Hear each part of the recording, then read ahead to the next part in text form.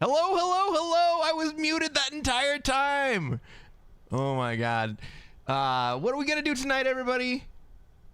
That's right, we're gonna try to take over the world. Hello, JM, and Steve, and Sparky, and Bong Jovi, and TTT. Oh my god, what a great crowd.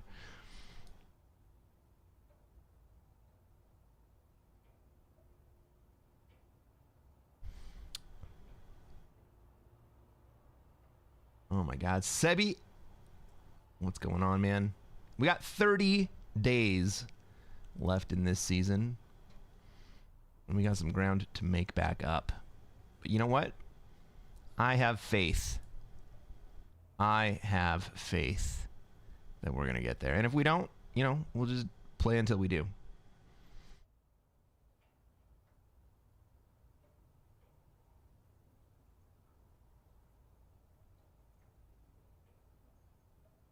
Gosh, that's not long. I should get in a game or two.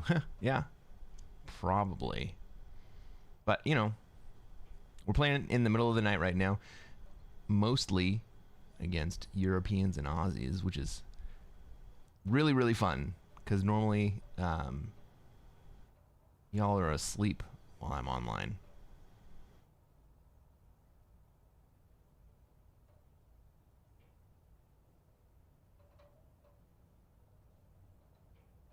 I'll tell you what, I'm absolutely ecstatic to have everyone here. Steve, I know it's late for you.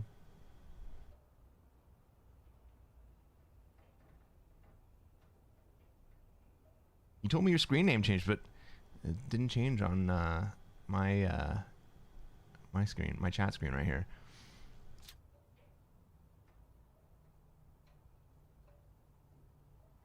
TTT says, I know all the games you play because I play them too. Don't joke about that shit, bro. Don't joke about that shit. Europe is waking up. Yeah, I know. We're going to say good morning to Europe, and eventually we're going to say good morning to the west coast of the United States as well. New Zealand should be going to sleep. It's still early enough for New Zealand. It's only like, what, like 9 or 10 o'clock? We'll put the New Zealanders to sleep with this stream. Yeah, 9 p.m.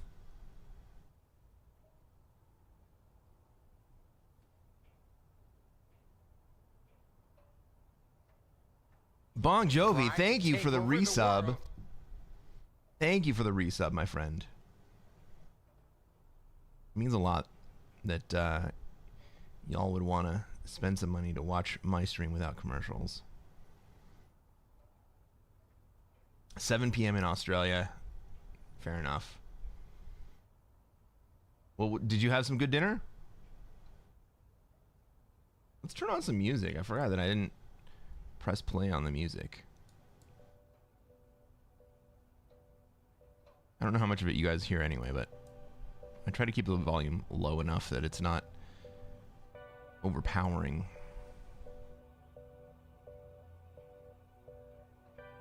But I can hear it. I can hear it.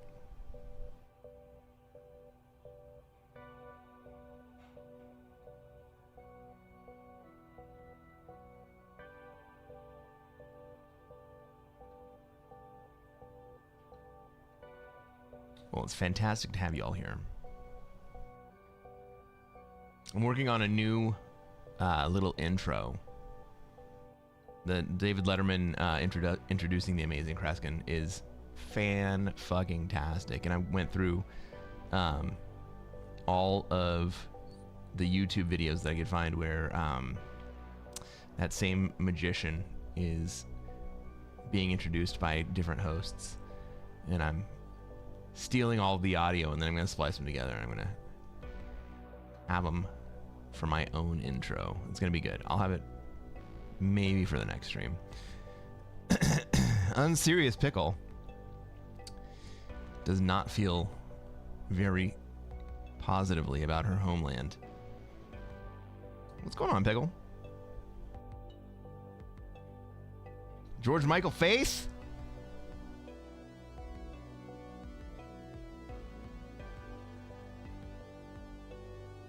What's up, Bumpy Toe?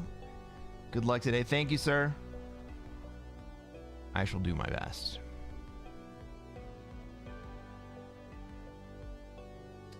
Maybe I'll see if I can't find George Michael Faith for the karaoke song. That's not what I was planning to do, but that sounds good too.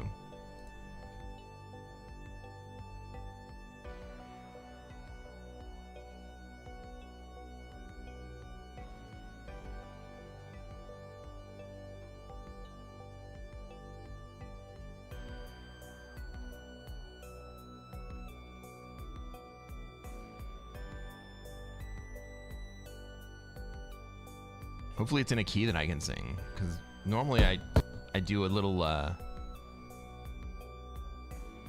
temporary run through beforehand just to make sure that I can actually sing this song, but we're gonna sing this one cold because who fucking knows?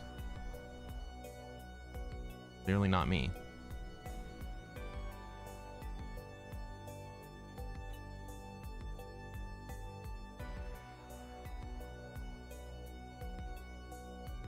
Pickle is in the house. What kind of pickles do you prefer, Pickle? The unserious kind. What am I even thinking of? Of course! It's right there in the name.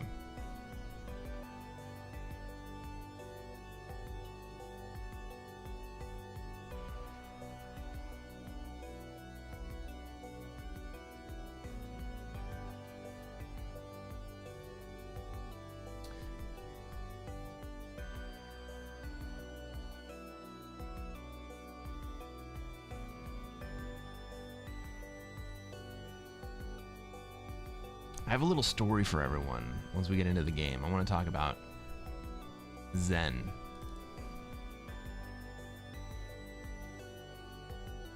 Let me pull that up, make sure it's right in front of me.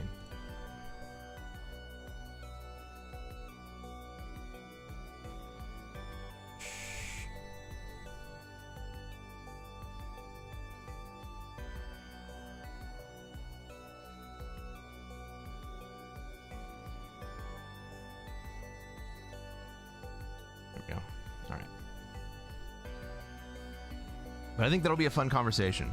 I think it'll be a fun conversation. I'm not exactly sure how well it applies to Risk, but it applies to life in general. And what is life in general if not Risk?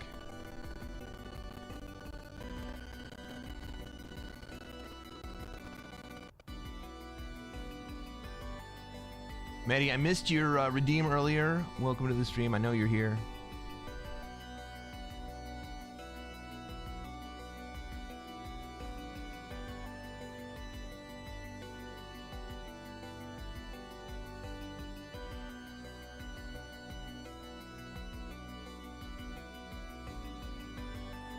All right, we're almost full. Almost.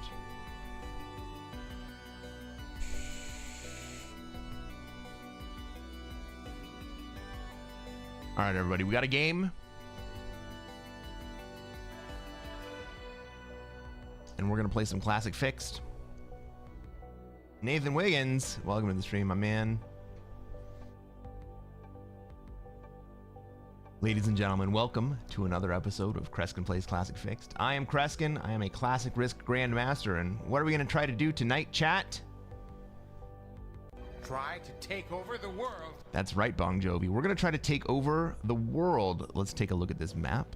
Let's see where everybody else has troops, where we have troops, where they're going to want to be, and where we are going to be allowed to be. Well, this looks like an Africa spawn to me. Orange has a lot of troops centered right around Africa. So he may try to come down and stop us, but I got a big old 6-stack in here, and that's where most of my troops are concentrated. I think that's where I'm gonna start pushing towards. What else do we have on this map? We got purple, probably gonna be in Europe. We got red, probably gonna be in North America.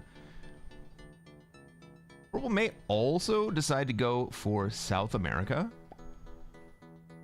I got a 5-stack down there. Probably gonna end up with black in Australia. Well, Purple decides to go to North America instead, which is contested. I don't think that's an easier path than going to either Europe or SA, but I guess that puts less pressure on Orange to come into Africa, which is good for me. I'll take it.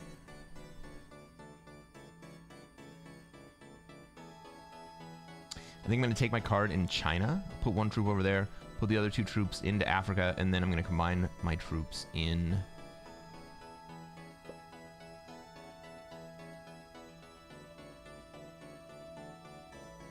South America, I guess, huh?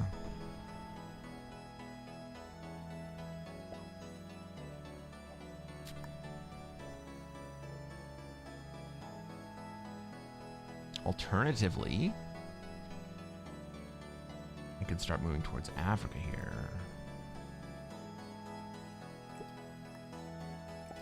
I wasn't expecting black to move out of SA, so I'm just going to do that.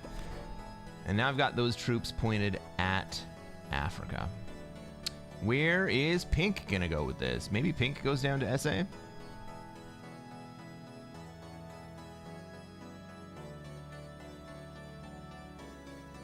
Hey, hello, darling. What's up, Human Spice? Little charcoal shimmer. We got some charcoal going on.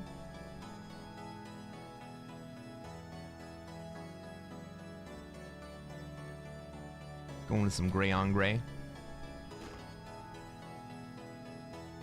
And pink also wants to be in North America? Good God.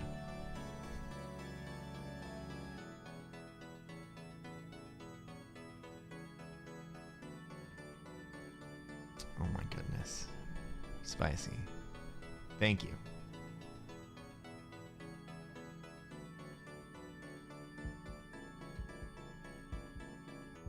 Well, it looks like everybody wants to be in North America here. Normally you see that headed towards South America or Australia, but black's going to get an uncontested Oz, which is great.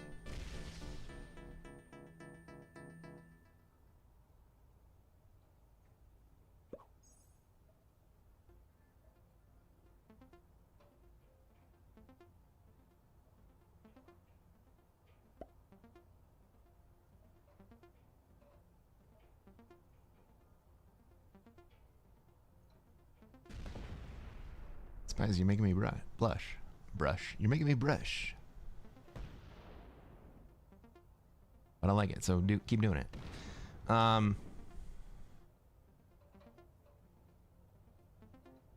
Purple does want to be in South America. But they've taken the long path. They should have gone the other way.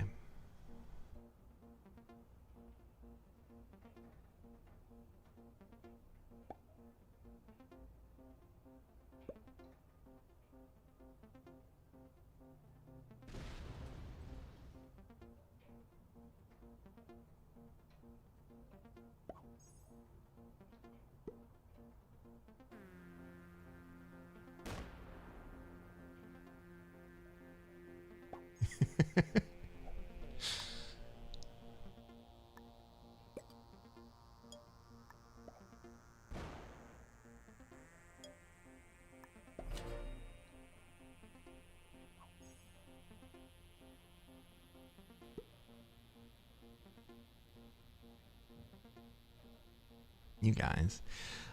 So what's going on this board? We got orange moving over towards Europe. Purple wants to be in South America, but so does pink, and red might want to be as well, but they're all just clogging up North America. I got some troops up there. Nobody wants to hit them because it just weakens their position out there.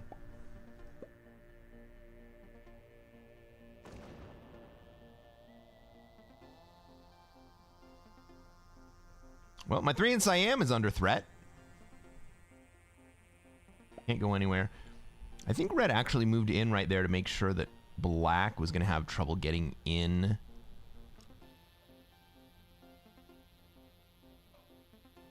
take down, to take their extra troops rather into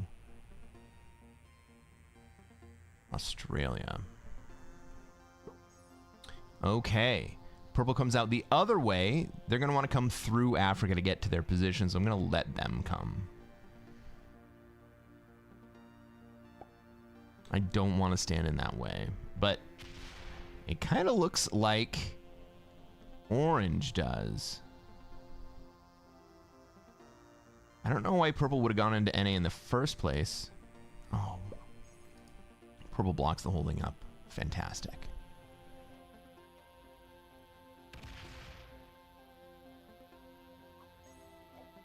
Okay, I think everyone at this point can kind of see how this board is setting up.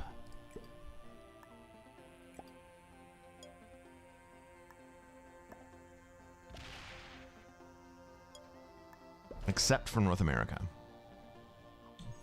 Pink and red are still continuing to contest NA. Now, pink could decide that he doesn't want to be the North American thorn and instead wants to come be my thorn. That would suck for me. He's got a big stack right there. I got a 10 set.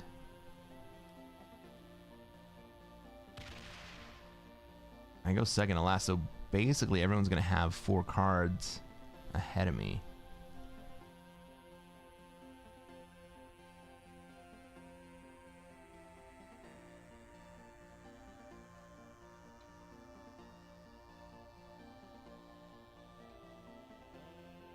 I'll catch you later, Feeman.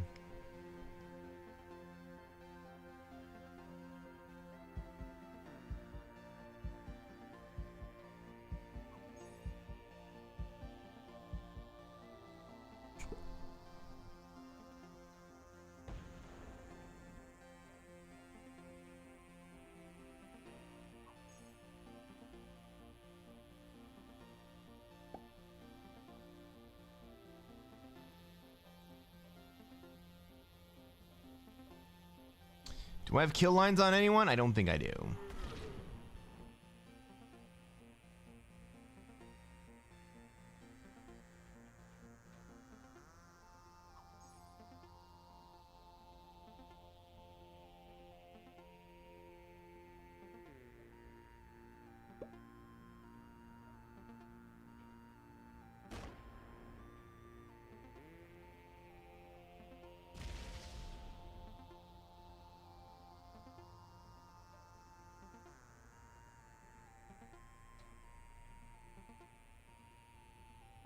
Red's really trying hard to push pink into South America out of North America.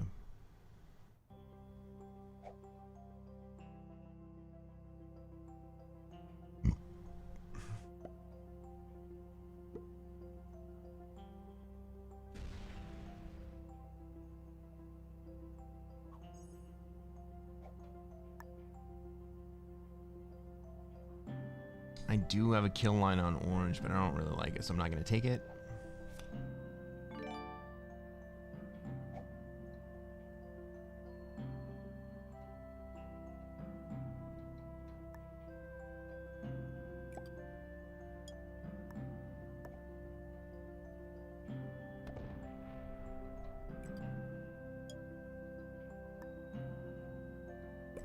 Maybe that was the time to spend my North America troops, but I don't think I actually need to at this point. We're probably going to see purple come down through Africa and into South America this turn. Pink trades. What's pink going to do here?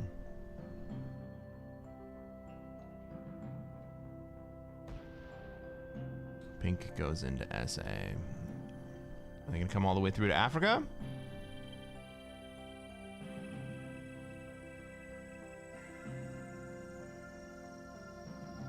No, they're just taking a card in SA.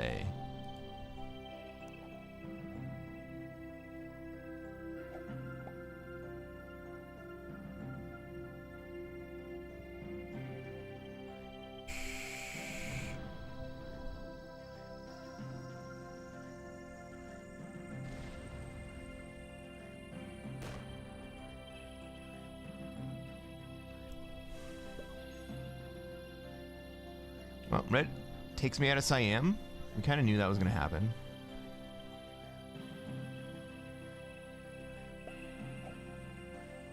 Purple trades. And goes into South America. How hard are they going to guard it? They're going to guard it pretty hard. So everybody gets their trade on 4 this turn.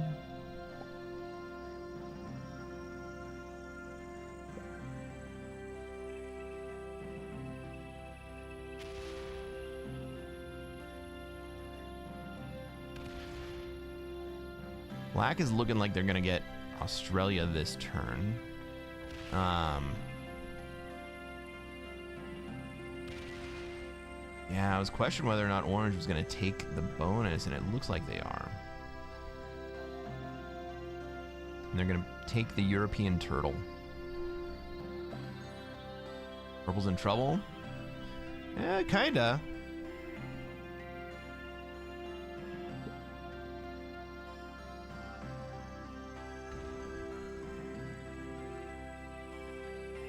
But the fact that everyone traded kind of means that Purple's actually in a good spot. But that also means that pink is not a threat to me, so I'm going to remove them from my bonus.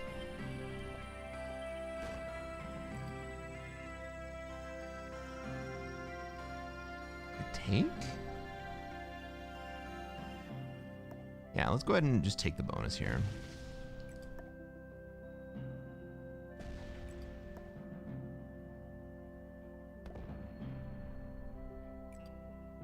And then we'll implicitly guard purple on the backside.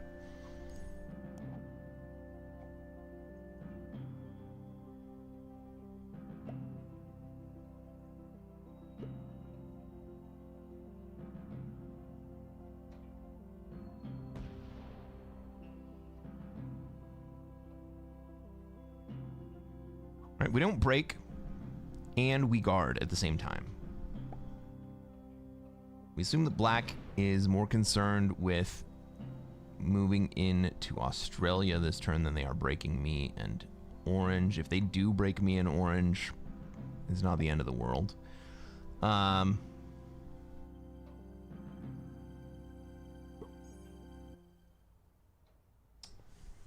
moves 7 troops down, as if that would protect against me breaking them.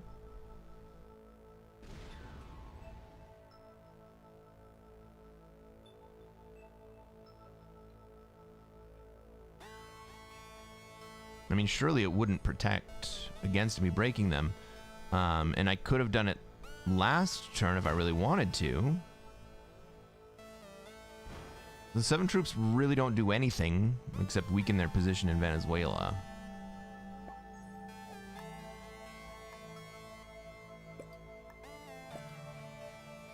And they also don't see that I'm protecting them.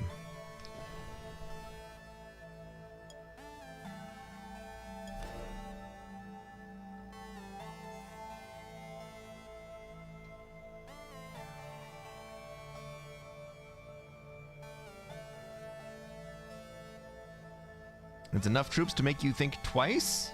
The 7 troops is enough troops to make me think twice? They were wide open on the last turn. If I wanted to break them, I could have done it last turn.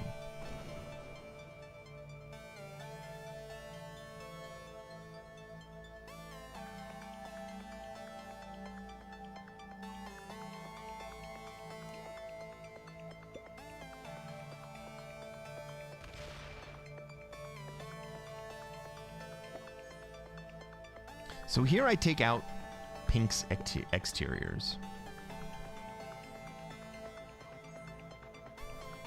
Pink has no clean lines to me. Red has gone ahead and made sure of that.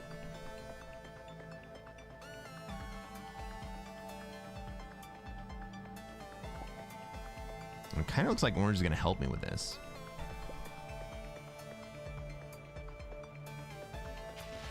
Yeah.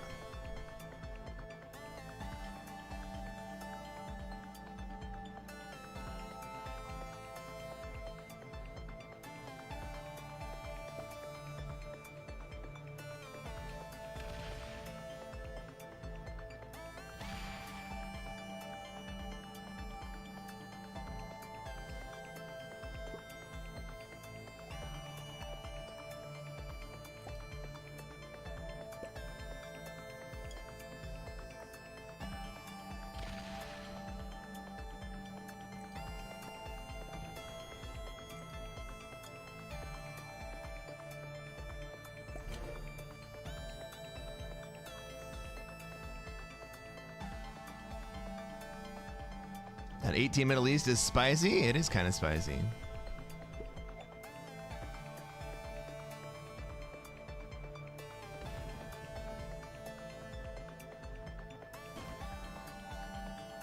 Pink's doing something. I like this play.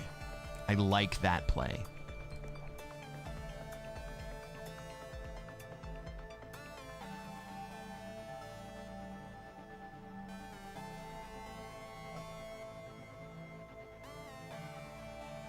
Because what's orange going to do about it? They're in the turtle position. It's going to take them 2 turns to do anything about it.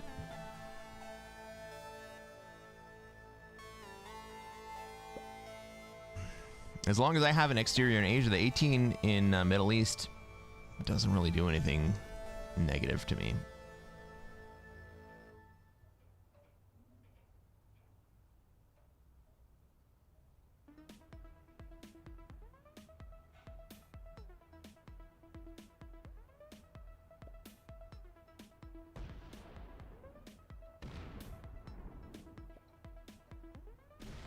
Purple throws up the I'm going to be spicy flag.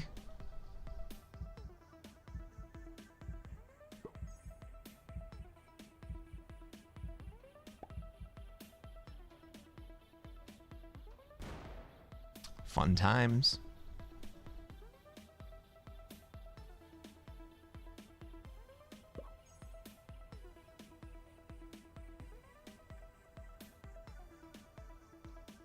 All right, red has been fed, but to whom?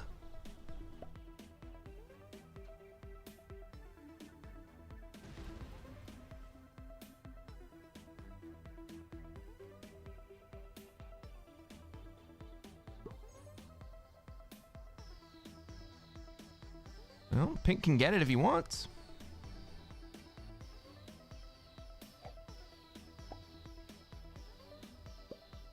Black could also get it if he wants.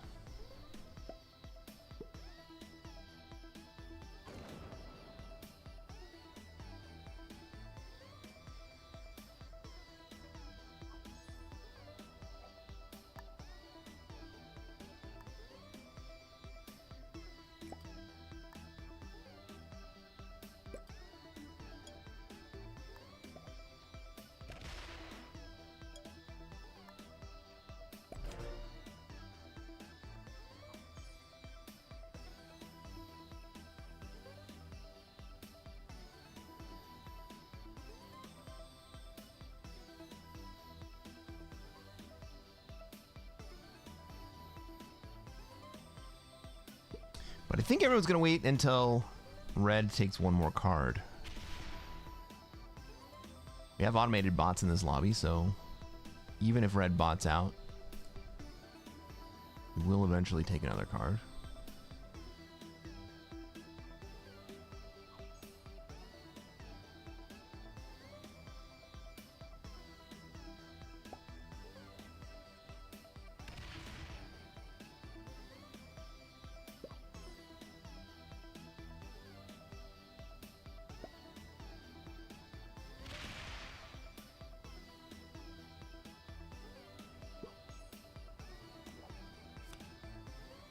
Well, I didn't have a trade on 4. I end up going to 5 cards. I'm going to get a cavalry trade.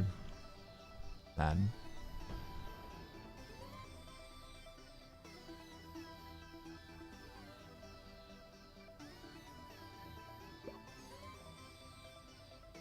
Well, I was going to say I could feed red to pink, but black beat me to it.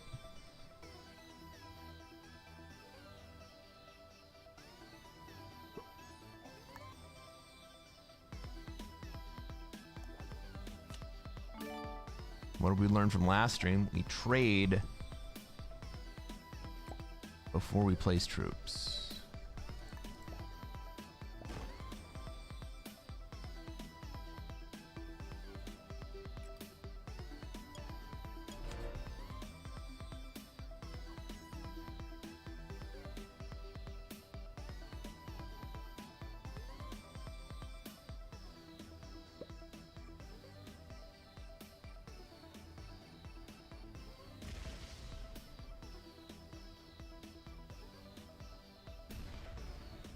Yeah, I was gonna say, if I'm pink, I definitely take the red kill here.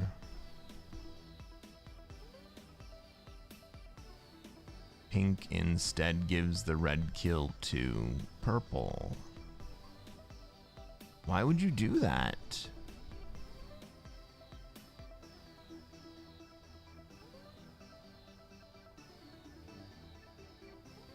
Maybe he just misclicked and he's thinking FML. I've been there.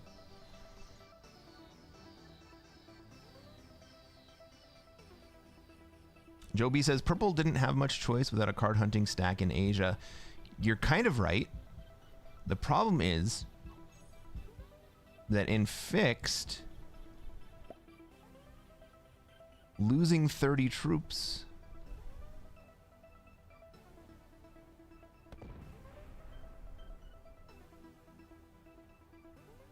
is ultimately a miss. Okay. Red's on 4. If purple doesn't take this, I don't know if purple can take this. He gets the 4 trade. He's going to have 9. I don't know if he's got it.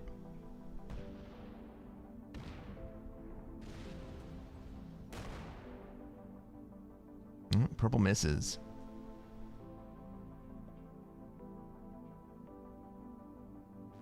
Orange will have the juice to take it, though.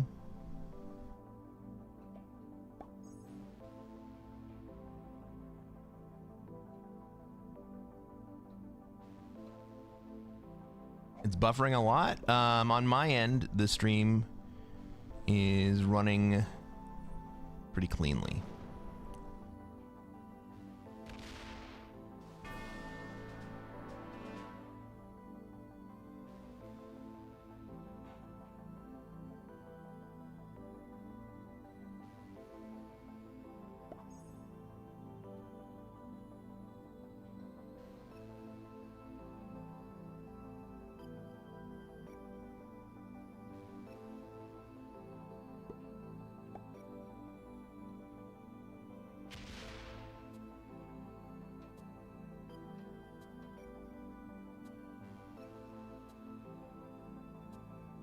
Bong Jovi's watching on both YouTube and Twitch. The stream's working pretty good.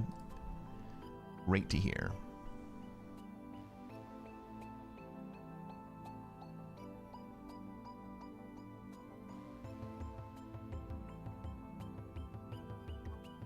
Throw down a crying face.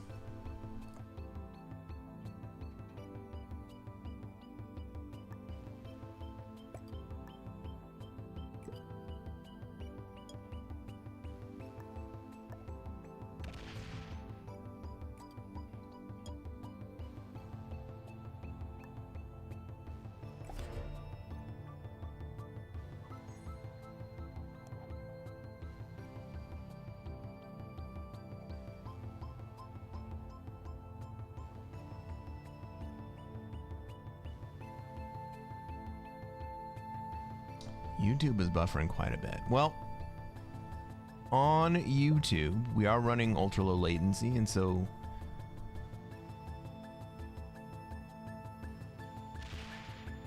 it may be that you all are having some trouble connecting to YouTube.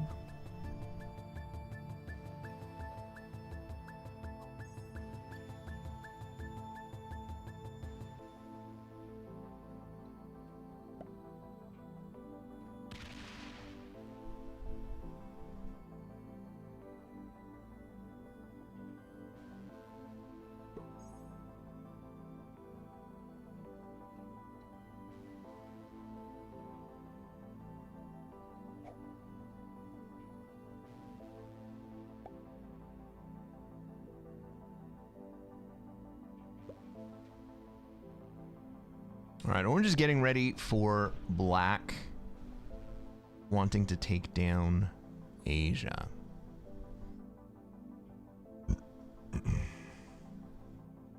Oh, orange wants to block me?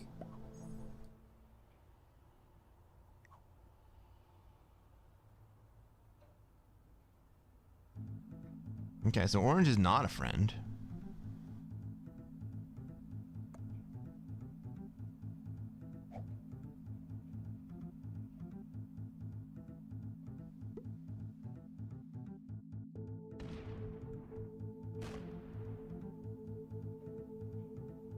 But black is not a friend to orange even more. I like that.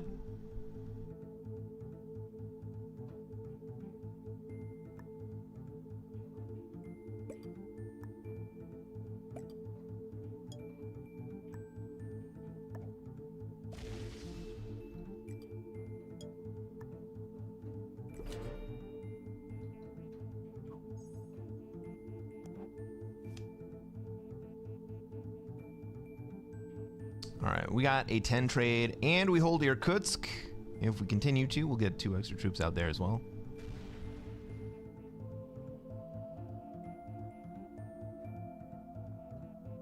Yeah, black really does want to take Asia here, and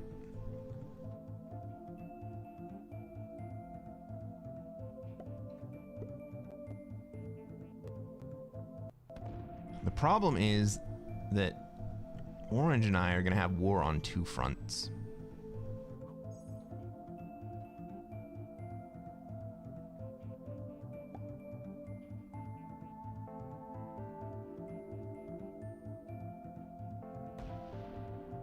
But I do appreciate the orange tenacity to say, no, fuck you, black.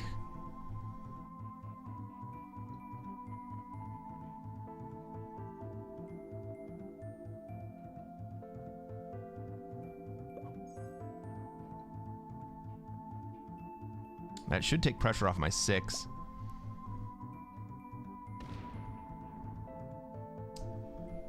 Fun times.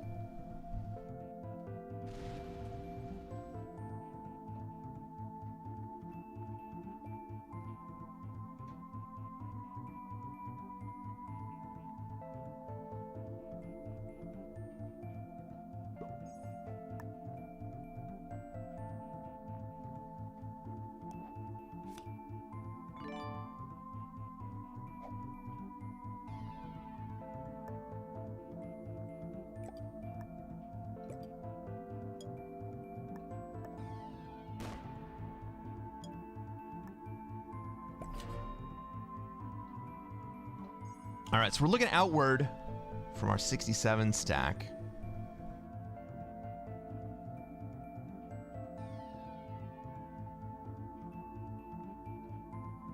Pink kind of has to choose whether they want to give up the North America defense and move into Asia, or stay in North America and give up the Asia defense. And it looks like they want to hang out in North America, which we like to see, because that gives Orange and I the opportunity to ensure that black doesn't get too strong while he's being a little dick.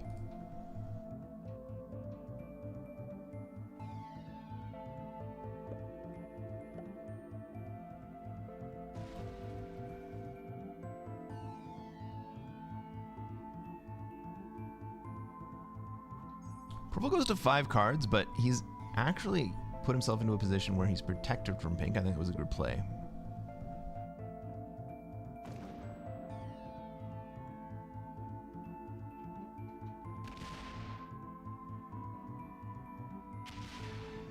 Orange is going to go trade Europe for Australia.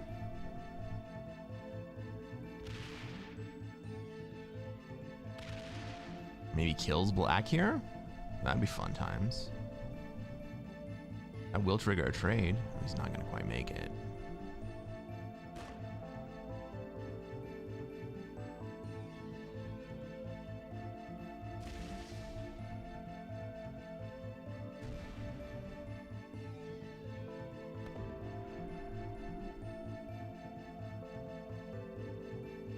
Well, I think I take both of these and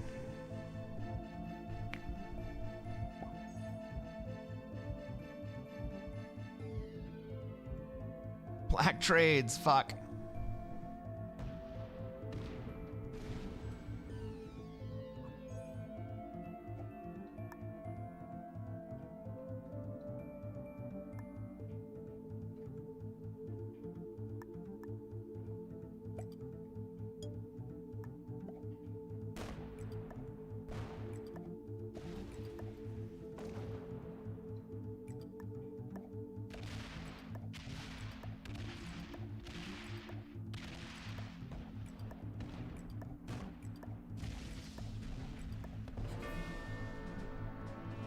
guess I might as well kill black here too.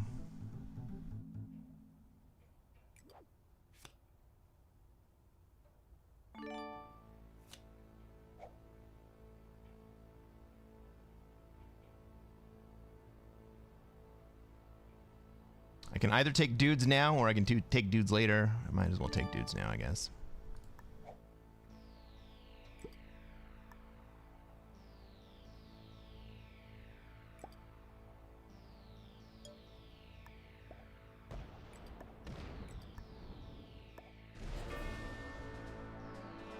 Can I kill purple here too?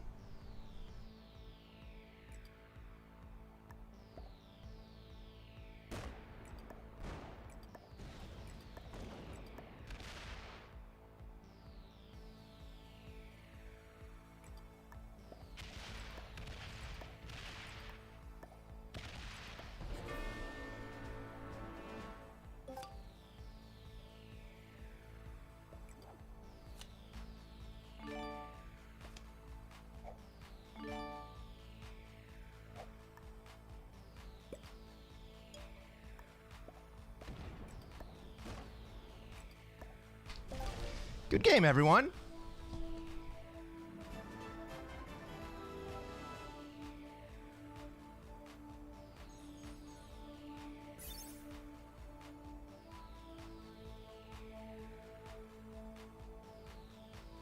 Hey, if you haven't done so already and you're watching on YouTube, reach down, smash that like button, subscribe to this channel. Maybe we'll get more what was that? 1, 2, 3, 4 kill turns to win the game. Play Classic Fixed out of Africa, out of South America, out of Australia, out of North America. We'll figure out how to play from each position.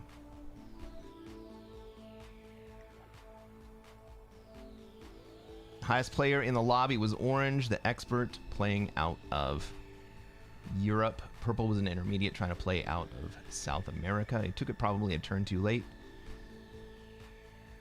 Red, pink, and black, all beginners.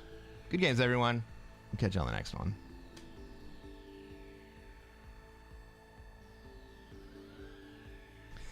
So TTT asks, why did I use the wild card instead of taking the dudes trade? Because even though there was a strong possibility that I was not going to be able to have a good trade as a follow-up, having the 10 trade right then and there is what enabled me to kill purple with confidence and then put myself in a good position to swing at pink at the end of the game. Even if I didn't end up with as good a roll against purple as I did, I would have had enough troops regardless to be able to disable pink and hold basically the entire board the next turn.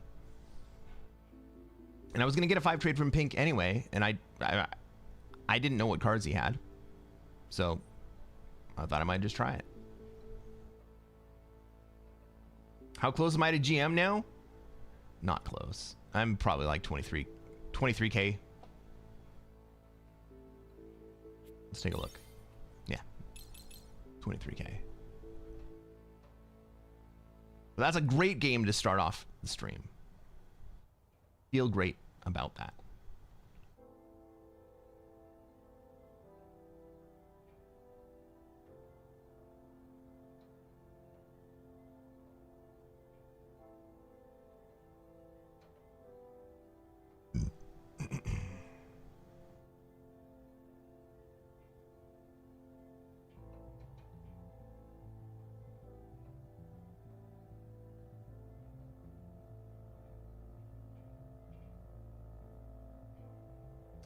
Oh, Selena, don't take it personal.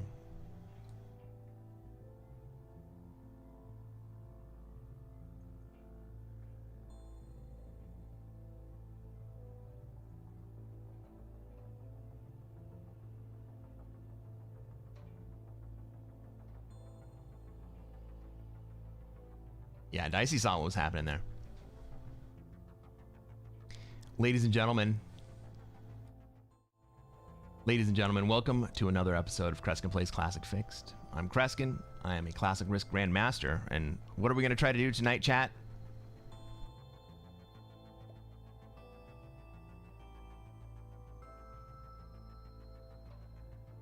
Try to take over the world. We are going to try to take over the world. We're going to try to take over Africa on turn 1.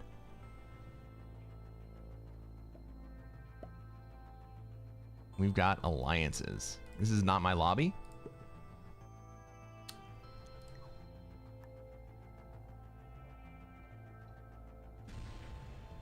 Green decides to come this way with his troops. I'm not super happy about that. Does that mean that Green's going to try to move into Africa? Well, I guess turn 2 Africa is not that bad.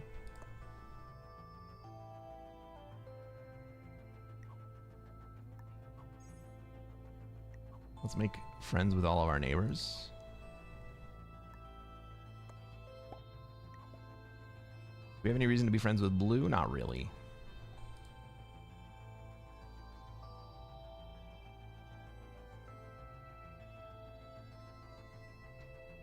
What a god spawn. I'm feeling good about it. I am feeling good about it.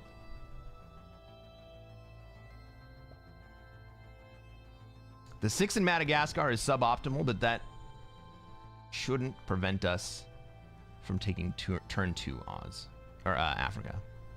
So we're going to play out of Africa again. That's my favorite bonus anyway. Hopefully, this turns out well.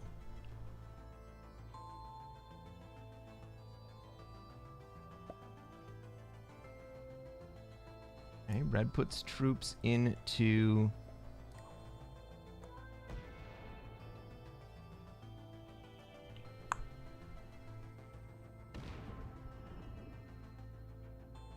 Red puts troops into South America and then leaves Australia. Yellow is going to want to try to take Oz here.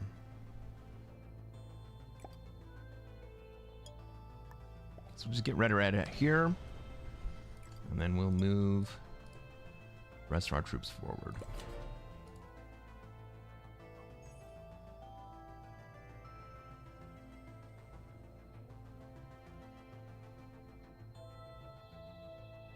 And we got blue and pink to go. Blue's in North America. Where's pink gonna try to be? Pink is very heavily concentrated in Asia. They may come down towards Africa. I can't imagine them trying to take it from me at this point. I've got basically all my troops down there. But I also still have that Japan position, which is probably going to prevent me from dying early.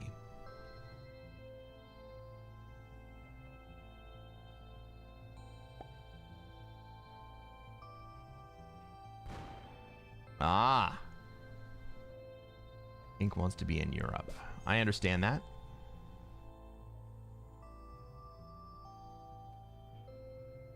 How is green going to play this?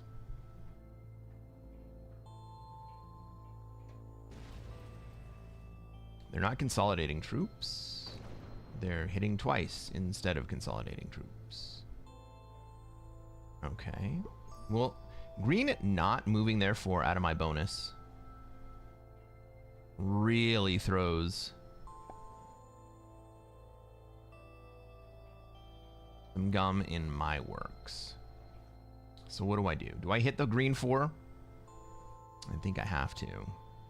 Because I'm friends with both pink and green.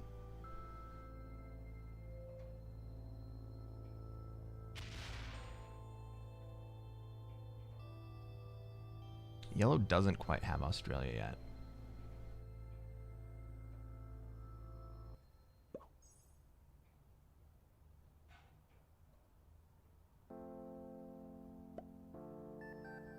Am I even going to have the juice to hit that 4?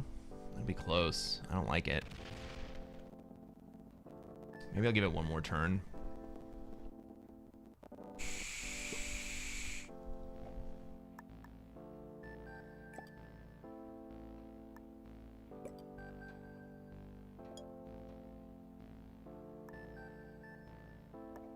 Suddenly, blue would like to have an alliance.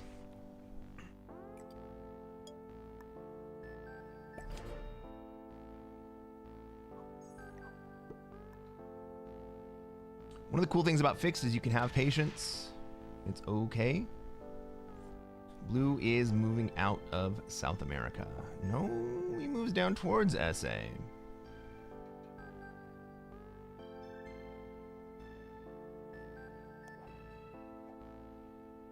It'd be really nice to get a horse on the next trade, on the next turn.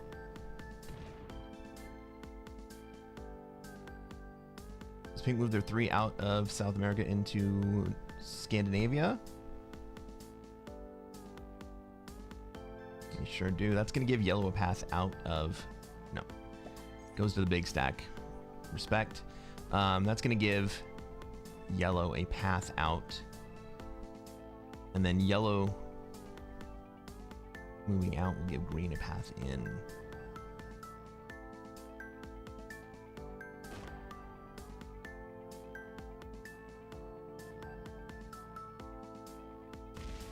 No, we're just going to squeeze play Yellow into Europe. I like that too.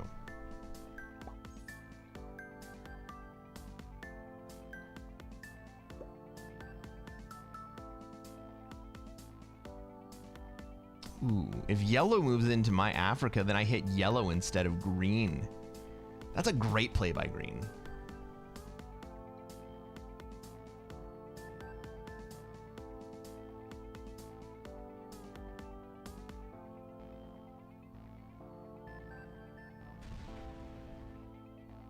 Good morning, Simon.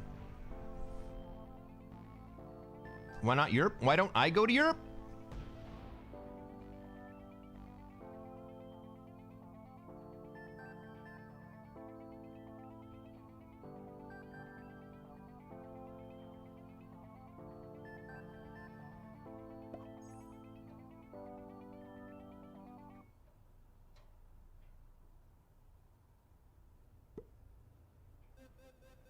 I wasn't going to go to Europe because Green was already there. And then Pink moved in. And I already held basically all of Africa. So now, instead of hitting a green 4, I end up hitting a yellow 4.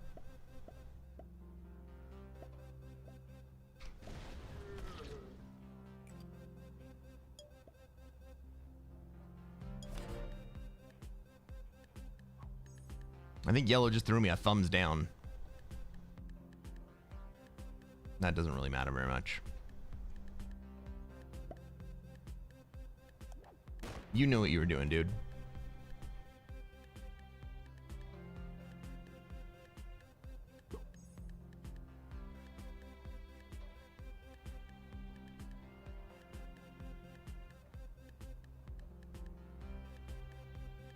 Now does green move into Europe?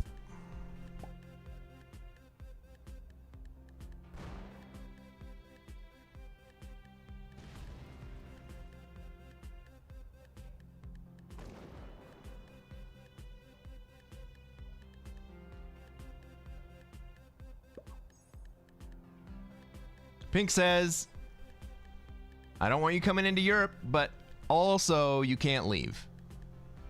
So if I want to take my bonus, I have to hit your 4.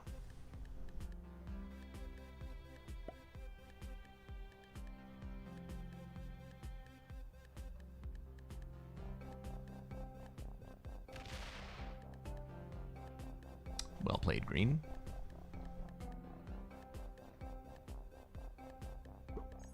Green's like, dude, you knew what I was doing.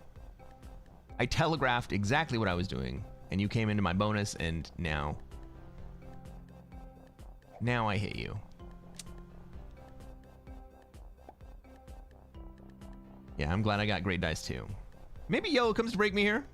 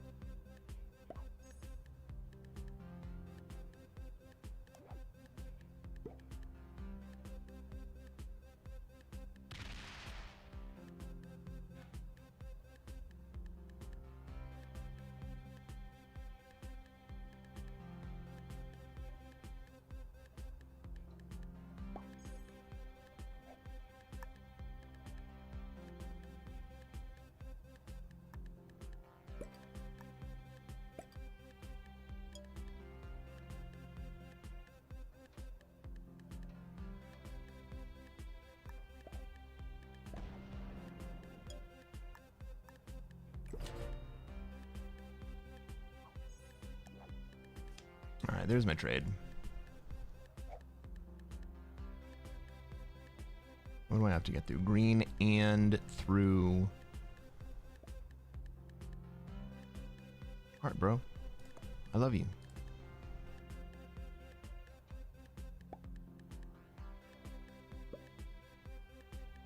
I have to get through green and red trades here. Okay, blue gets out of South America.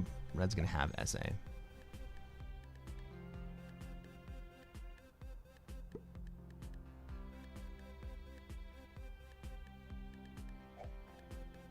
Pink trades. Are they going to try to kill green here? I think that's not a bad play. They're not in a great position to do it. They can do it. They're not in a great position for it. Here we go.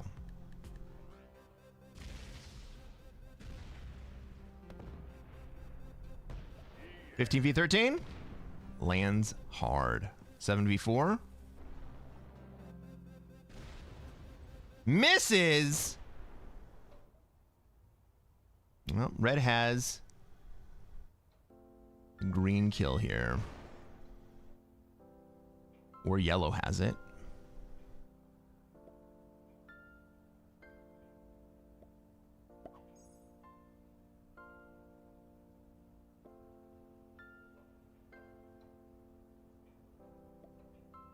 No green trades. Fuck.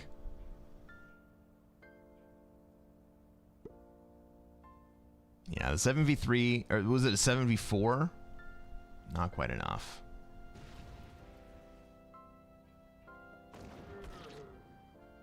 We're gonna let these guys fight.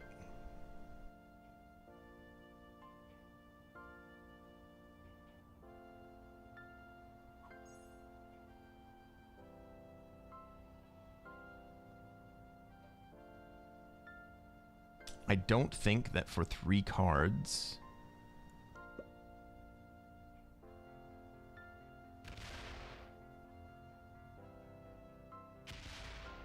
yellow does anything, but yellow's gonna remove red? No, they're just gonna take a couple territories. Okay.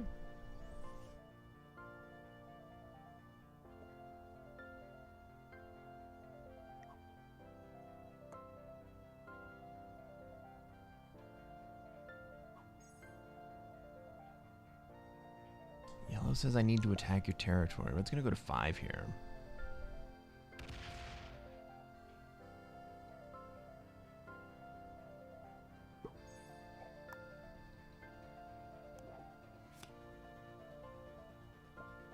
I think we let red chill on 5 here.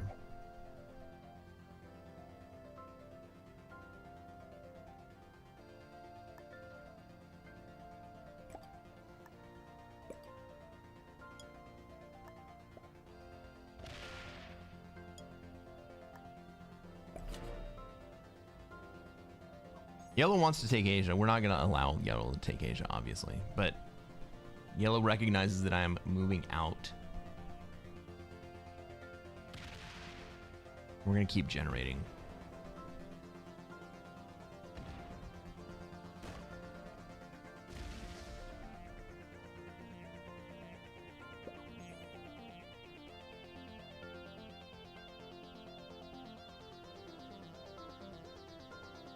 Hopefully what we see is red going into North America. Blue has lined up for a green kill on the next turn. It looks like pink is botting out here.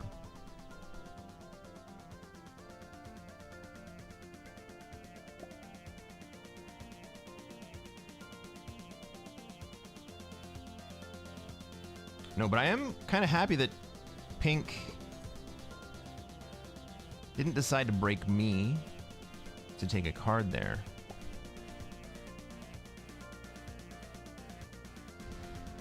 Is green gonna go for the pink kill?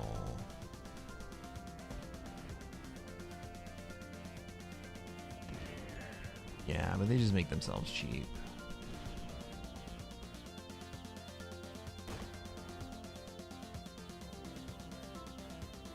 This is now a cheap double kill for yellow. I mean, it's even cheap enough that if red wants it, he can get it.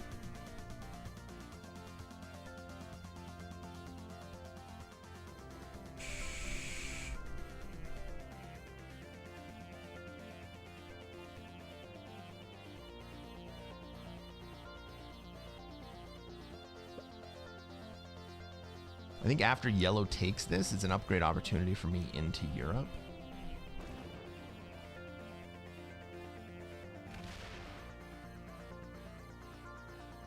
Take the pink kill first? That's going to create a weird split. Maybe this is an opportunity for yellow to upgrade into Europe. If he wants it, I guess he can have it.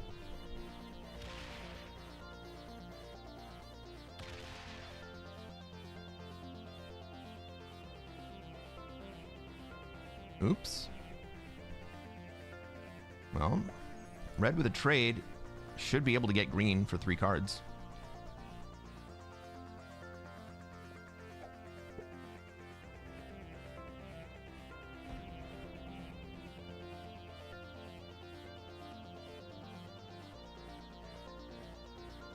Decides against it, gives it to me.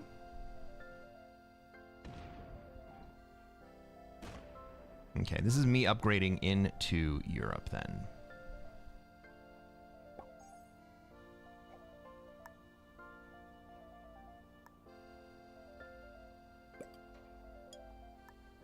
He says attack green. Yes, of course I'm going to attack green, dude.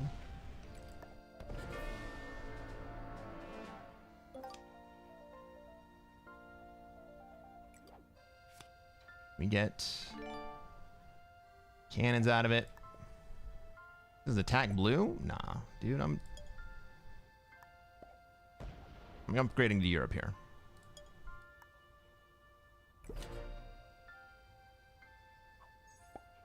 I'm gonna lose any bonus for a turn. This is red. This should be red moving into Africa when yellow should have done it.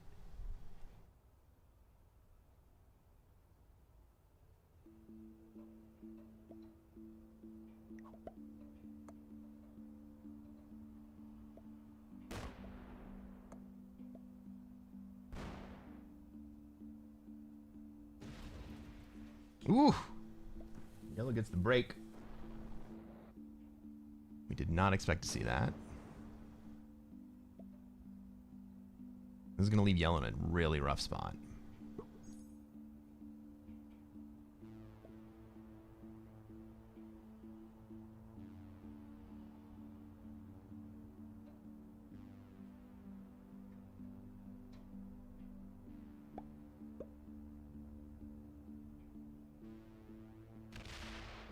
Red leaves me with my bonus.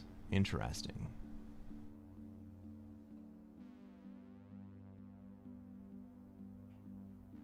He wants to go to North America.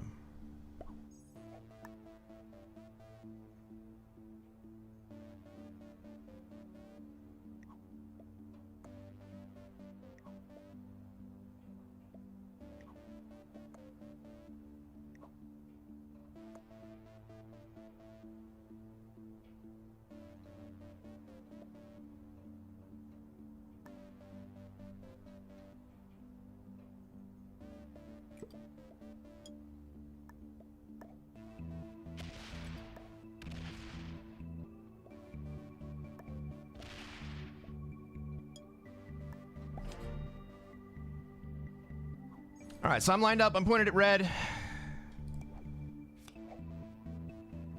Blue wanted me to take down all of yellow.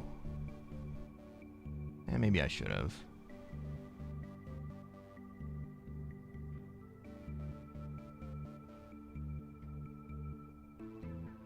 Yellow's on 5 cards here.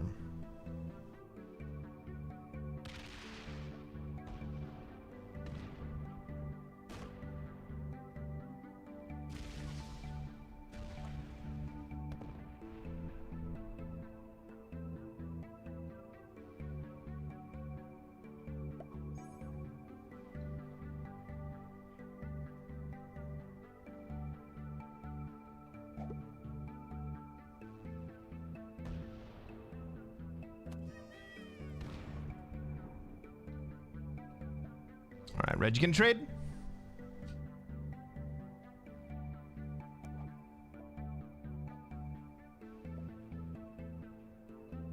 Attack yellow. Yes. Yes. I'm not going to kill you. But red should. Red should kill both of you.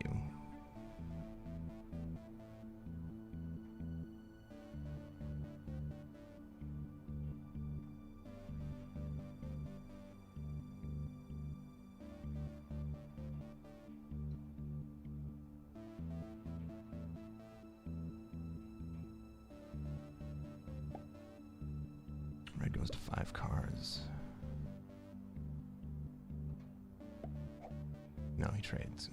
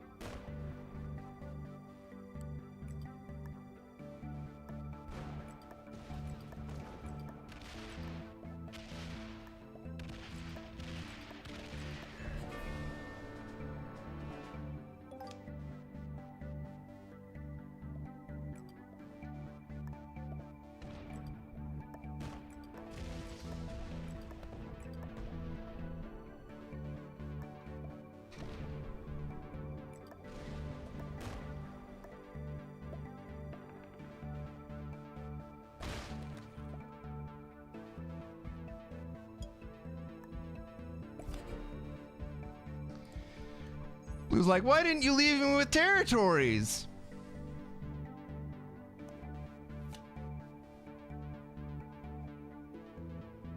I'm giving you second, Blue.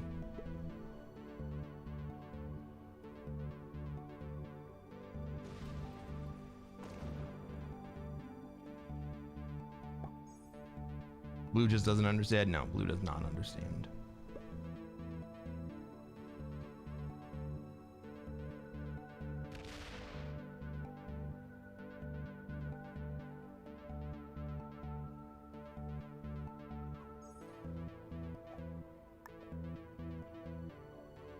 He's like, attack red, attack red, attack red!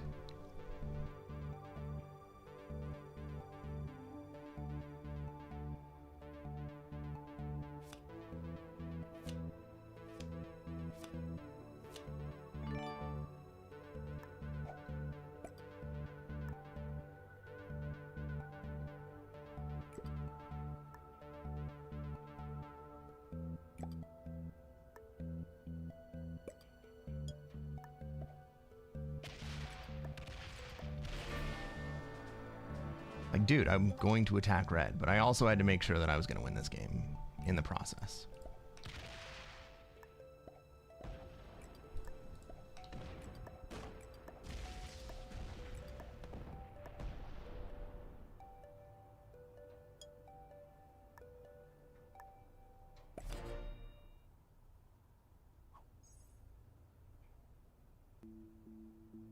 What's up, Panda? Welcome to the stream.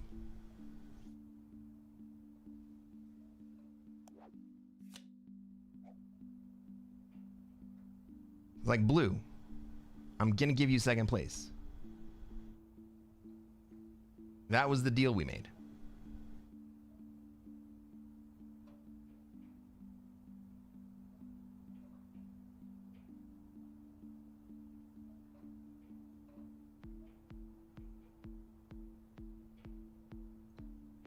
That's right, this is a GG.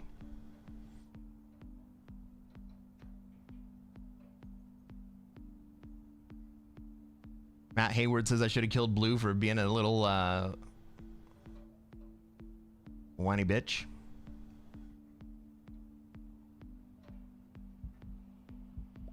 What's up, buddy? The Newbury was strong in this lobby.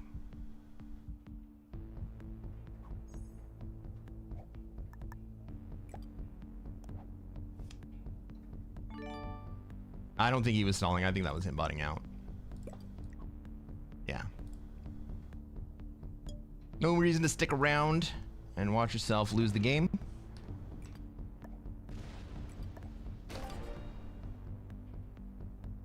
Good game, everyone.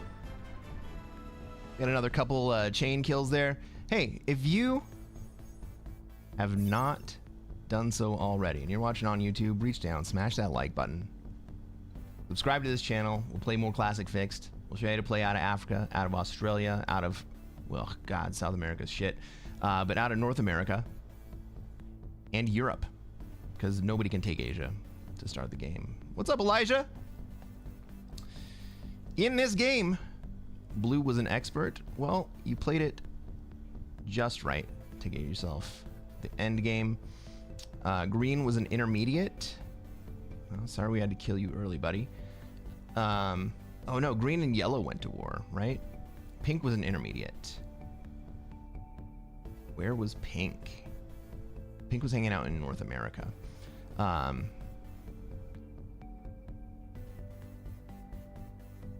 Or were they? Was that a different game? I think that was a different game. Red and yellow were beginners, and they played like it.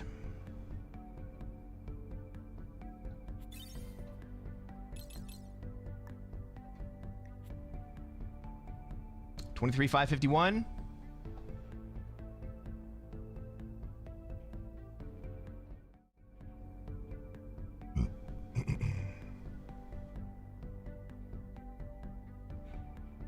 Bon Jovi says, keep playing like this and you'll be top 100 by the end of the stream. Dude, I've been top 100. That's what my checkmark is for. My checkmark is not a content creator checkmark. My checkmark is VIP, which means I have been in the top 100, only playing Classic Fixed. By the way, I didn't draw attention to it last stream, and I should have.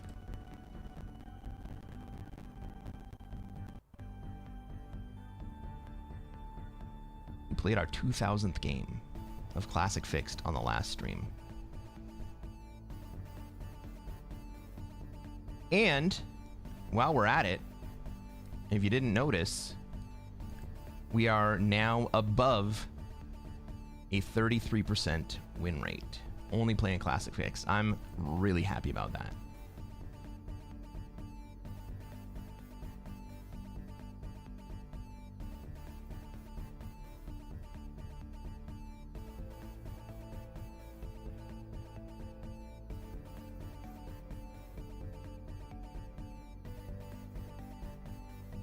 Yellow killed pink and then left green to me. Yeah, why didn't yellow take... yellow fucked up the green kill. That's what happened. And then red didn't take it. And blue didn't take it either, right? That was a weird sequence. How far up into the 30,000s were you when you hit 100? I think it was like 38K. I was on a fucking heater. TTT says, I took Asia and I held it for near 10 turns, maybe twice. Everyone thought someone else would do something about it. You didn't take it at the very beginning though, right? It wasn't your initial bonus. You can take Asia later in the game. I've done that a number of times.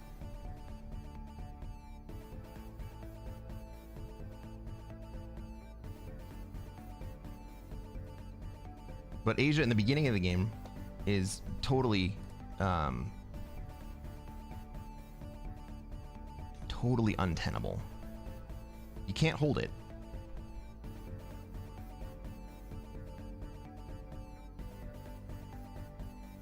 Because in order to have Asia, you also need to have Australia. And Australia is hard enough to take at the beginning of the game.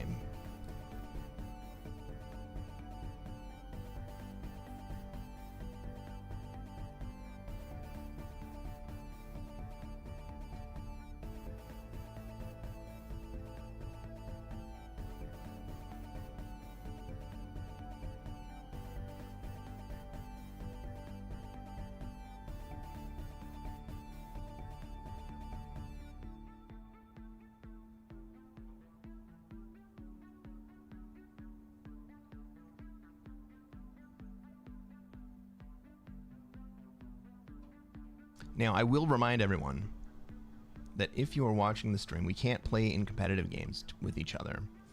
If we do end up playing in competitive games with each other, both of us are subject to terms of service violations and could get both of us banned.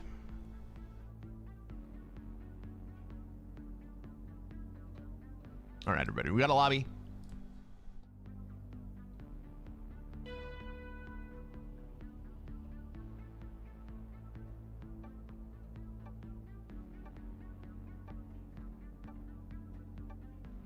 Ladies and gentlemen, welcome to another episode of Cresquin Plays Classic Fixed. I am Cresquin. I am a Classic Risk Grandmaster, and what are we going to try to do tonight, chat? Try to take over the world. That's absolutely right, Bong Jovi. We're going to try to take over the world. We have been given a North America spawn, but do we want North America here, or do we want South America? Black's going to be in Africa. Yellow has a pretty easy SA position from here, or North America position. I think I'm gonna go into South America. I don't love it.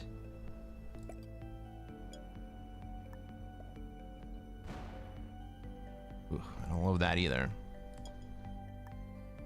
I don't love this South America play, but I do have stacks in the Asia sphere. I don't think anyone else is going to come to try to take it from me. I mean, yellow's really the only player that might. They have such a better North America spawn. I don't see why they would waste their time coming into SA.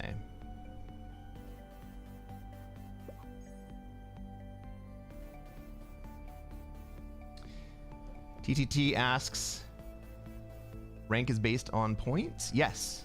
So every game that you play,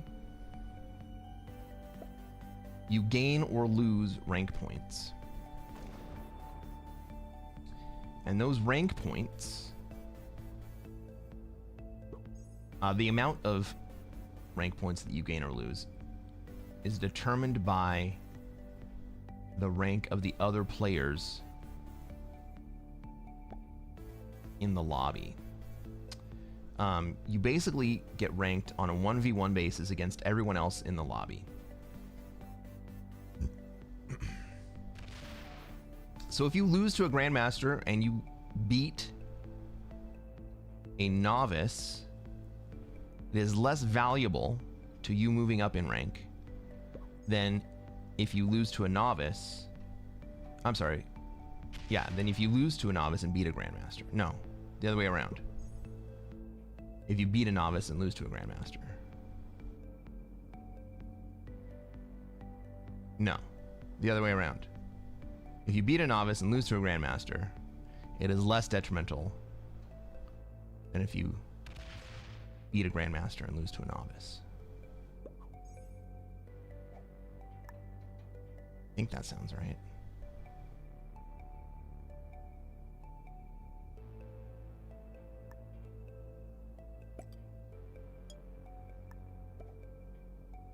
Anyway, it compares you against everyone in the lobby, whoever you beat, whoever you lose to, and then adds up all those points, and that's your total rank difference for the game.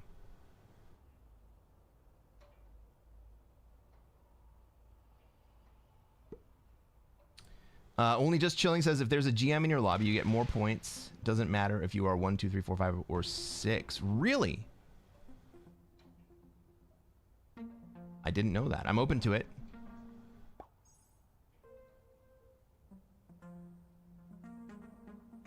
I'm just conferring what I was told.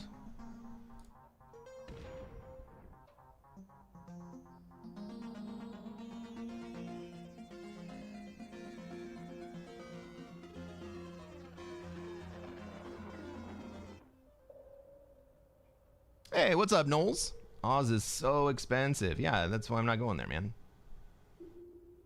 But red is...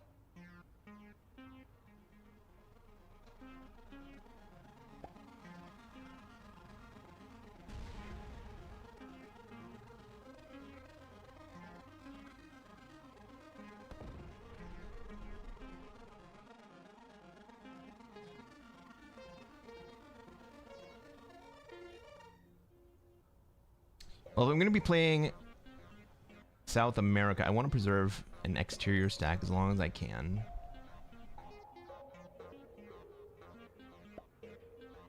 Who's the odd man out right now? Pink.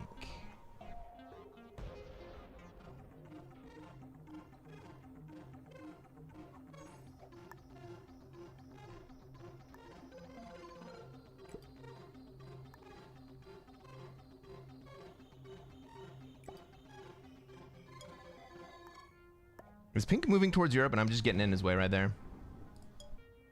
Do I lose that 3 stack right now?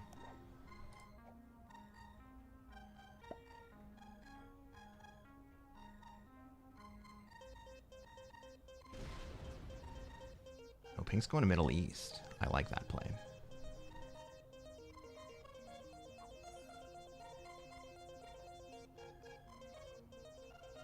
Nathan asks, question, is there a difficulty of player in particular outside of GM that you prefer to play with? I mean, I always love to play with noobs because they do noob things. And noob things are just so fucking fun. Look at what Red's doing, right? Red has just locked Red into Australia. Red has locked Black into Australia. Black wants to leave. Black has a big enough stack that he can just say, dude, I was trying to leave and then you put 5 troops in my way. Guess what happens to those 5 troops? So I'm going to remove Red from South America here and I'm going to push Pink into Australia. Why not?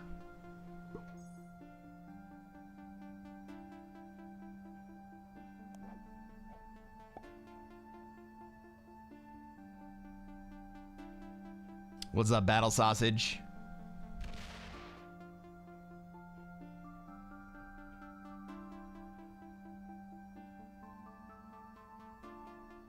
Ducks, why? You know what? I agree. Bang that like button. I like you.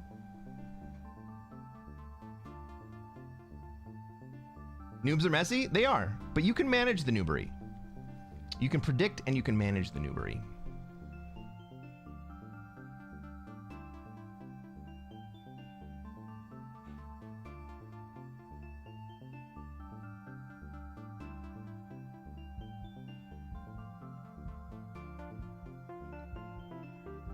Why did purple not finish their turn?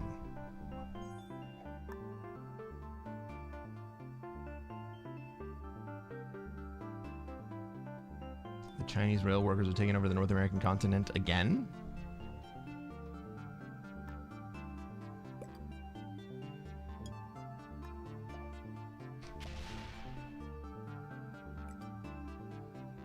Might as well just spend that. I don't want to... Yeah. I was going to lose it anyway. My primary goal that turn was to get red out of...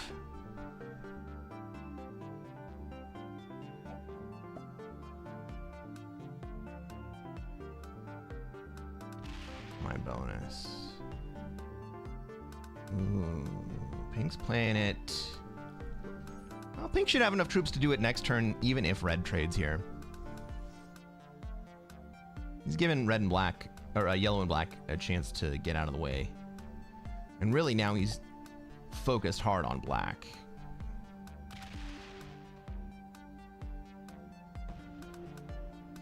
All right, Pink, this is your time to shine.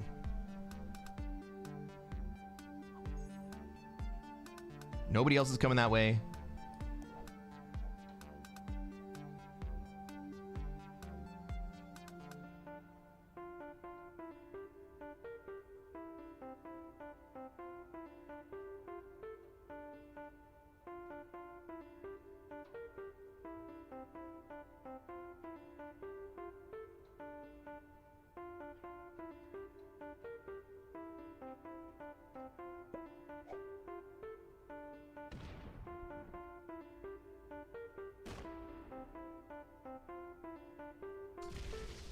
Black sees what's happening. He's getting out of the way.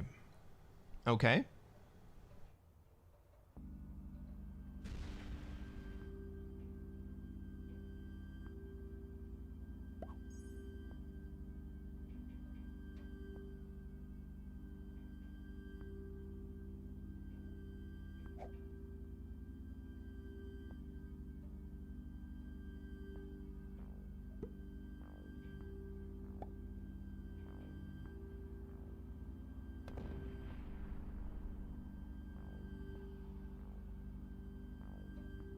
If yellow doesn't concentrate troops down on my border, I'm going to take South America this turn.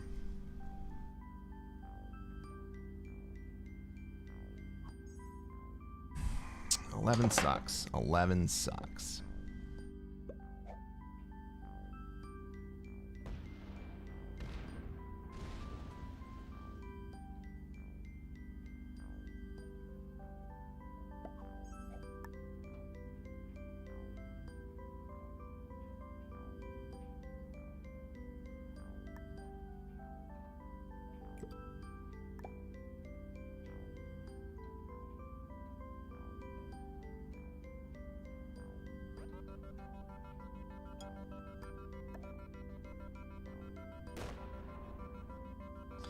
And some good dice, though.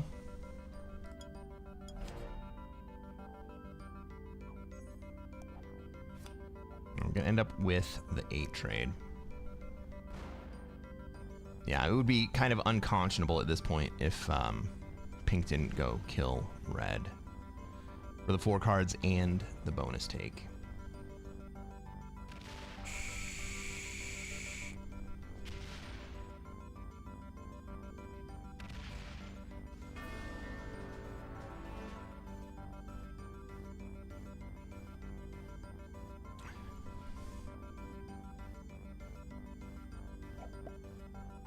Noobs long for +2s. Digi has some great videos making that on Alcatraz and Classic. Yeah, I agree with that.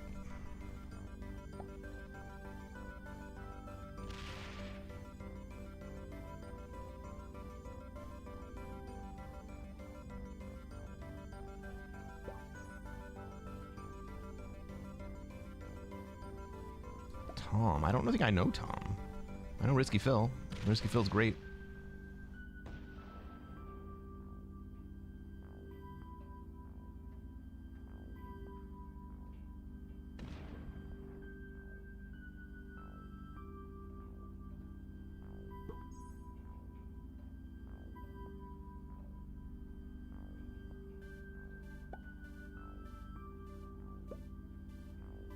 All right, this looks like me being able to hold my exterior stack in Asia, and now we have stalemate position.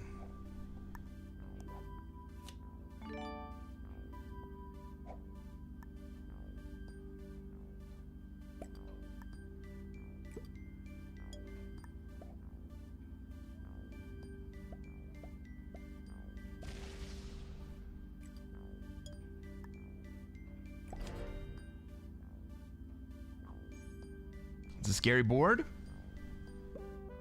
For whom? For me. Yeah, I don't like this board at all.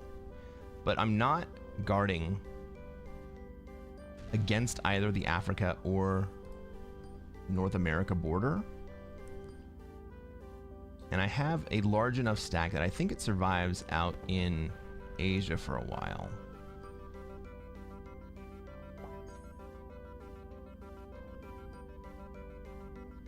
I mean, if I had lined up properly, maybe I'm big enough to kill black, but I don't think so. I think we just kind of stalemate here for a bit.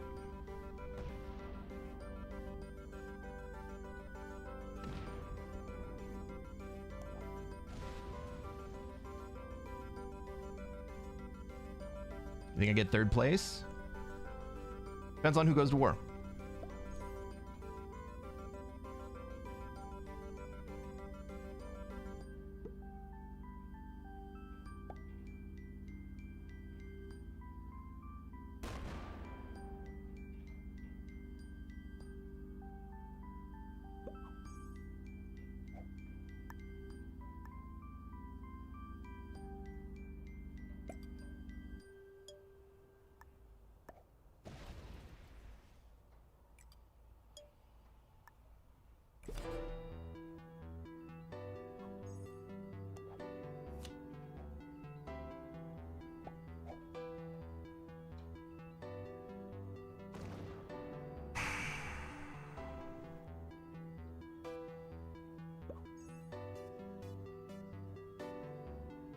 Well, do I take the dudes here?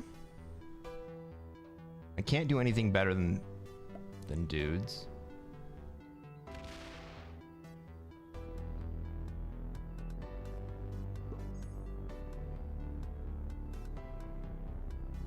No one's gonna kill me for them.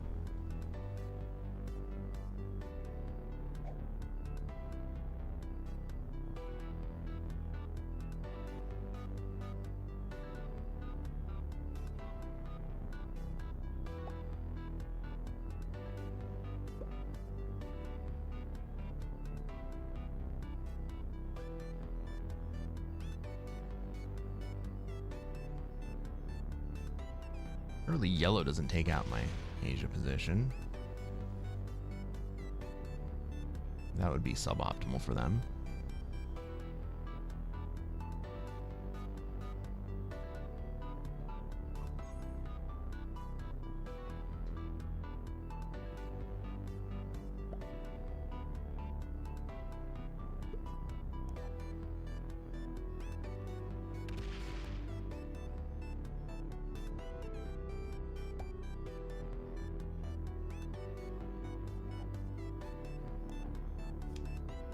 I'm gonna hold on to Japan because I can move my exterior stack that direction.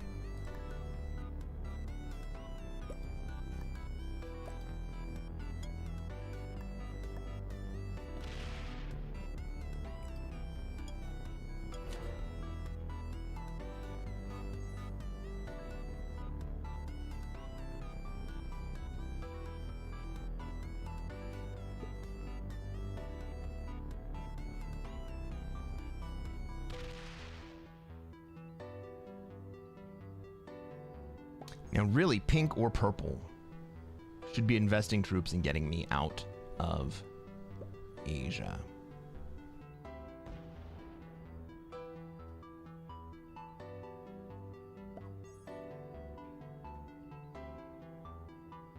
My job is to make myself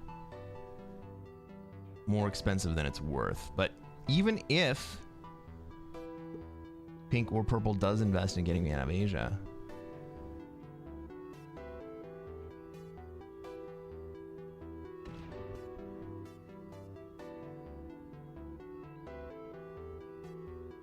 particularly purple,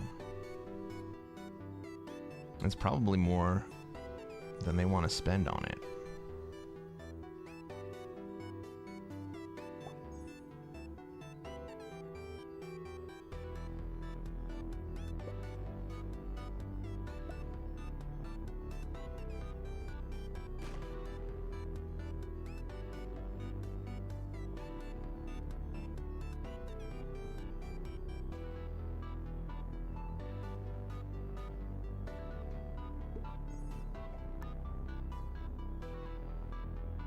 Duxwise says, I think black is going to be adversaries soon. He needs to show faith to purple. Well, my stack at home in South America is, I believe, larger than black wants to face.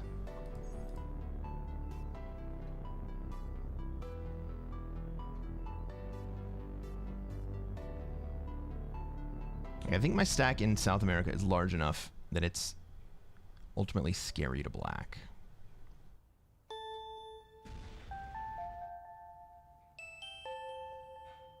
And I am going to still have the troop lead on black for a couple turns.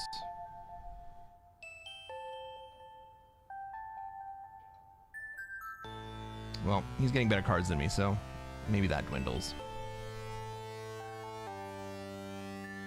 Maybe me getting greedy and taking Japan here is gonna bite me in the ass.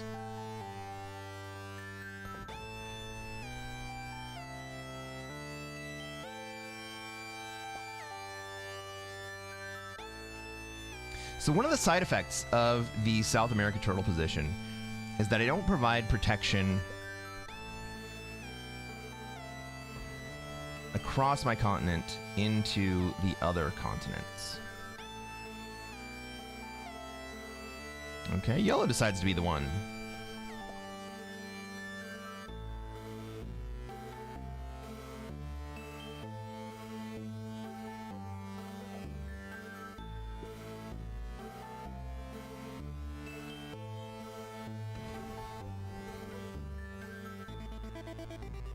Okay. That's a good play by purple. And now I get the 0 card.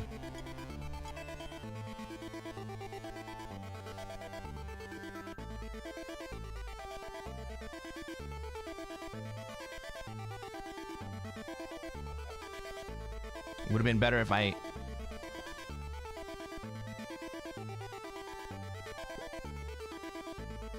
did not. It would have been better if I had a trade.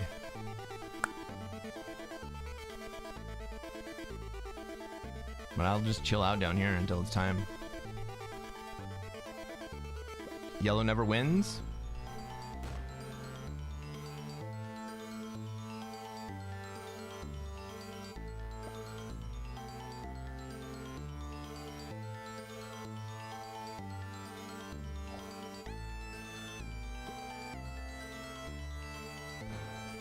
It turns out yellow was going to be my adversary. I'm the weakest player on the board for sure. But black, the player who would need to come in and kill me, is the second weakest. Black probably could come in and kill me, and I don't think that black would die. I think what would end up happening is that yellow would move down into South America.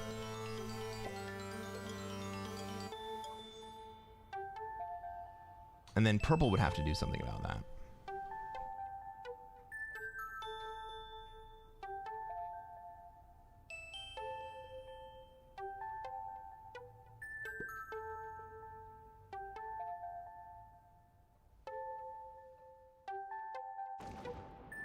But this is going to be a long game, and I am just going to hang out.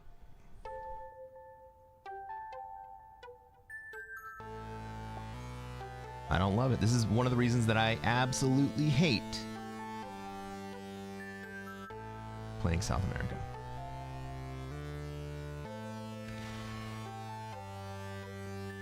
This is one of the reasons that I think that the correct move from SA is to go into NA instead of trying to play the Asia stack. But I was playing from behind from the fucking beginning.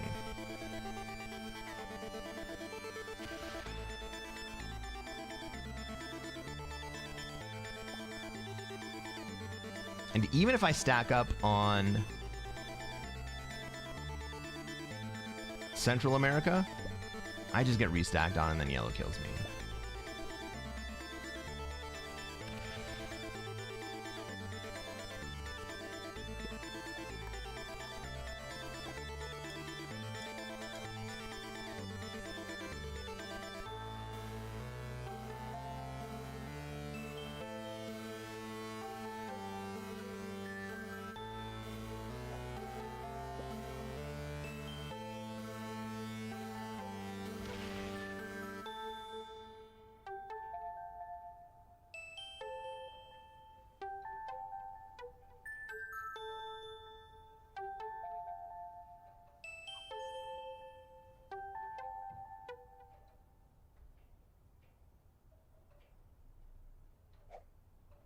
And at this point, yellow has fully recovered from removing my Asia stack. You need purple to make a move on yellow. That would be nice. But I don't see that happening anytime soon.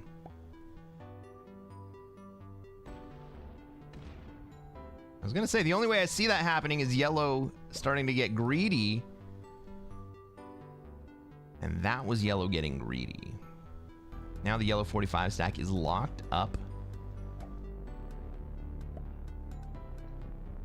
Purple's not interested in getting into a war. Purple's just interested in hanging on to Europe and accumulating troops. I think that is probably the right play.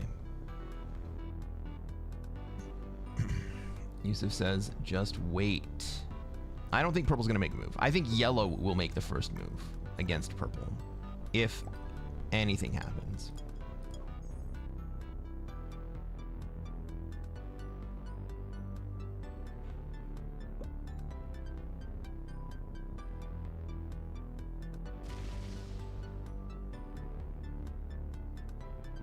That's the same?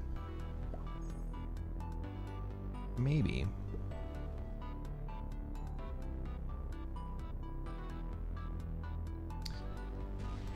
Pink Puts a stack in front of yellow so that yellow has no choice if they want to take a card except to open up pink. I like that.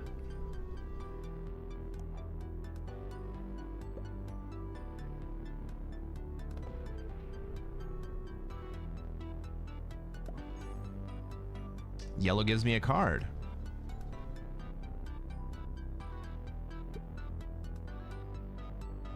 Do I take it? Or is yellow baiting me?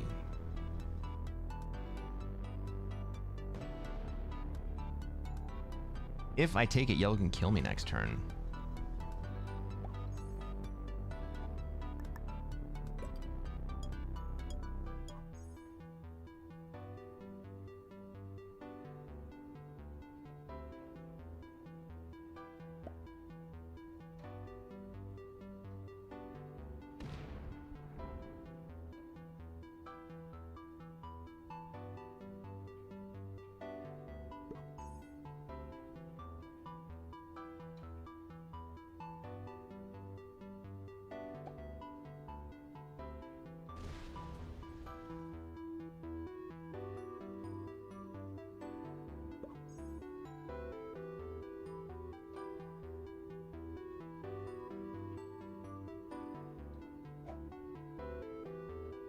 DuxY says, prediction, black will extend a card block out to pink and yellow will not reciprocate. Regan placing troops on the end positions and encouraging complexity. Yusa says, don't take it. Yeah, I agree. Yellow stacks up big enough to kill me. We definitely don't take that card.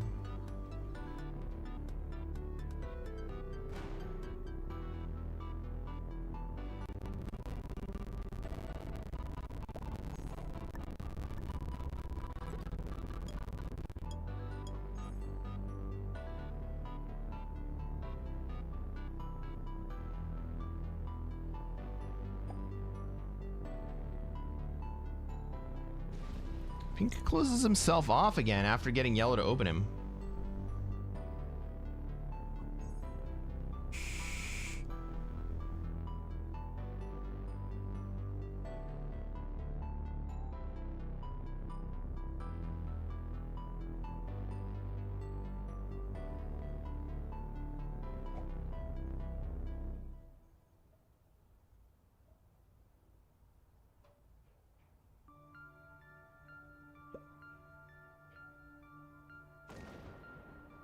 Black moves in. Break yellow. Oh, that's beautiful. Thank you, Black. Black is a homie.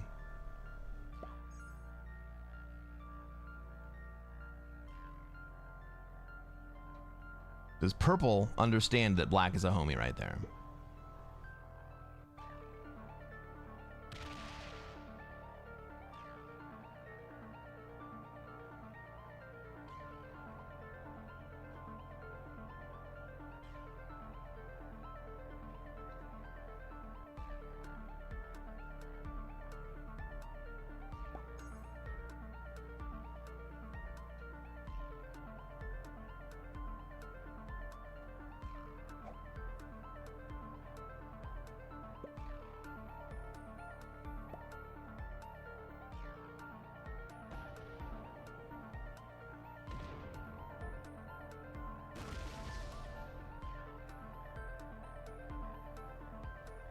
Looks like purple does understand that black is the homie.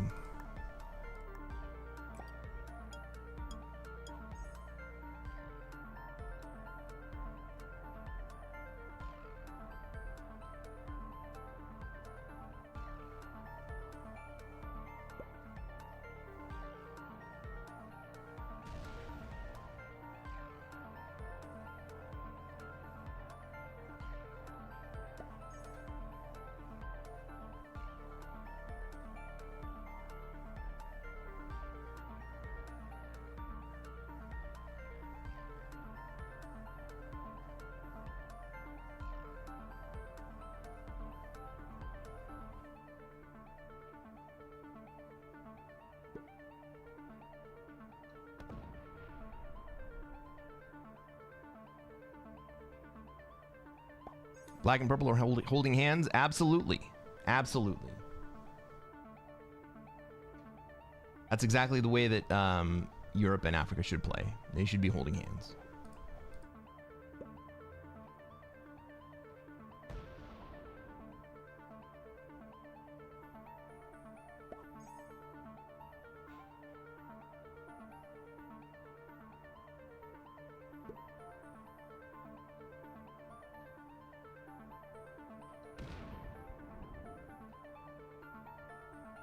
But if black and purple were actually holding hands, purple would go through and break North America.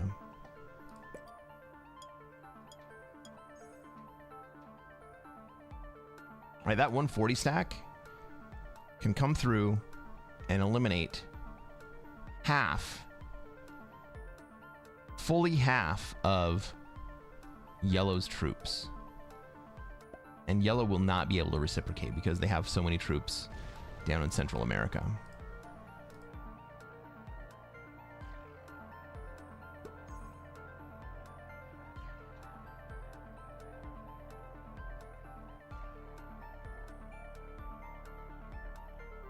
Doug says, purple's an aggressive player, pink is as well. I don't know why they fear the break. They must be intermediate or expert. Do you think they're aggressive? They're making plays. I don't think I would call purple aggressive.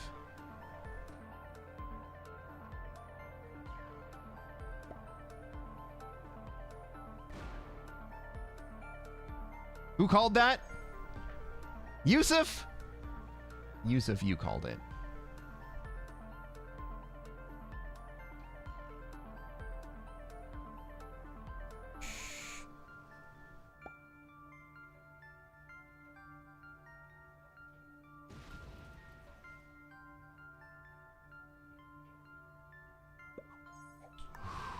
Purple doesn't aggress. Purple just chills. He's like, you broke me. Now yellow's like, I can break you again, bro. Because you're not going to do anything about it.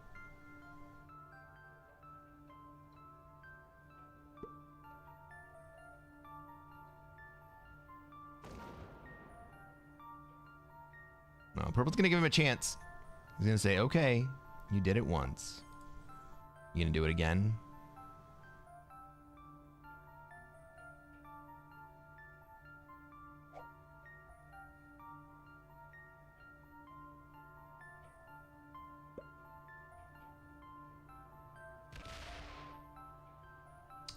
Black gives me a card.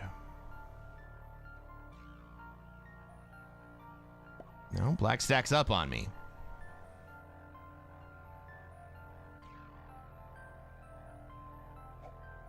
That's an interesting play, because now I can take the card on yellow.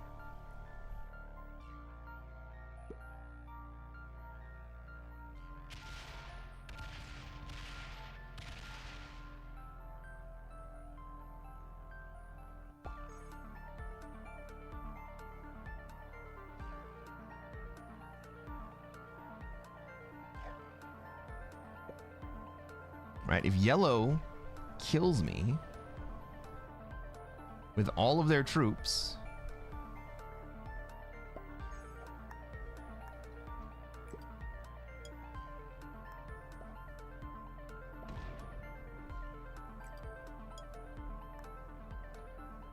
then black just runs right into them.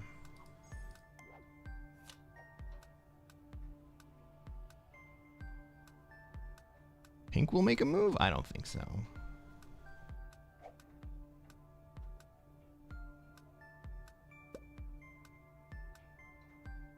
Good night, Steve. Thanks for staying up till 4 a.m. with me.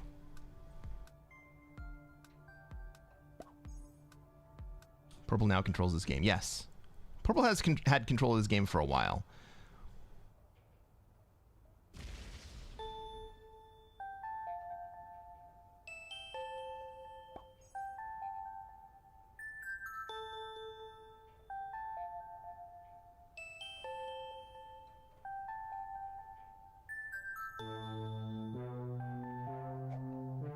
Aw, fuck. Black backing off means that yellow can kill me.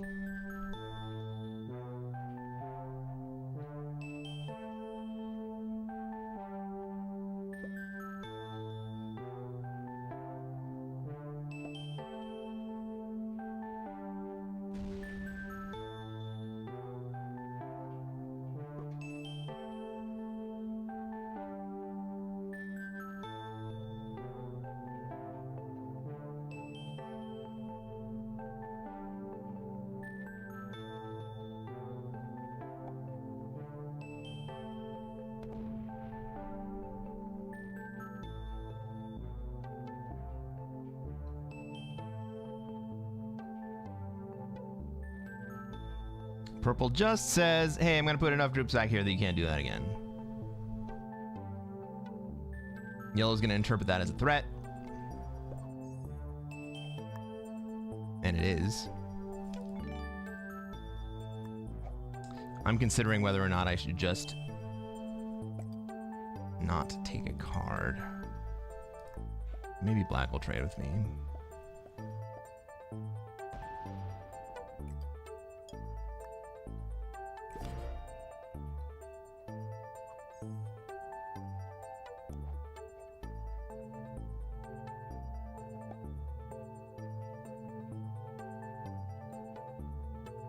You need purple to get involved to save yellow from killing you. Well, I think purple has gotten involved. But I also think that's a fucking idle threat. I don't think purple has any intention of following through with that.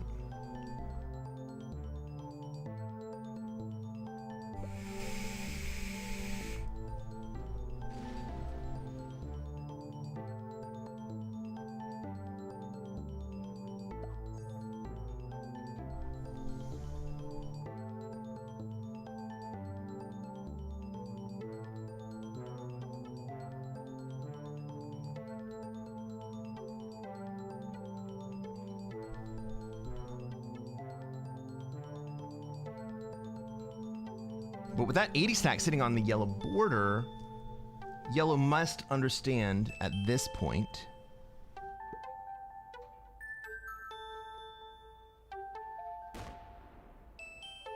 that killing me is certain death for himself. Yeah, that's what we like to see.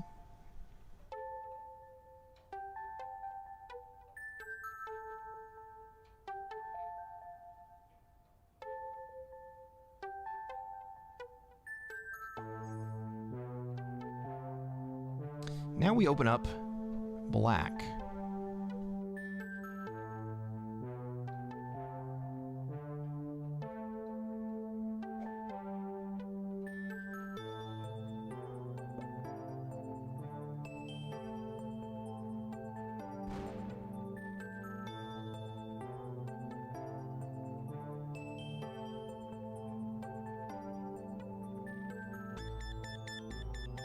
What we have now brewing is a Cold War across the Greenland-Iceland corridor. That's fantastic for me.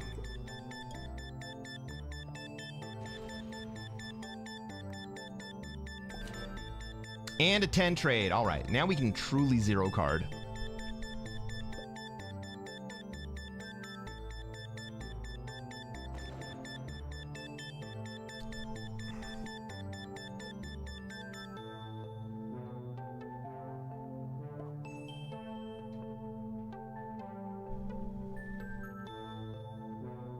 Black gonna break me here? Maybe black goes into North America.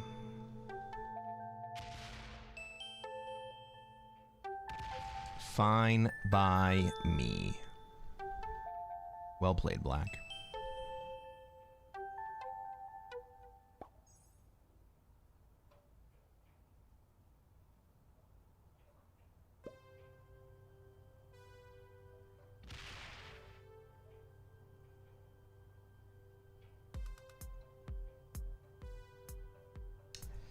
Yellow moves all their troops up into their locked position.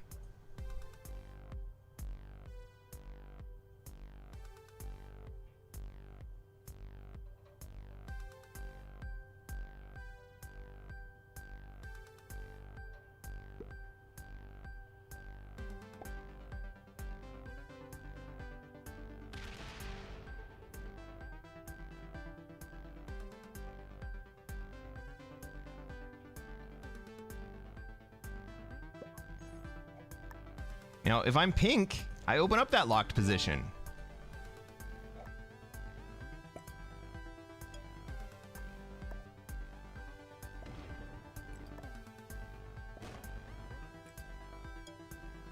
I definitely don't protect North America right there. I think black comes through again.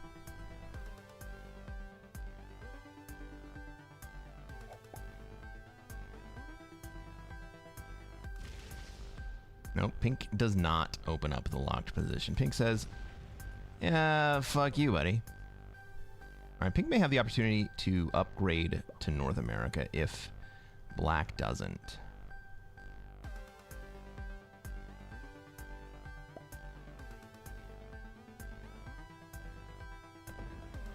My retake right there was less about retaking than it was about giving black the opportunity to go attack North America again.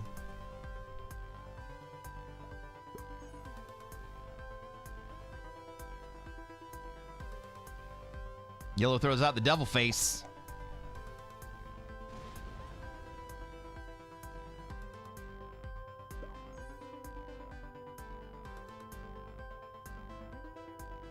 Maybe yellow kills me here.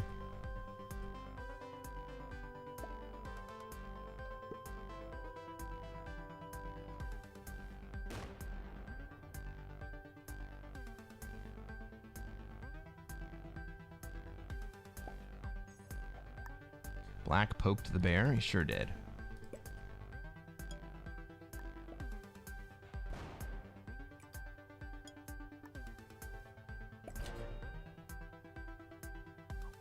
I mean, maybe yellow kills me before going into black, but I don't think so.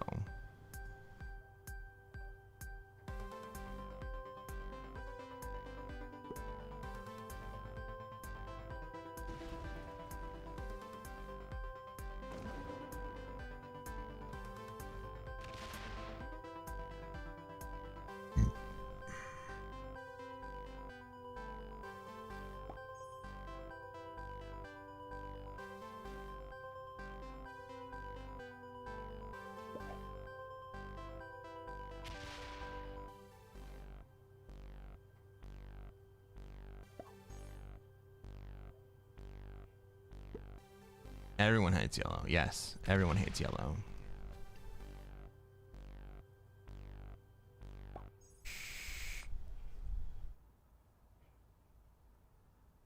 Except purple, who should be the one that hates yellow.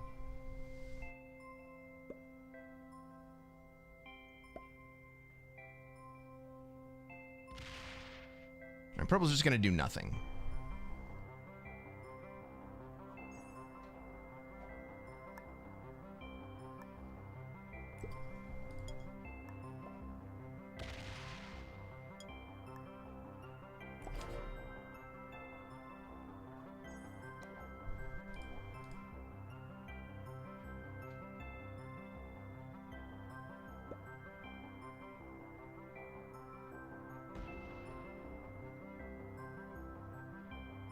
Maybe yellow takes me down for 4 cards. I don't think so. That costs yellow the game.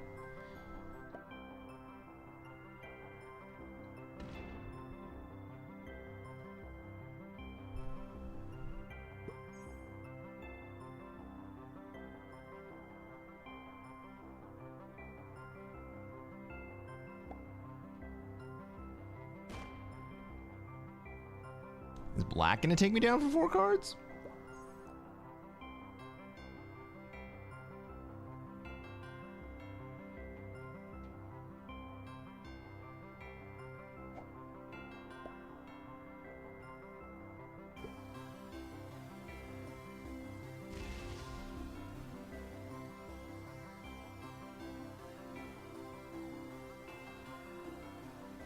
If black kills me,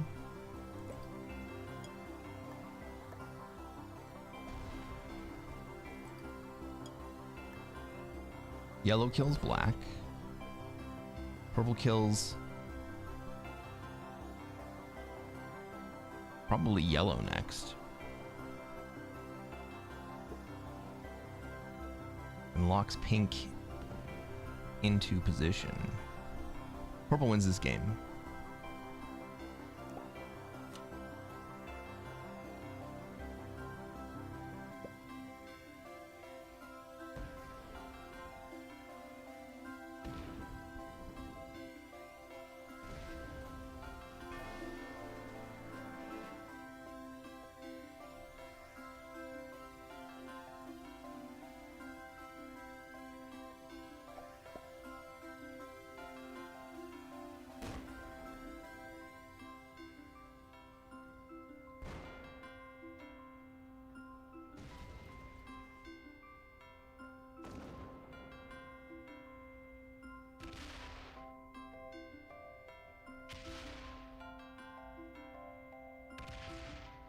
Turn order says that yellow kills black, purple kills yellow, then yellow wins.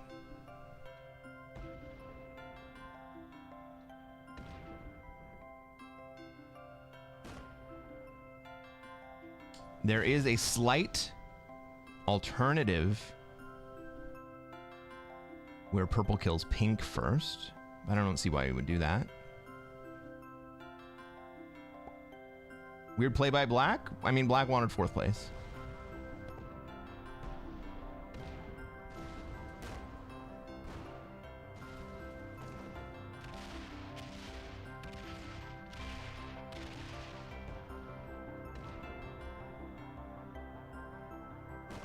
Don't fucking miss it.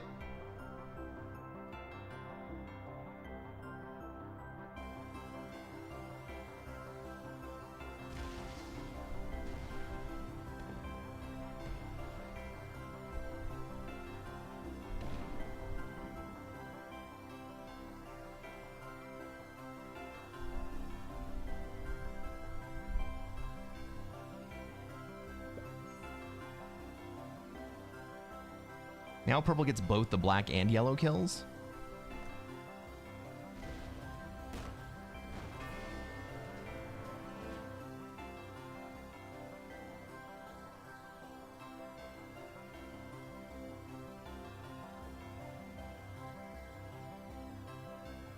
Was that yellow? Why would yellow give the game to purple like that? He wouldn't do it on purpose, right?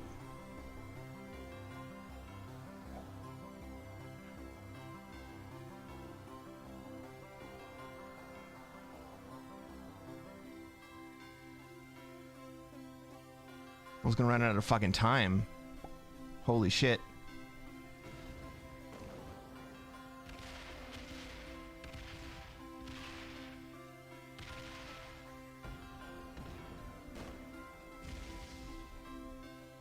Don't stop!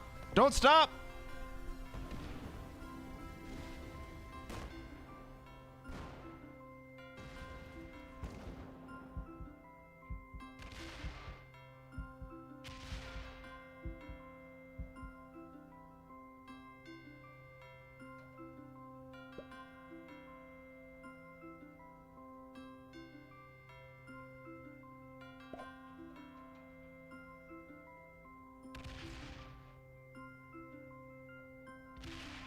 We do have ourselves a game now.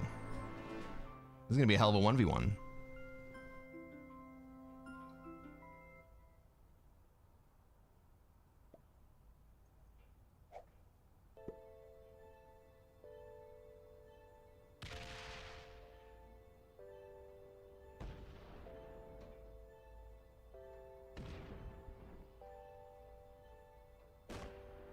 It really depends on how pink breaks North America. Oh my god, pink, no.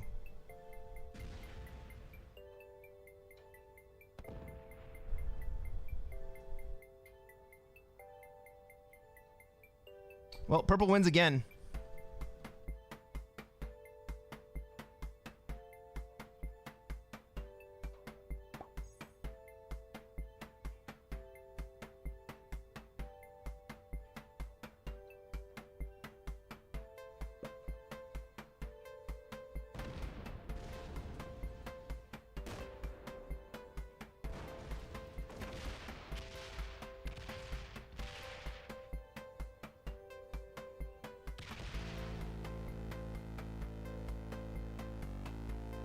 Put it in the Middle East, dude. You win. Put it in the Middle East. That's okay too. It's not as good, but it works.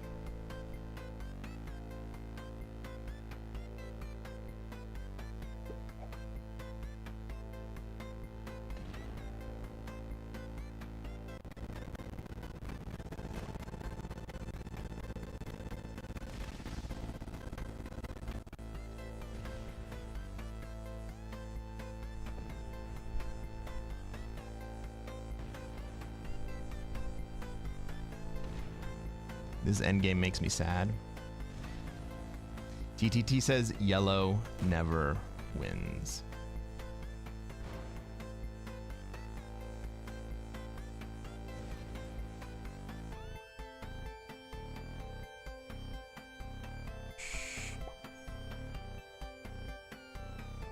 Well, that was a good play. Almost.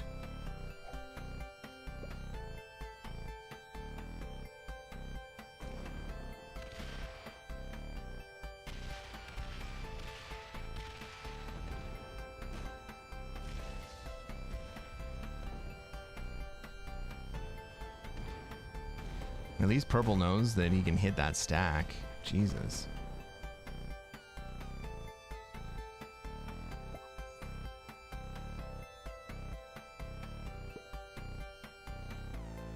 It took a little longer than we expected, but purple does end up winning the game.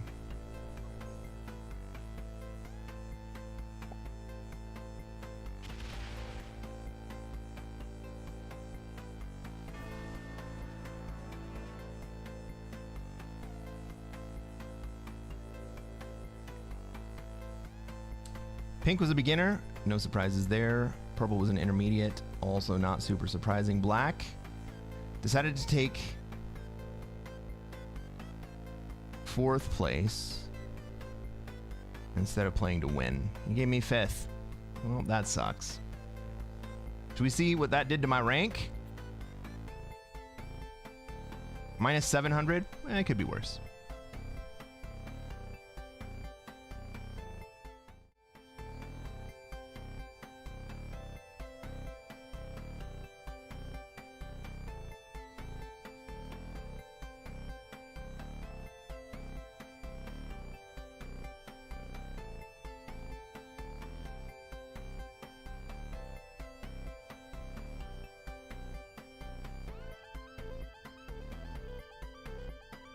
All right.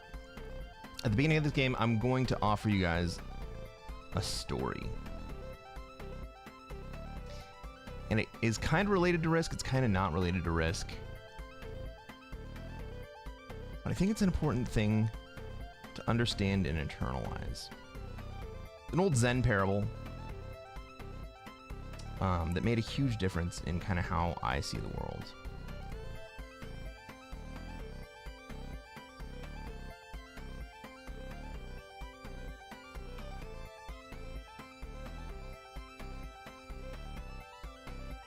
But I'll talk about it on maybe turn 3 or 4.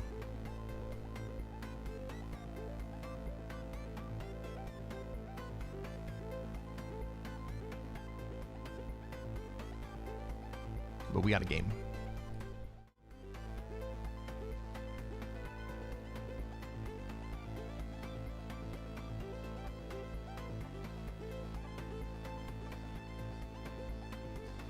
Ladies and gentlemen, welcome to another episode of Cresquin Plays Classic Fixed. I am Cresquin. I am a Classic Risk Grandmaster. And what are we going to do tonight, chat? Try to take over the world. That's right, Bon Jovi. We are going to try to take over the world, and we're going to do it from Europe. Let's take a look at this map. Let's see where we have troops, where everybody else has troops, where they're going to want to be, and where we're going to be allowed to be. Once again, we are in Europe. It looks like we have a moderately strong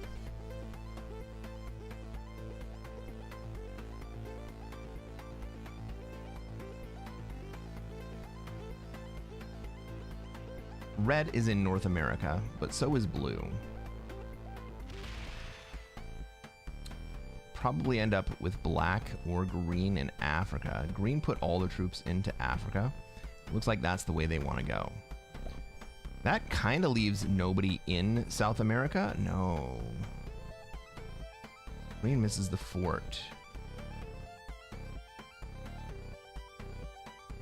Well, I don't want to be in Australia. I don't want blue.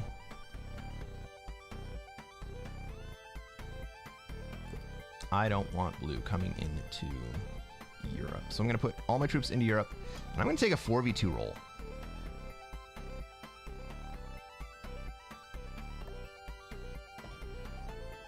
I'm going to take a 4v2 roll.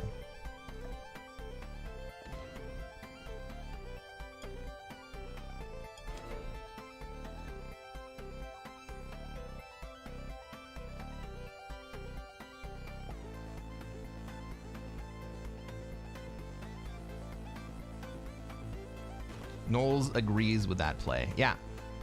Thank you. I don't think that was a bad play.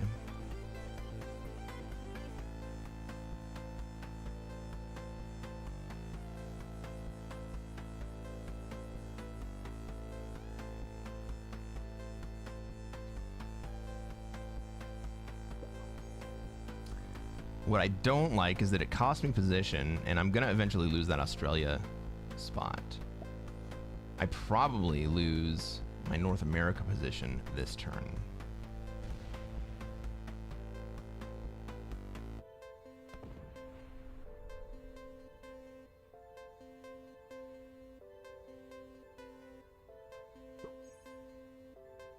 All right.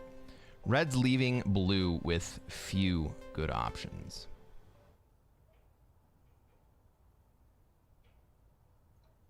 I mean, to be totally honest, I also left blue with few good options, but maybe blue's best option now is to move into Europe.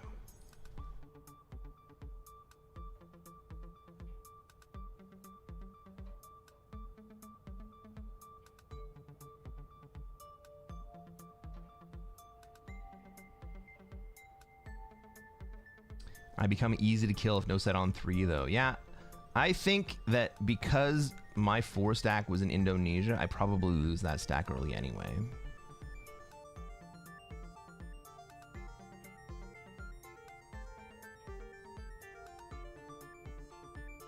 Both blue and I have 12 troops in Europe. Blue... Oh, I thought blue just skipped. Blue did just skip.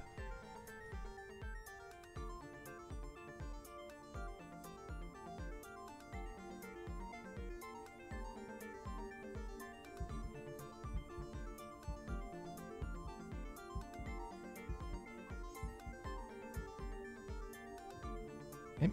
Blue puts into Europe and then skips.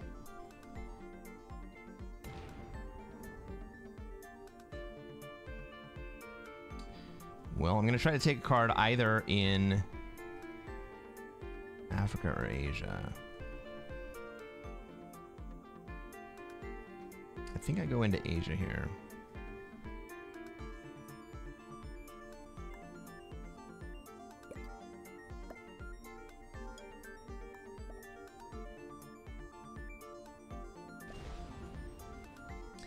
Now that does move me 1 territory closer to blue. I also kind of did that on purpose because blue's now a card behind.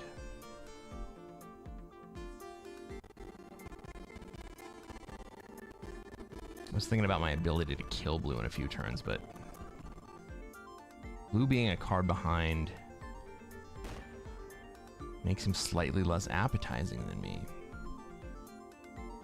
Green put more troops into Africa. I'd like that.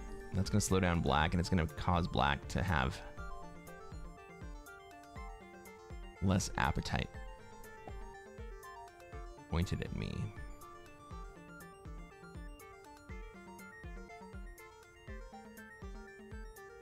There goes my North America position. Not quite yet. Okay.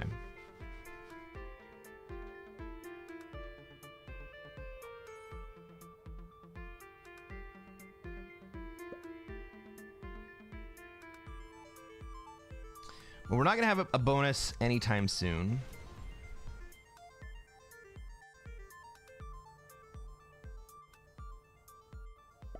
And by contrast, I think I'm going to almost certainly take Australia this turn without anyone being in position to come take it back from him. Maybe blue is.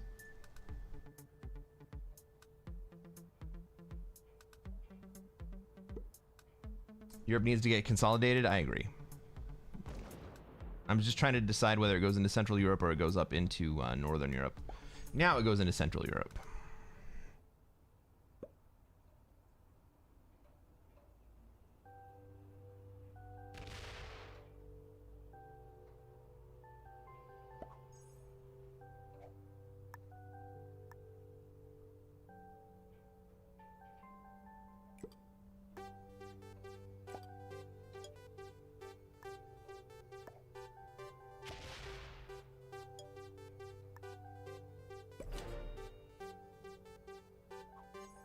blue's gonna come in here.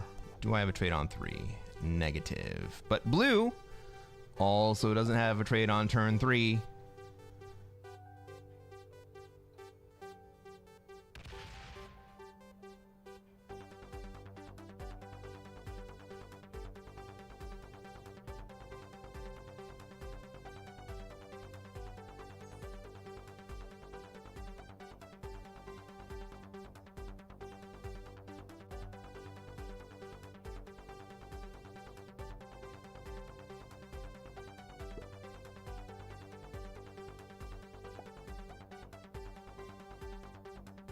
So maybe blue feeds both of us?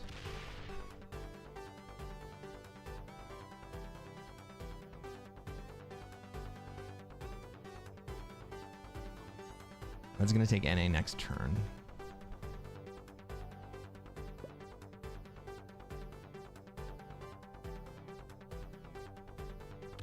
Blue doesn't have the juice or the position to take me down.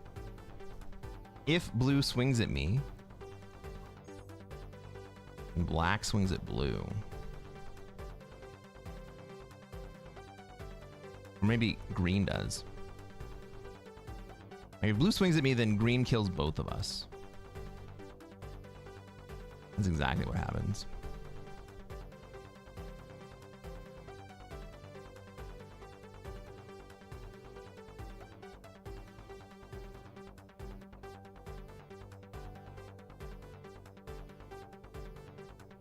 Right now I'm in 4 positions. Not very easy to kill.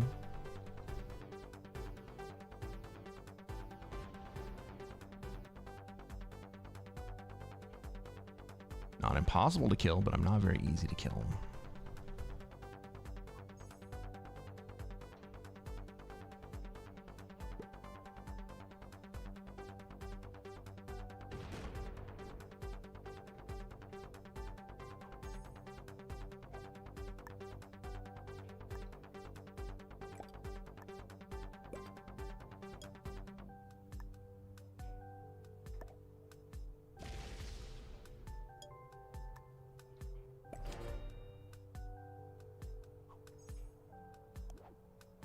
But now I die. There are very few worlds where I live through this.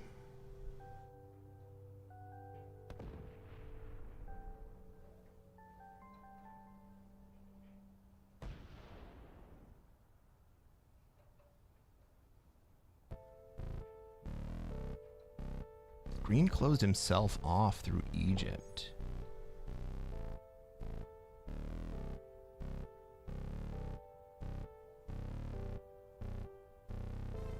Nobody kills you if NA stays.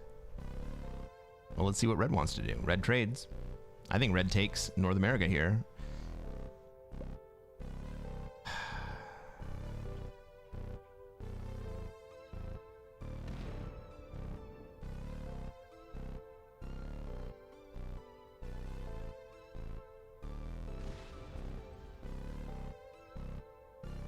There goes NA.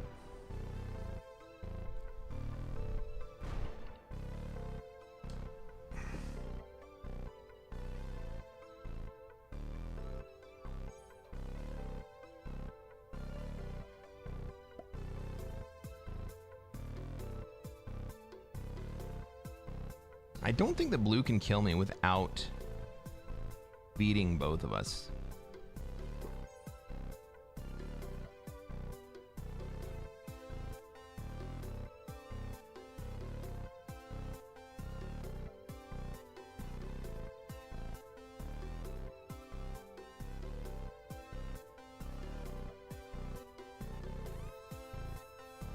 Duck says a lightning attack is possible when feeding risk general places all of their troops for success. This enables top generals to control their favorite territory bonus and secure maximum reinforcement. I'm not sure what you mean. I think you're telling a story that I've totally missed. Red could greed out and take South America too. He could. Is blue letting me leave?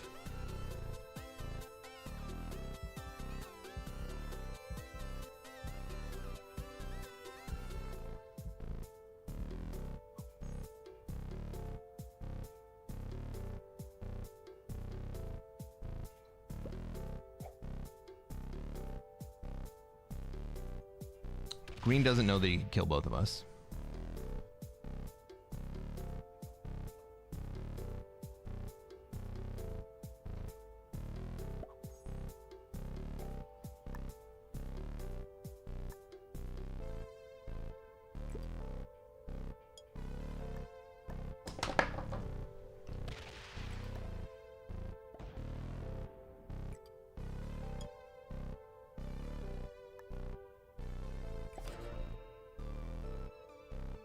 Black kills me here.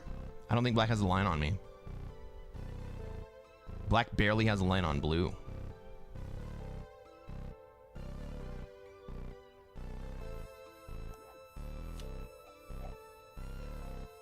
I think more likely red kills me here.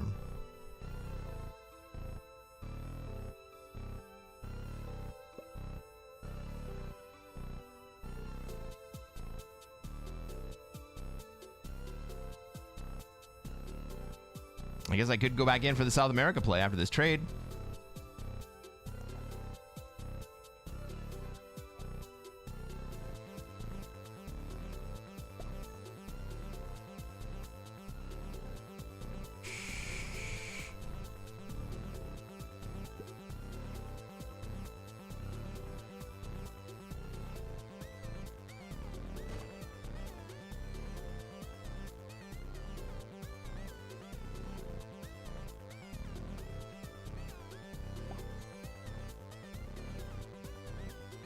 You think blue's confidence has been shattered? I don't think so, man.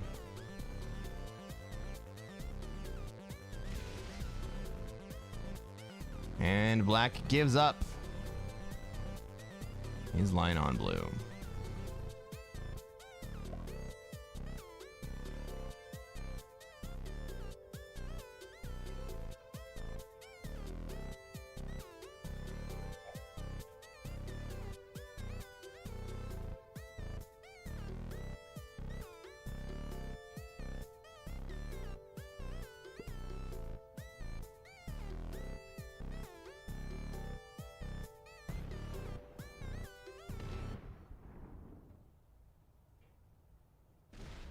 Blue trades and takes Europe. Black's on 5 cards. Is he gonna just chill out here? Nobody's gonna be in South America? Okay.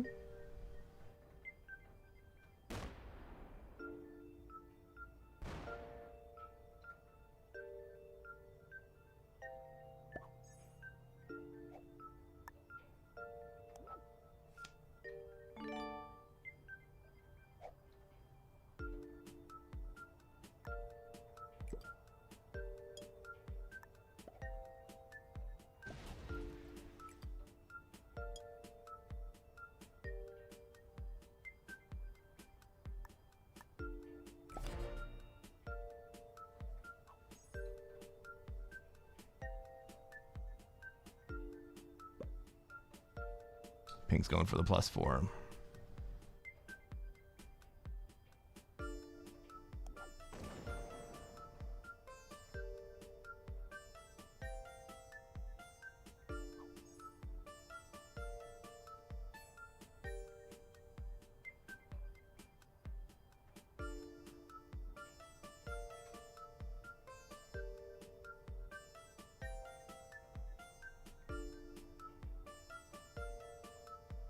I feel like I could have played that more aggressively. Maybe I should have.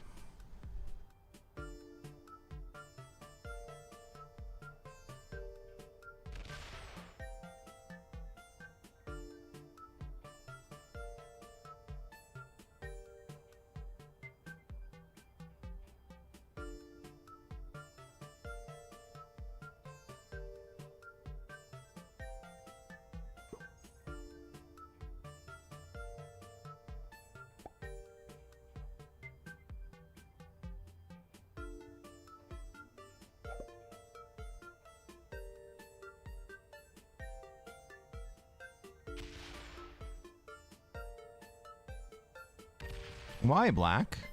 Our games were not over, man.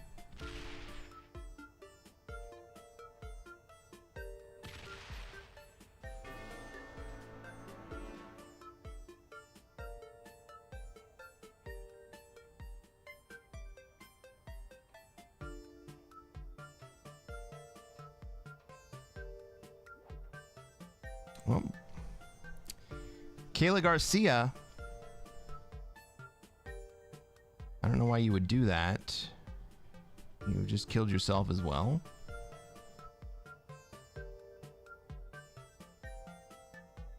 You're going to take 5th.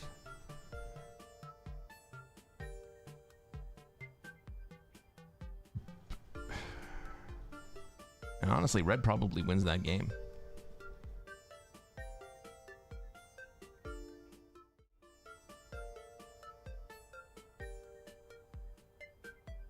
Well, that's not going to be good for rank points.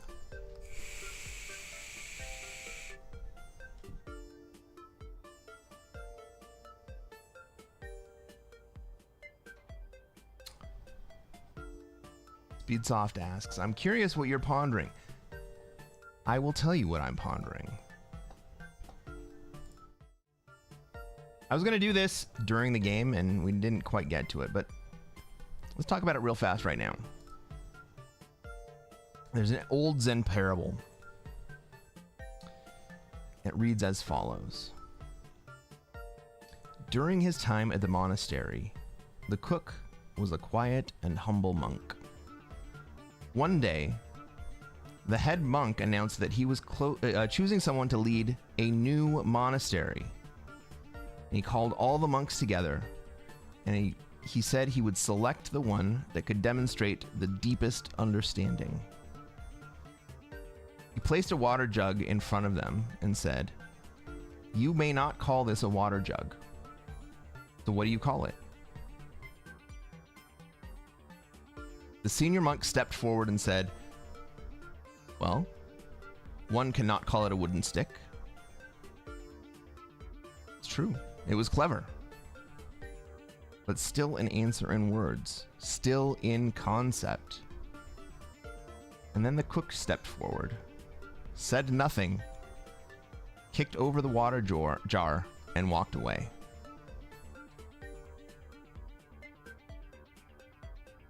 The head monk laughed, and he said, "The senior monk has lost. The cook understands." And with that, the cook was chosen to lead the new monastery. What do you hear as the lesson?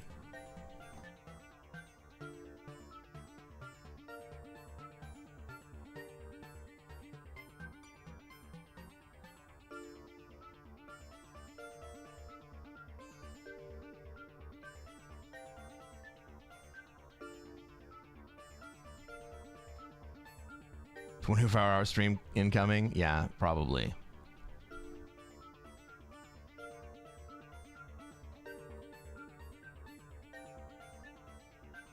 Simon James says, don't become a monk. There's a very, very important lesson in that story.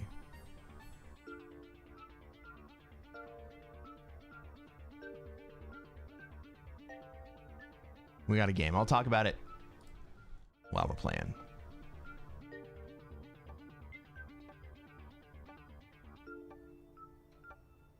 Ladies and gentlemen, welcome to another episode of Cresquin Plays Classic Fixed. I'm Cresquin. I am a Classic Risk Grandmaster, and what are we going to try to do tonight, chat? Try to take over the world. That's right, Bong Jovi. We're going to try to take over the world. Let's take a look at this map. Let's see where we have troops, where everybody else has troops, where they're going to want to be, and where we are going to be allowed to be. This, off the drop, looks like a South America spawn, but I'm going to treat it like a North America spawn.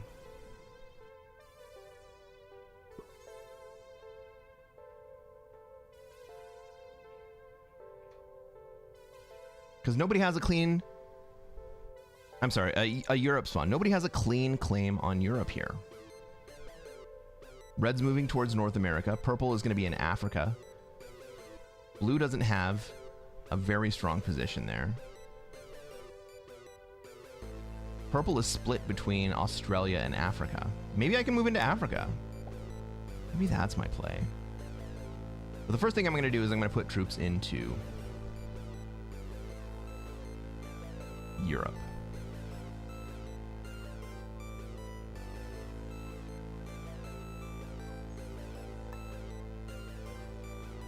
Orange is moving down towards Australia. Fine by me.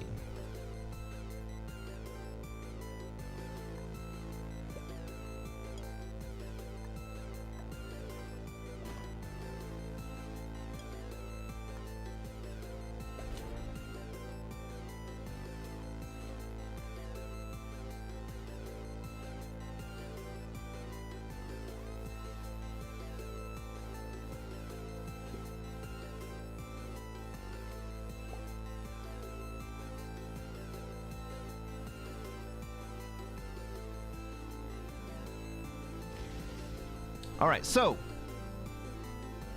the story we just heard.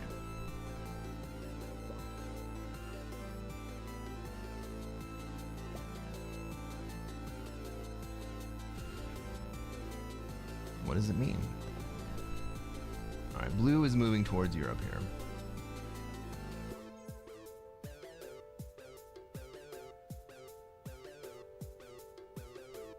Is purple moving out of Australia, or is purple just keeping green out? He's just keeping green out.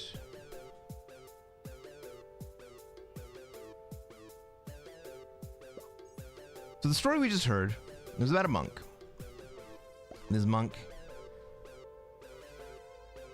wants to open up a new monastery. He wants to find out who has the deepest understanding. And what we discovered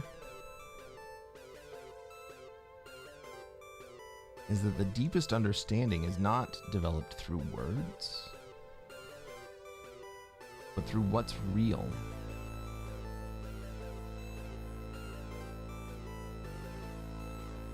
What's actually happening in the world. Not how you want to describe it, not what you want to call it, but what is actually happening. Instead of saying this is a water jug, the monk who has the deepest understanding shows that it's a water jug.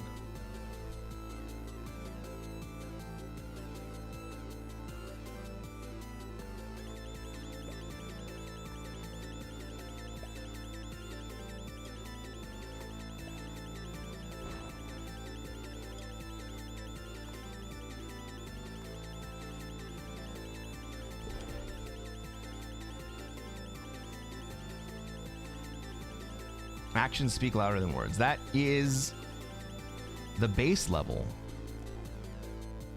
but it's deeper than that. It's an illustration of what's real and what is conceptual, and the difference between the two.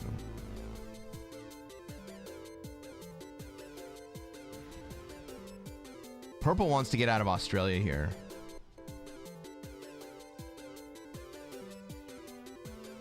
Purple wants to go to Africa.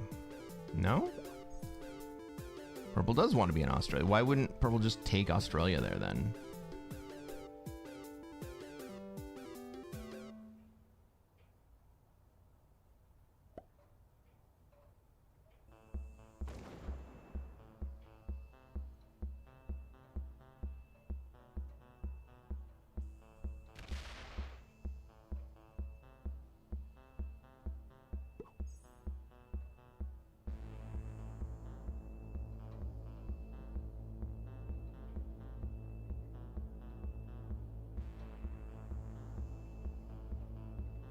I feel like my pivot is still into Africa. I would prefer not to have to hit a purple 4 to get there, but I may have to do it.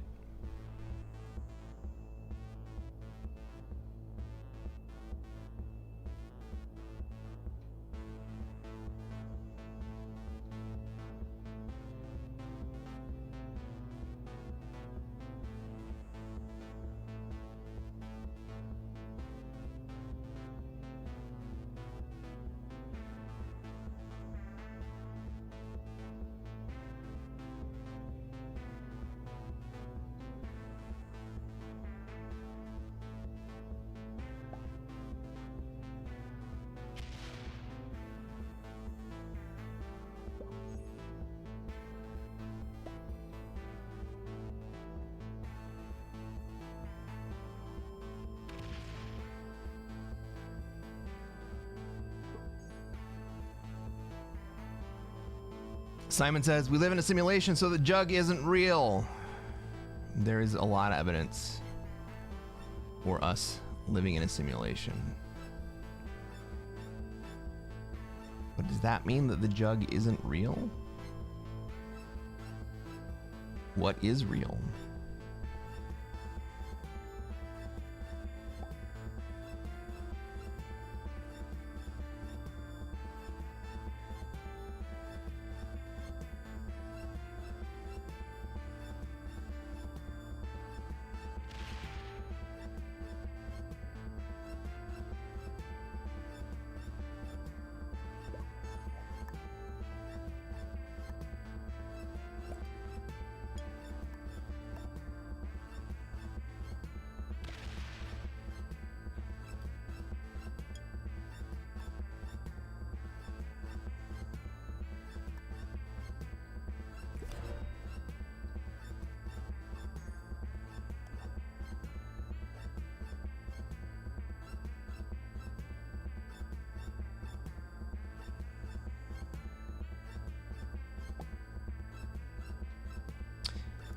I hit the 4 that turn because I think that green is more likely to hit that any stack that I put down there.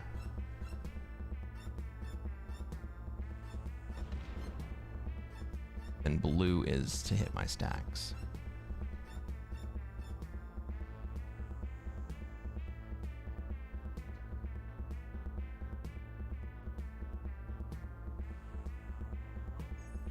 Strawberry fields forever. That's right.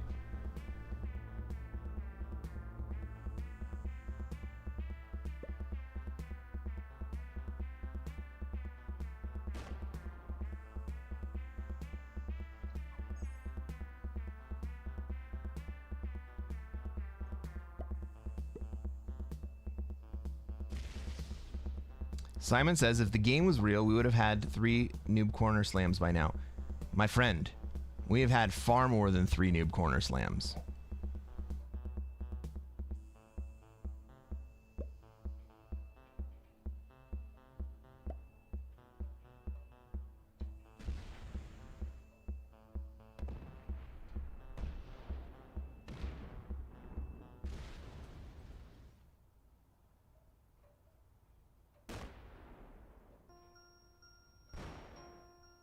I like that play by red. Red's in a great position to take. Nobody else is in a great position to remove red. I'm going to leave Europe here. I have to go through a 7 to do it. And honestly, on a trade, green could kill me.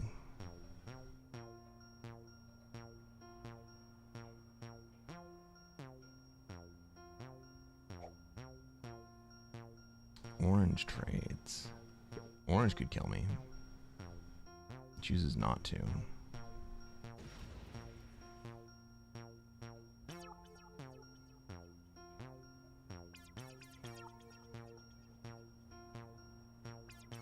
I need to give orange a path into Australia. Oh, he takes it himself. Cool.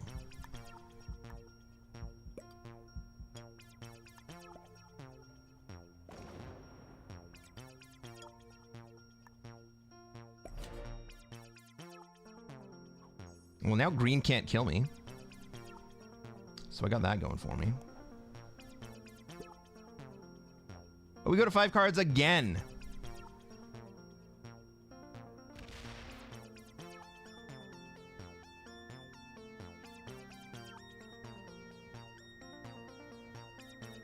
There is no simulation. I think that there are some very convincing arguments for why we live in a simulation.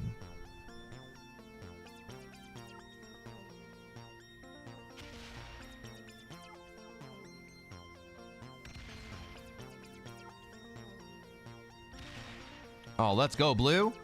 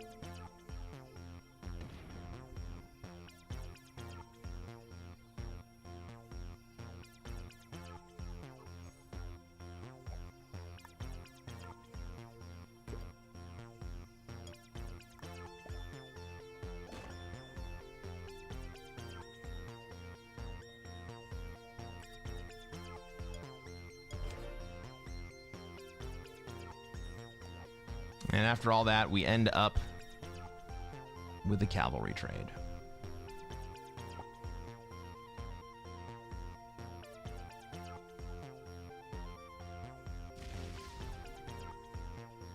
Duxy says no. Musk is very tangible lie. He says falsehoods about his capabilities and work ethic toward them. He feels lack of support for himself. Something else. Spread lies that isn't real. I don't know, man. SpaceX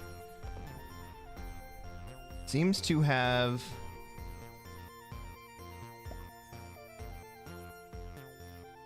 made reusable rockets.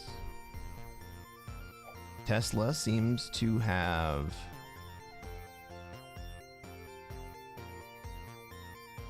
successfully made self-driving robo-taxis.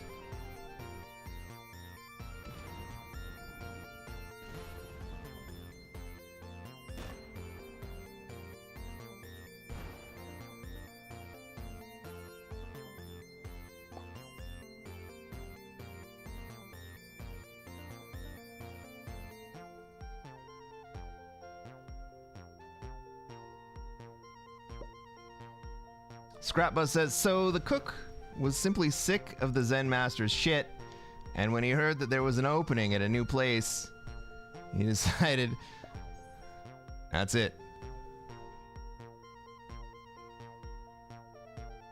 He decided to say, fuck it. I mean, kinda. Oh man. Can I kill blue here?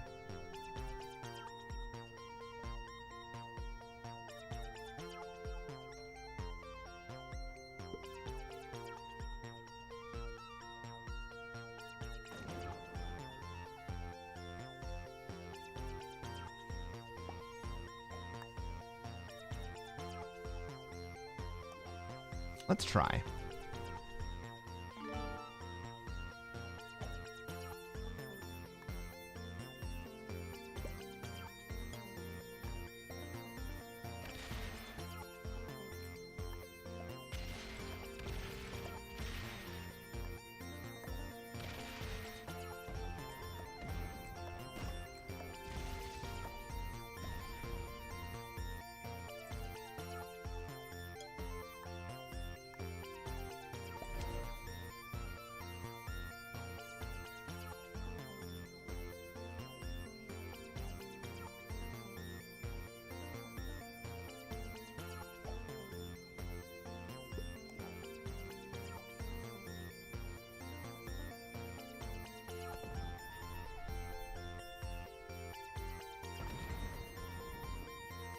Kill red?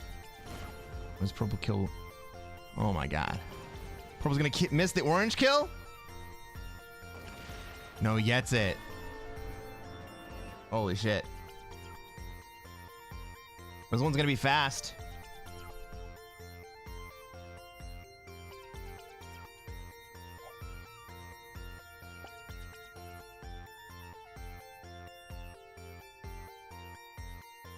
You could have fed purple. I could have fed purple.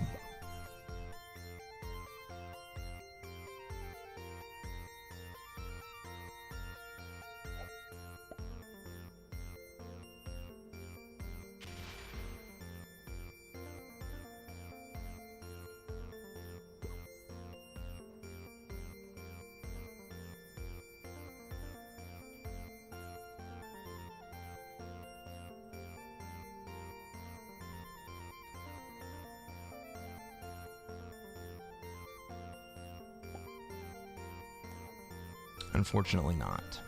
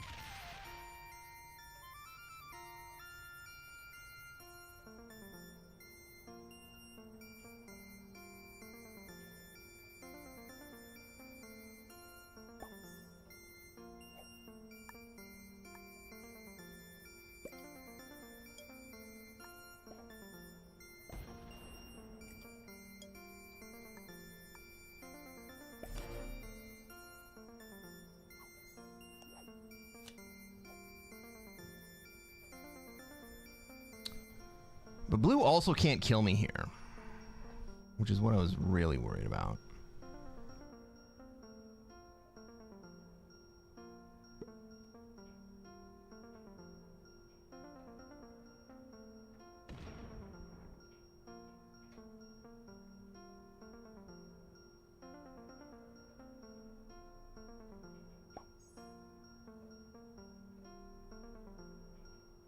Even on a trade, blue can't kill me here.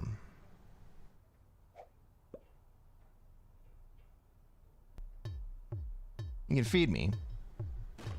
To green, I guess.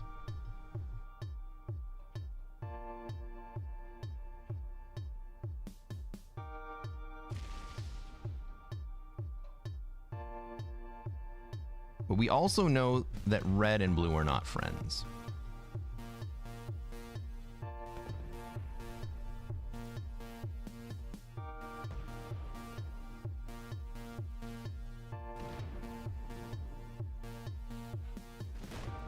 He's gonna feed me. And himself. Ooh, okay.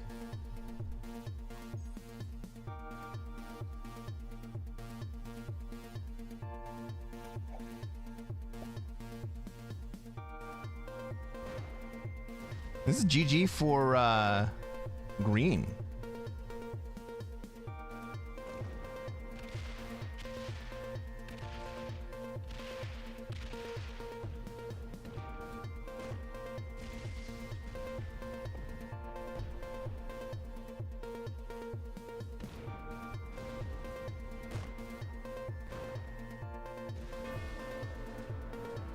I die next. Fucking A.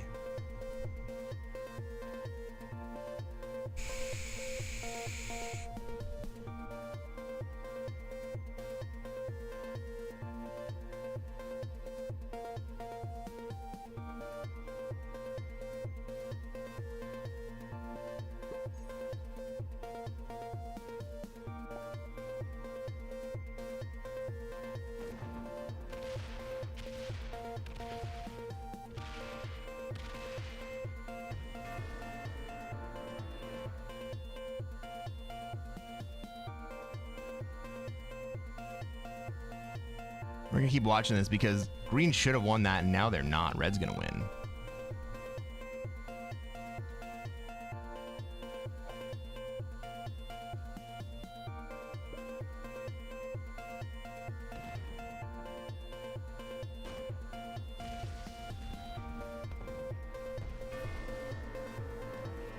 Green is on 5 cards here, but I don't think that it's enough.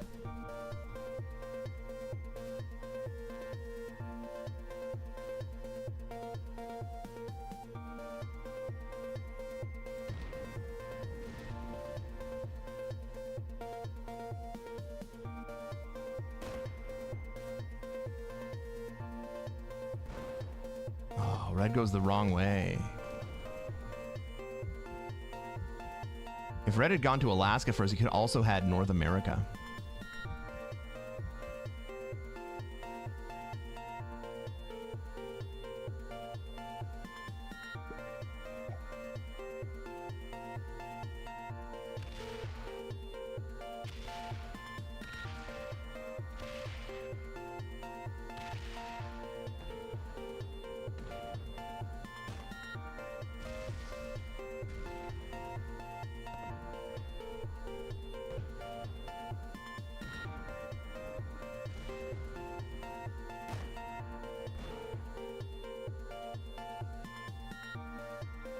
And now red is fucked.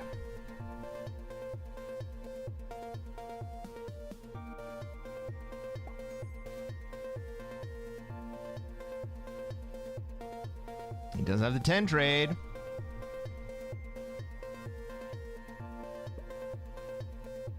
He goes the right way with it. He's gonna take NA. Break SA. Will he make it all the way to Africa? No.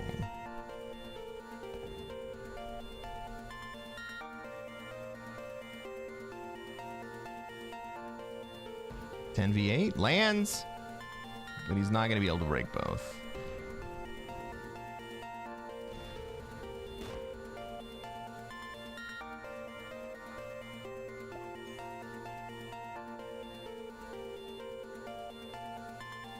green trades again. GG, red.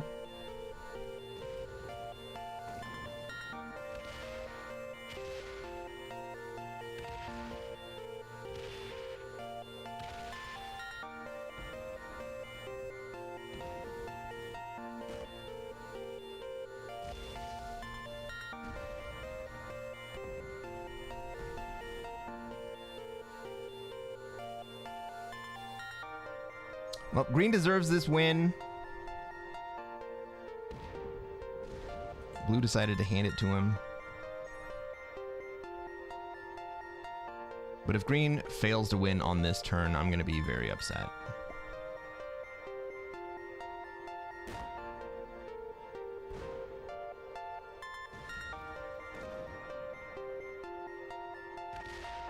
Color me upset.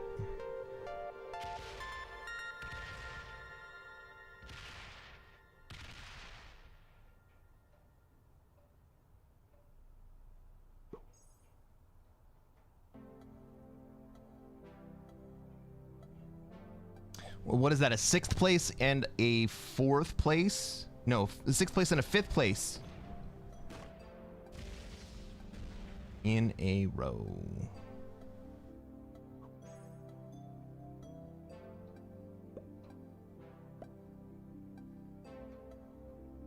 Okay, green decides to go the hard way.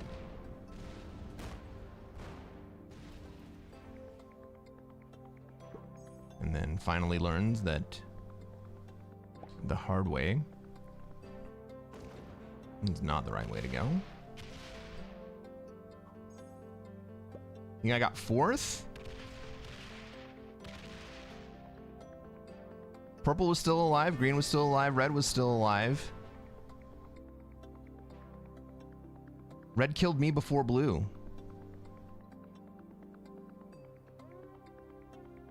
Oh, maybe I did get 4th.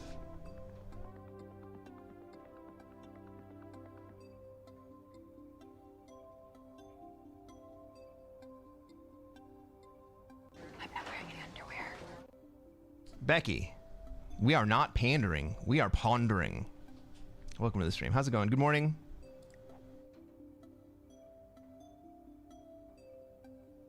Green was a master. It was obvious that everyone else was noobs. Orange and blue got 5th and 6th. No, I died before blue. Blue fed me, and then red killed me on the next turn.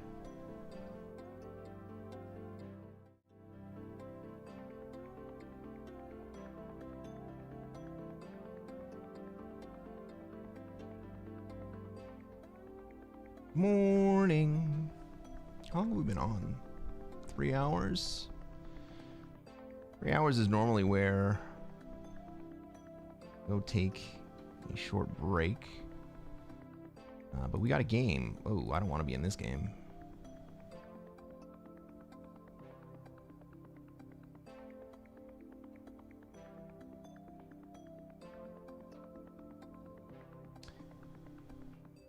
Four people in that lobby had unspecified flags, and 3 of them had black mystery avatars.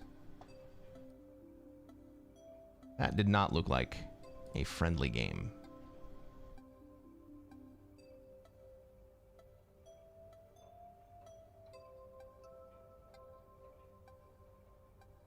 Purple and orange got 5th and 6th. Purple was still alive in Australia, wasn't he?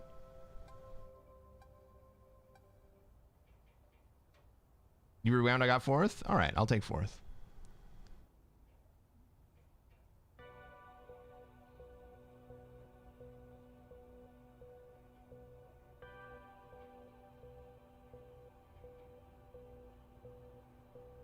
Well, my score update says that that other game where I got 6th is still not over.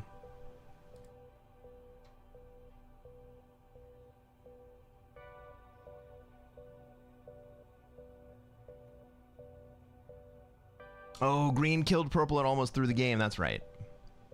That's right.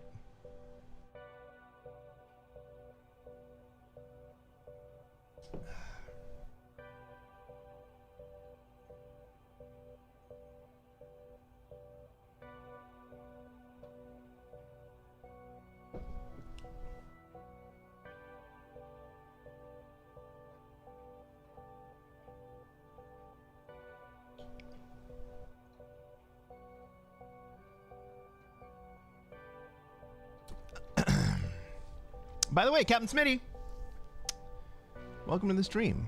First time chatter. What's up, Jack? Am I up early or late? It depends on who you ask. I was up very early for most locations.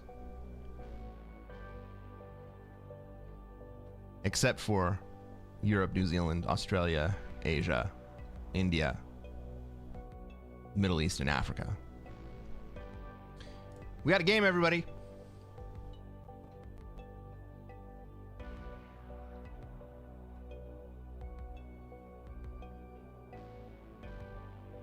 It is currently 5 a.m. Ladies and gentlemen, welcome to another episode of Cresquin Plays Classic Fixed. I am Cresquin. I am a Classic Risk Grandmaster. And what are we going to try to do tonight, chat? Try to take over the world. That's right. We're going to try to take over the world, and we're going to do it by taking Africa.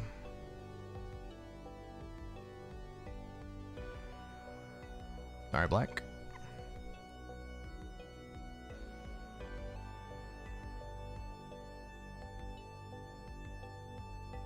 Black is sitting right on our border, so he may come in hot and heavy after I just hit that 4. But I don't know how that 4 gets out of there any other way. We have a bot in this game. That's the red player. Honestly, from this position, I think Black's play is to go into Australia.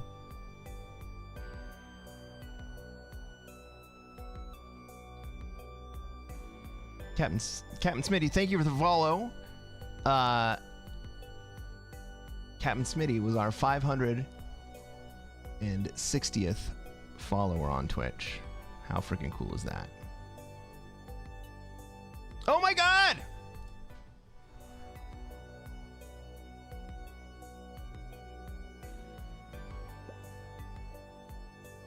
I narfed that.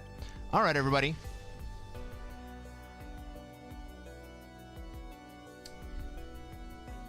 Ladies and gentlemen, welcome to another episode of Cresquin Plays Classic Fixed. I'm Cresquin. I'm a Classic Risk Grandmaster and an OBS noob. And what are we going to do tonight, chat?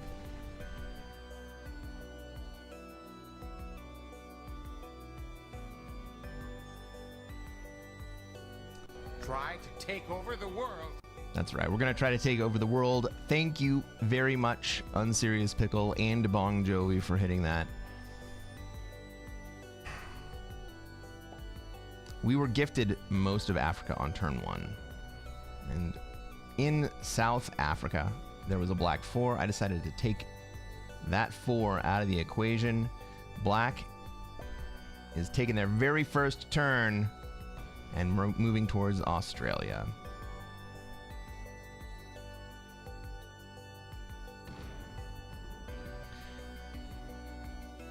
On the first turn, red went ahead and took most of South America, but orange decided to come in and block the rest of it.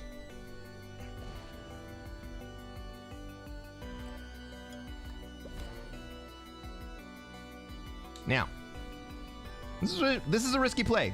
I've taken Africa turn 2. I've got a bot on 2 sides. I am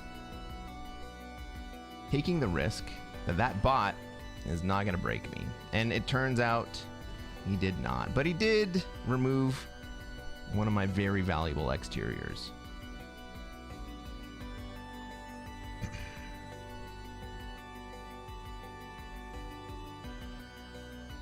Simon says no. Oh, no win. It looks that way, doesn't it?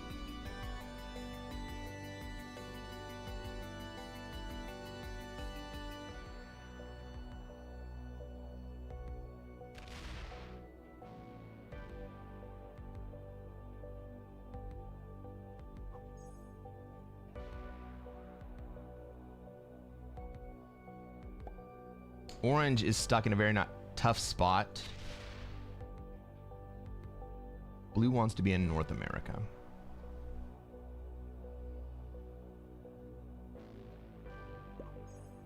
Yellow wants to be in Europe.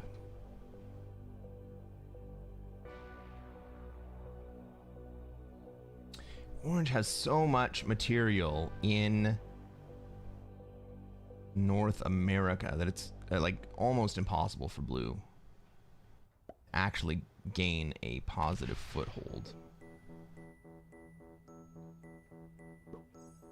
And so for the rest of the board's sake, it's actually really good that I've taken Africa, because I'm gonna have to be the one that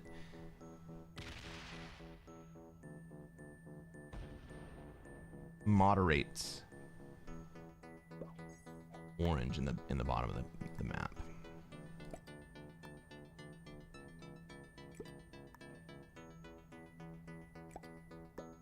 Now normally I do not advocate for setting up a wall on Africa, but the bot doesn't play by social rules, and so we're not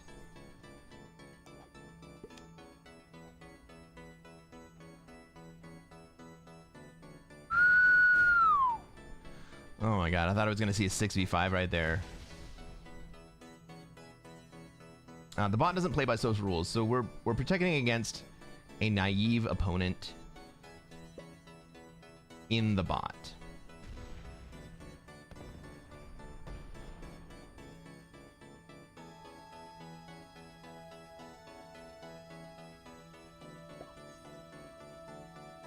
Okay, orange moves up into North America. I think he's inviting red to move down. Or blue to move down. But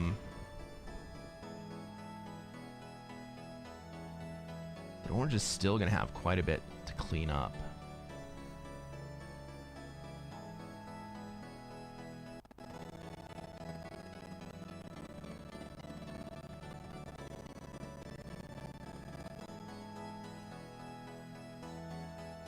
Tammy asks, how can a person get in, then before the game starts, gets defeated? I don't know. How do they do that?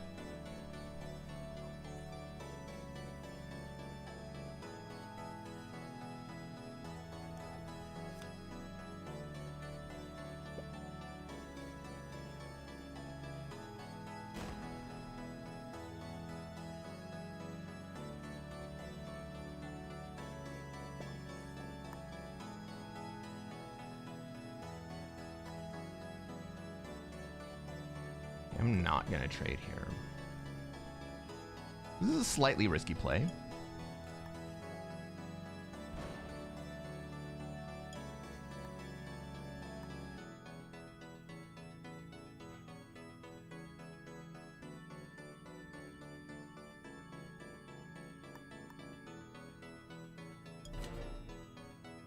The bot could set on my border and absolutely wallop me.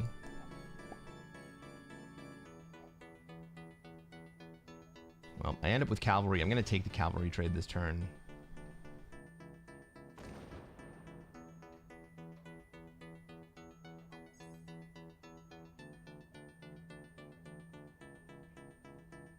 I get to hang on to my wild card. I mean, maybe I just remove the bot from Middle East.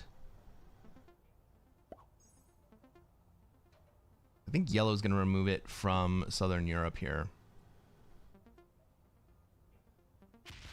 Oh, yellow removes it from Middle East for me. Cool. And also doesn't take the bonus. Is yellow afraid of dying right here?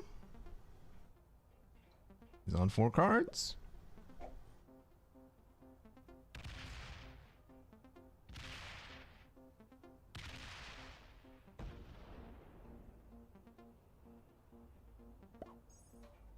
Can I kill yellow and red here?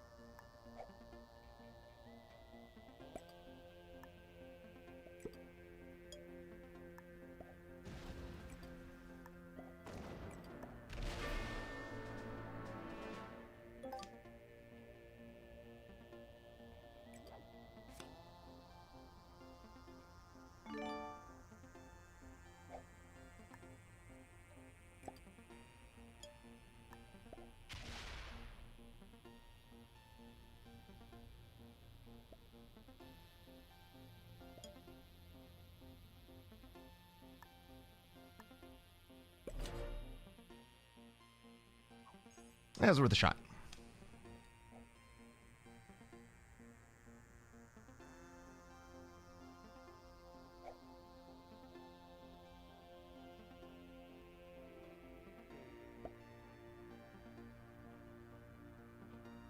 It depended on whether I hit the 21v18.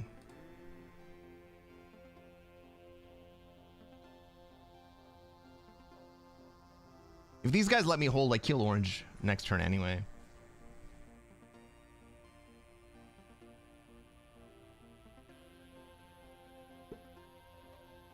Oh, but blue does not.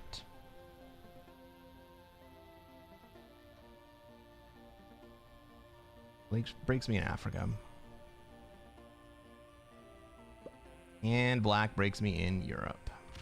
Cool. Okay.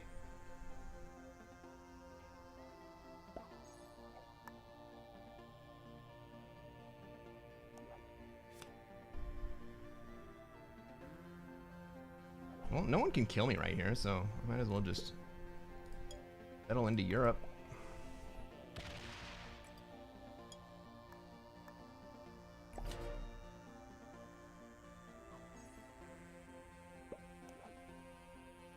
I end up with cavalry trade anyway.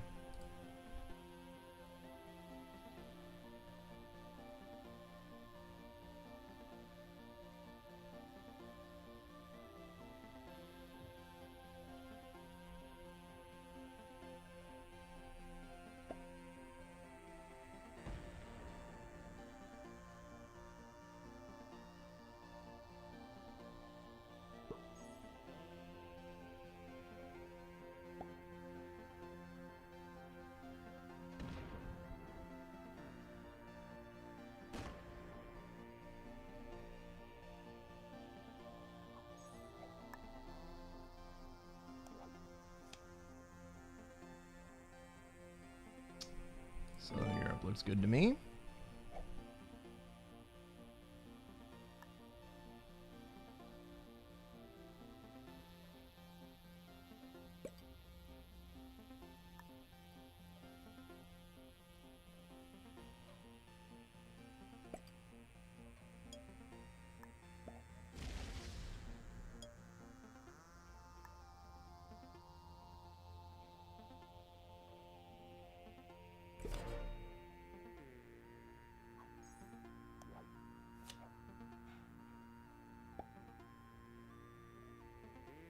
Orange is biting his nails? Yeah.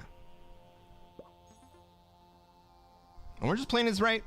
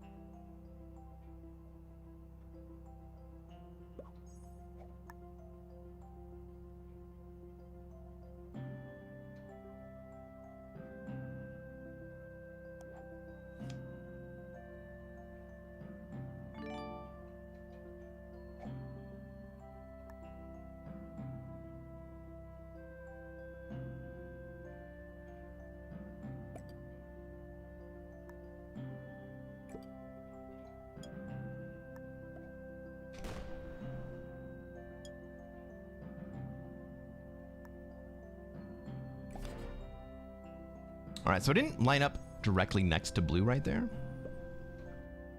But my thought process is that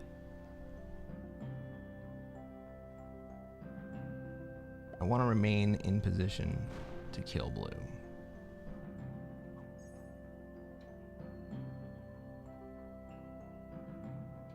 Blue goes to 5 cards. We kill blue here.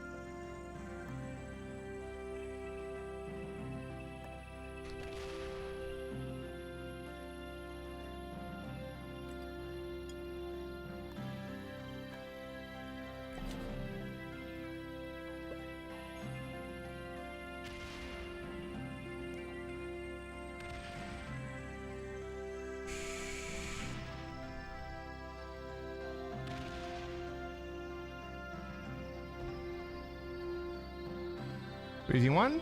Misses. Let's go.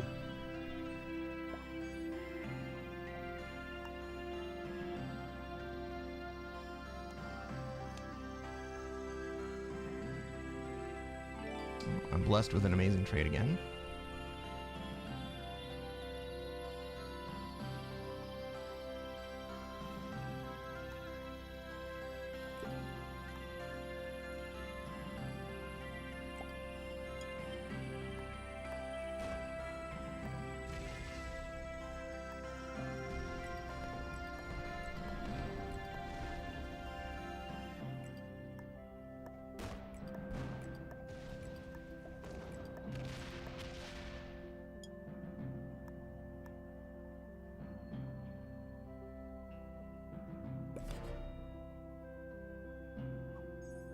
Black have another trade. Black has another 10 trade.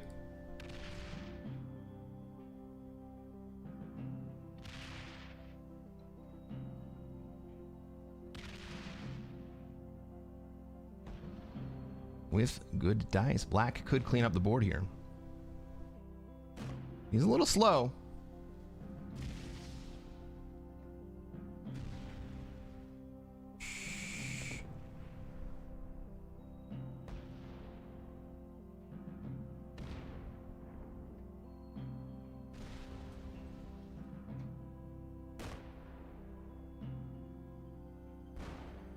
Probably gonna get trapped in Australia here.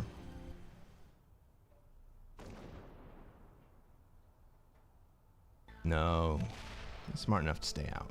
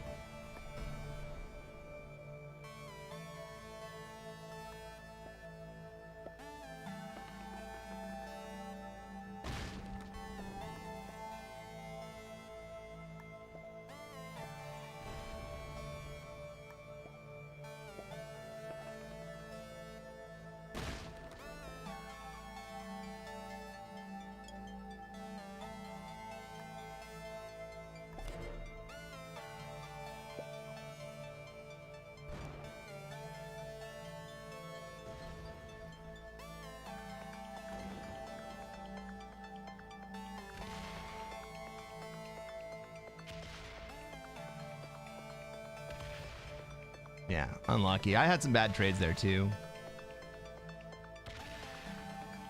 Black's slow, but he's not slow enough.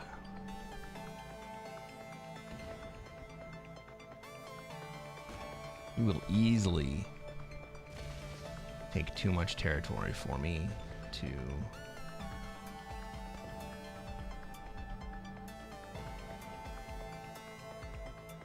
be able to undo.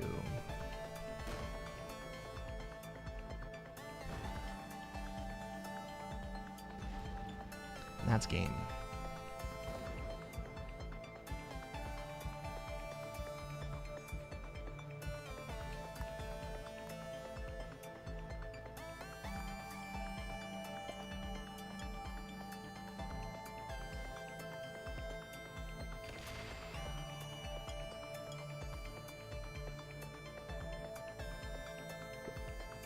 I got both masters. Do you think they were masters?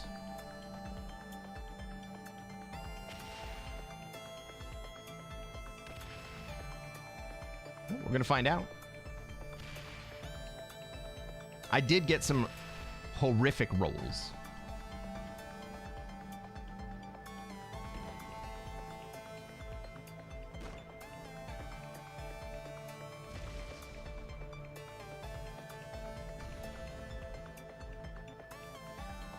That game took 30 minutes.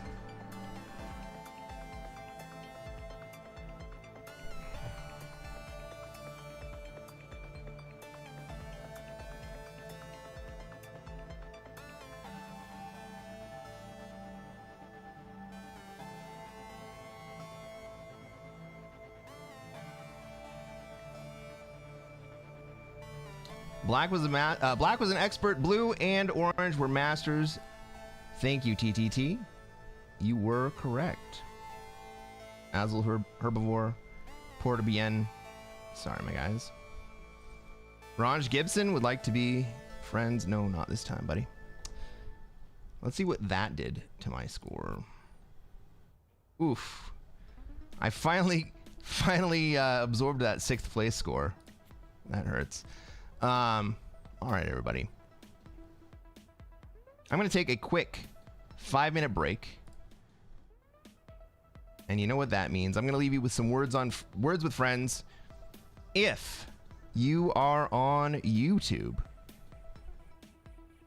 scan the QR code in the bottom corner of your screen. You can play along. If you are on Twitch, or if you're on YouTube and you want to jump into the Twitch chat, all you got to do is shout out any of the words that you see in the jumble.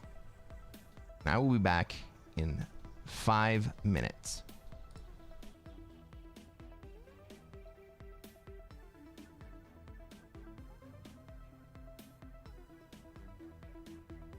Is bolero a word?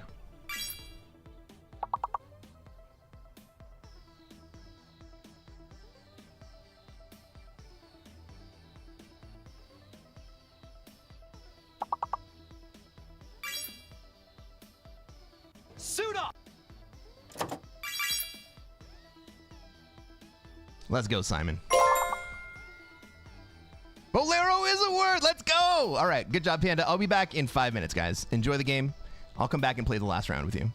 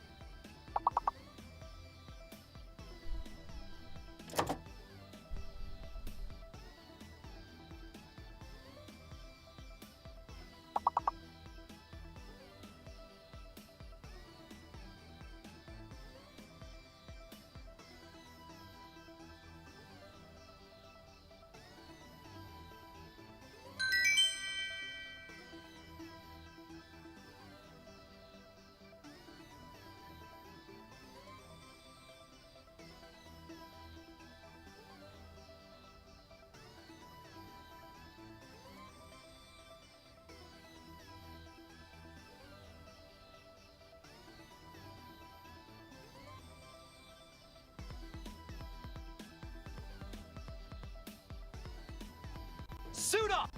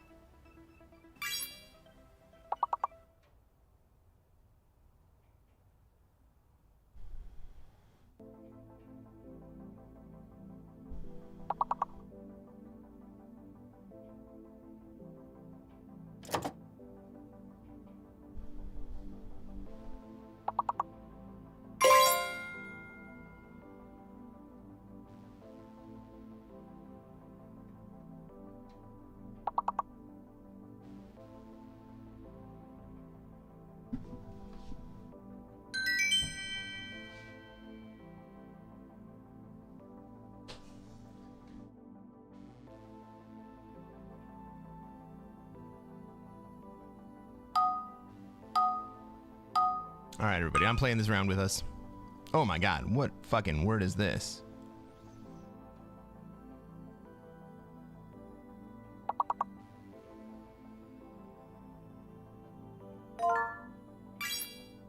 Hookfish? No. Fish hook. Well, that makes more sense.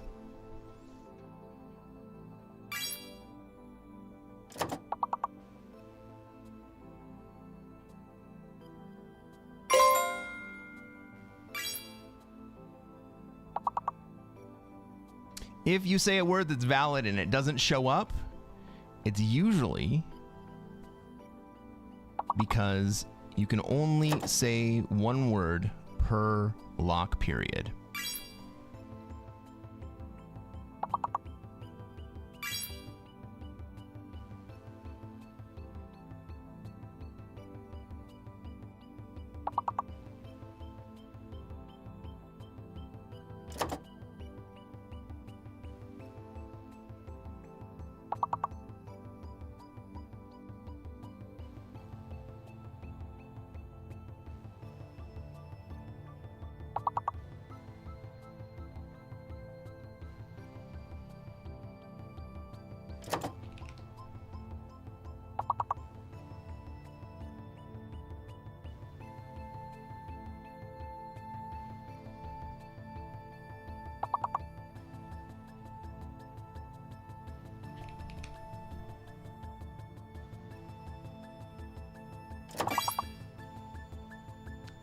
Snoo! Snoo is a word.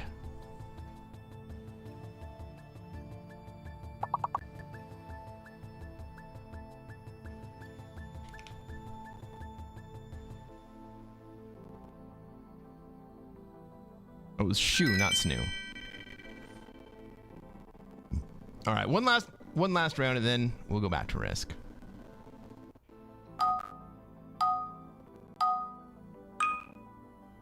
Yeah, the words are in alphabetical order.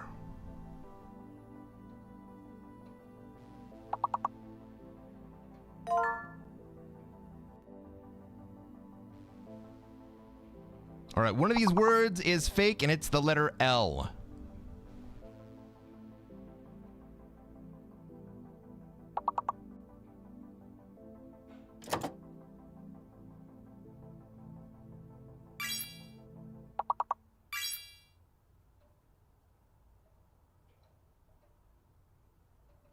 Shoot, C-H-U-T-E, should be there. Yeah, you got it. Puke, nice.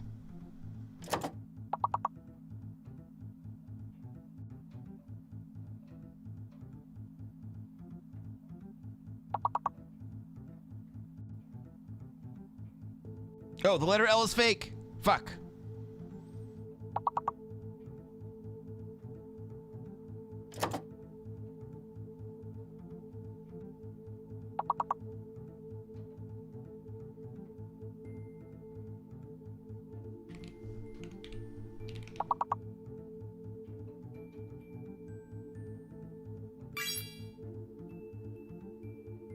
Tech is not a word?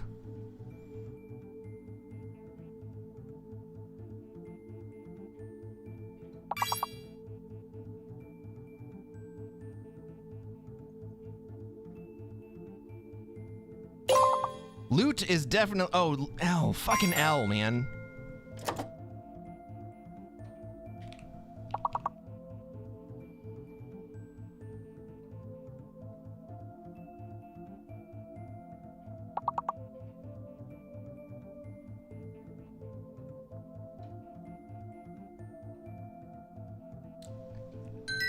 Take that, L.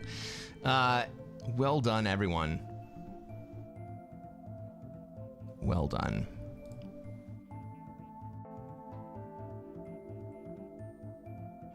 Simon, holy shit, came in from YouTube and decided to take down the game. Well played, my man. All right, everybody. Well, you know what that means. I have taken my leave.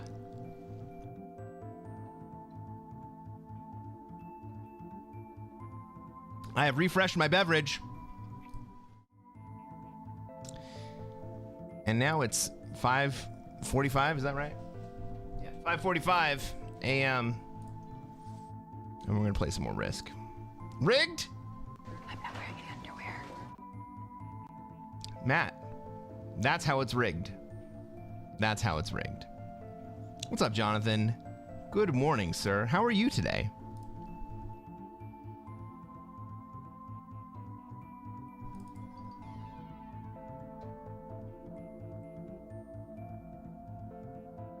$7:45 Tulsa time. All right. Jonathan, this is an early start. Yes. But I am just at the right time for our Australian and New Zealander friends. And it's a nice midday morning stream for our European friends and our African friends.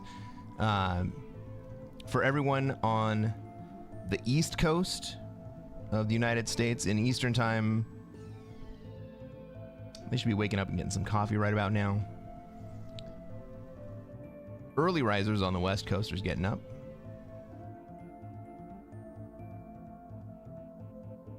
Simon says, I only won because others didn't play every round. I think they tried to play.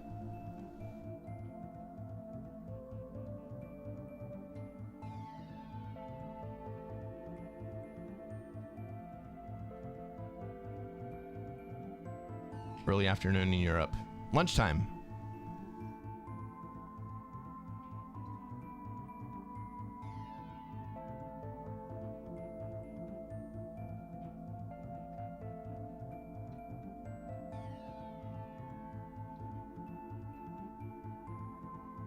About to get to some appointments and then work. But I will get to keep you playing. Hell yeah, brother.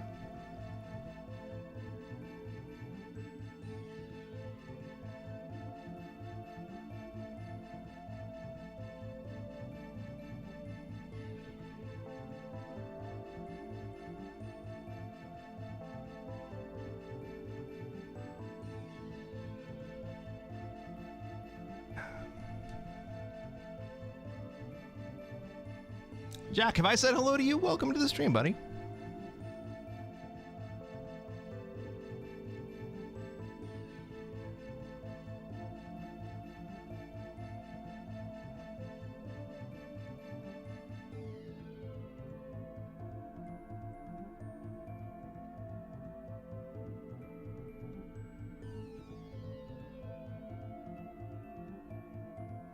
We're almost there, everybody. We're almost there.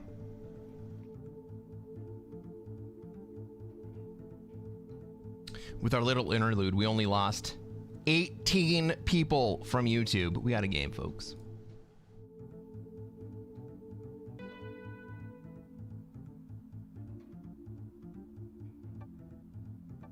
I managed to switch it over in time. All right. Ladies and gentlemen, welcome to another episode of Cresquin Plays Classic Fixed. I am Cresquin. I am a Classic Risk Grandmaster. And what are we going to try to do tonight, chat?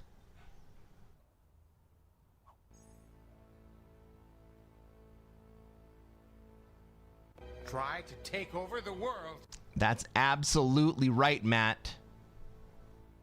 We're going to try to take over the world. Let's take a look at this map.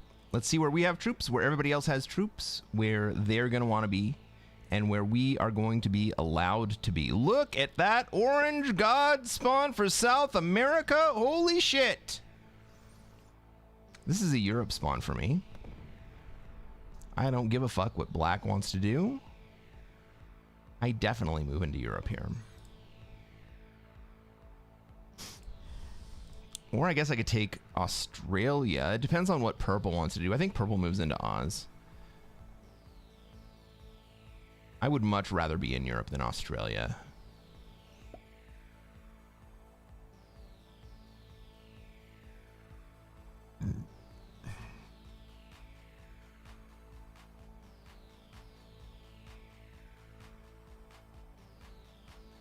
I think I can get a very strong Europe position right here.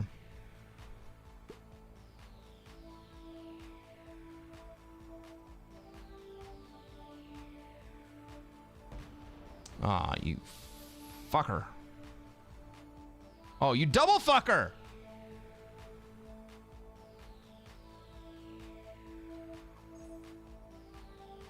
Jesus. Blue wants to be in Africa, right? And so he hits my... Was that a 2 in Europe? And then asks me to move out of the Middle East so that he can get into Africa.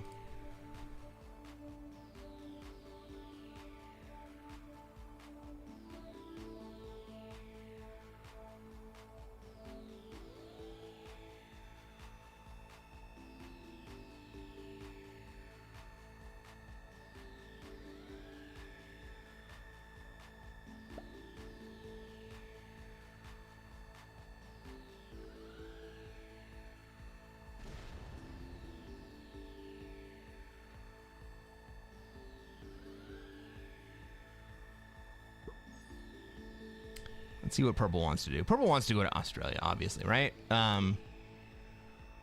There's no way for me to reasonably get out. I just kind of have to leave all my troops down there. And fucking purple is probably going to lock off the path that I have to connect my troops in Asia here.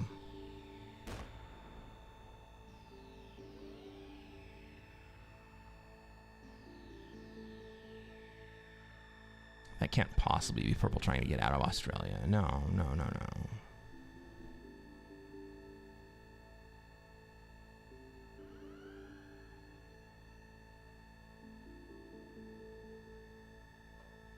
So I'm going to put all my troops into the Europe too. And then I'm going to move up and in.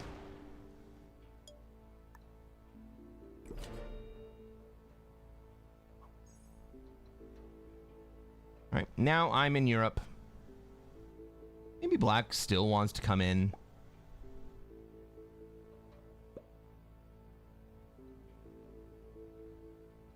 Maybe black just wanted to get out of Africa there.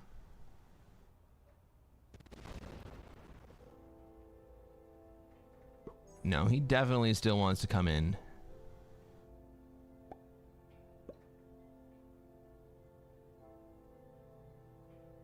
It kind of sucks for me, but I'm also not in the worst position ever. Because I'm going to have a lot of troops in Europe here. The fuck is blue doing?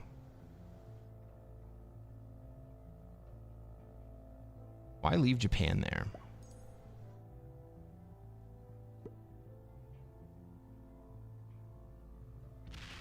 Here's orange with turn to South America.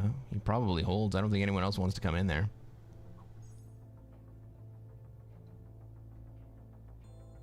The red 4 in Central America definitely protects orange's claim. Red goes into Africa. Cool.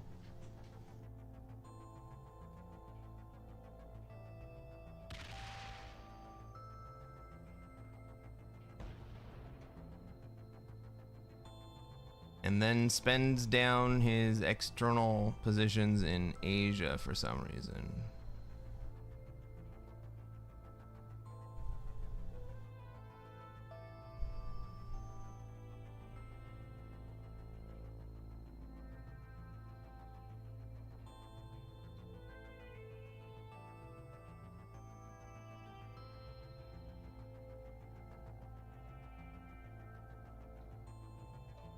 Not an efficient path, but could black be directed to North America?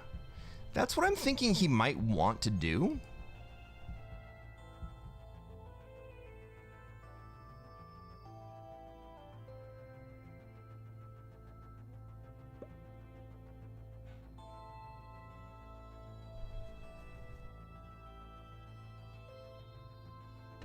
Maybe I don't take Ukraine this turn.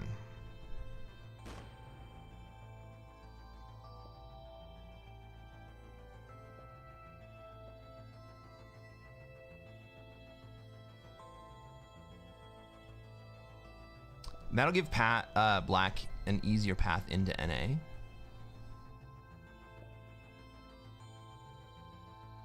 It'll kind of serve as a test.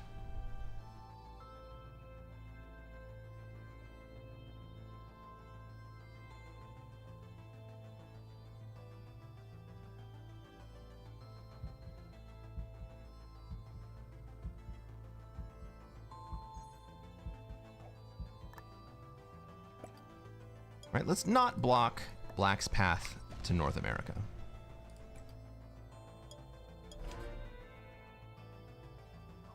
Let's see what Black does with that 6. If he moves up to Scandinavia, he wants to move it to North America.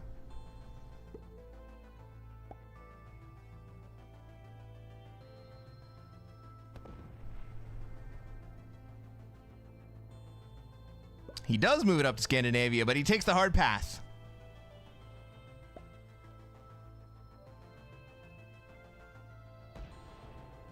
Like, moving up to Scandi right there, I understand. That's not the way I would go.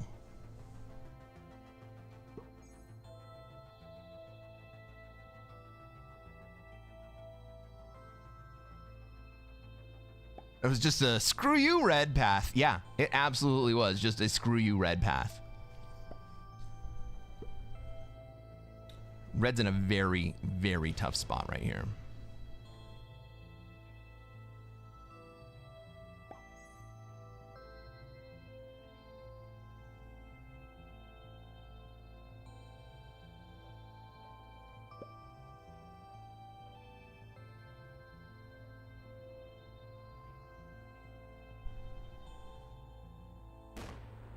Woo! 3v2? Yeah, that was a 3v2. Well, maybe I spend my 3 troops in Australia this turn. If purple doesn't just remove them. Like, if I'm purple, I would have taken Australia several turns ago. Several turns ago being 1 turn ago. Yeah.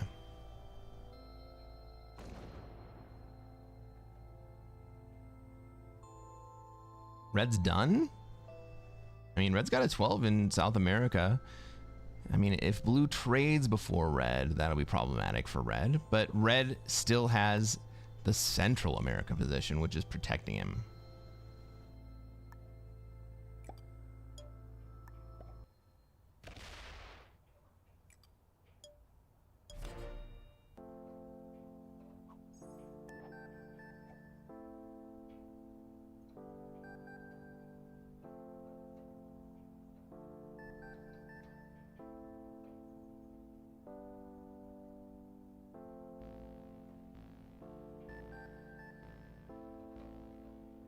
Slightly worried about black setting and getting me.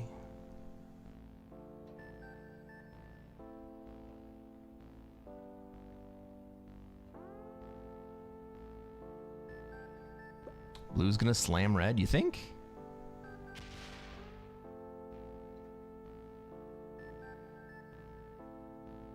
Black's pointing at me. Do they intend to be pointing at me, or do they want to go to North America? Well, they don't leave my bonus. I don't like that.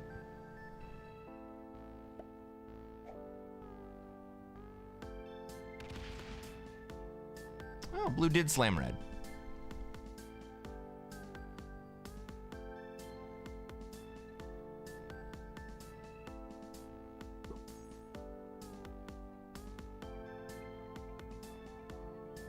Can orange get to the red kill? If they trade, they can.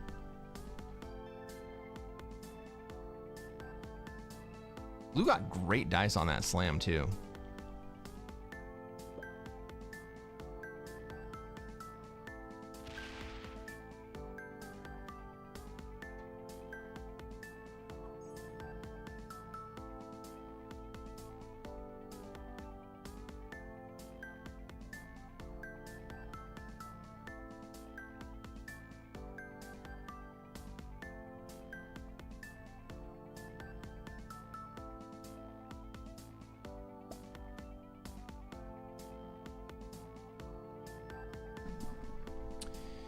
Kill black if he goes to 5. Well, I have to get cards first. Black's gonna have the opportunity to get a card ahead of me.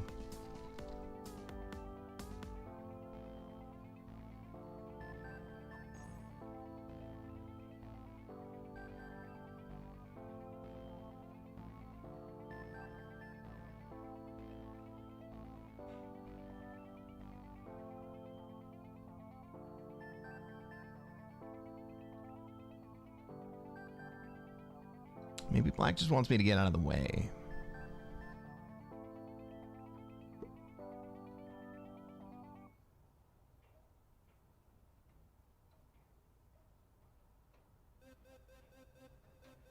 Even on a trade, I'm not really killable by black.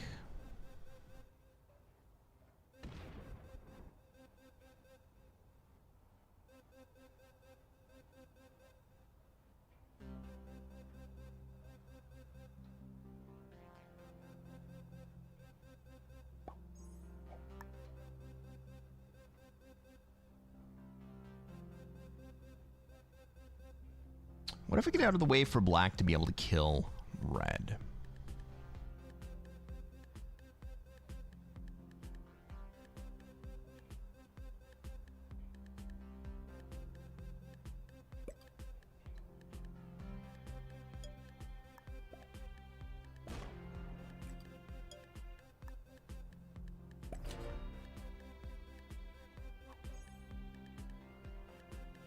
Right, go that way. Go take a different kill. Jesus. Can I not go to 5 cards?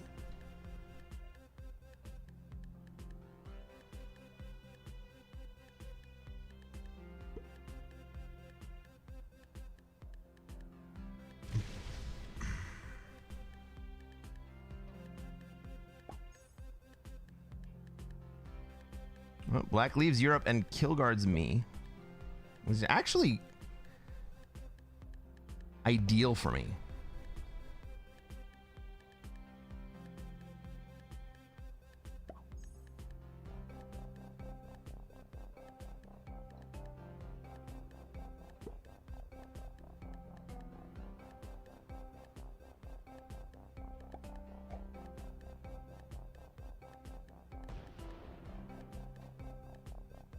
Orange sets up.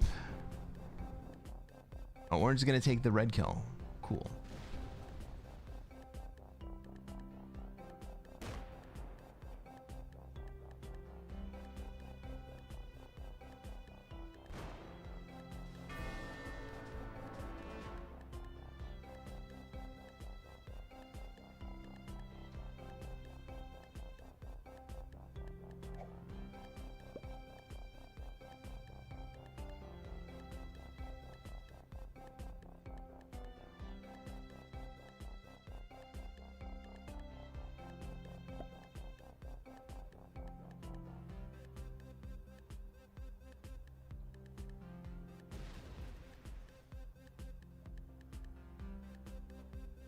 Black has 5 cards. They're going to sit in front of me no matter what happens.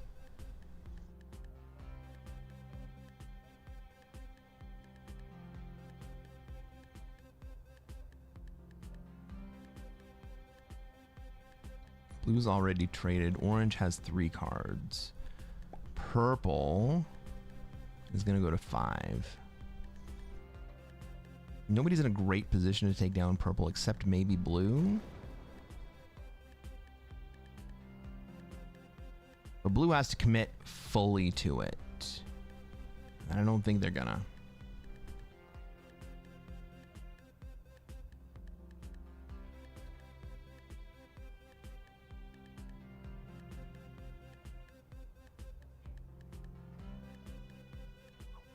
The main problem with this situation is that if black decides not to contest North America, no one is in Africa or Europe early enough to end up being a problem for the South America player.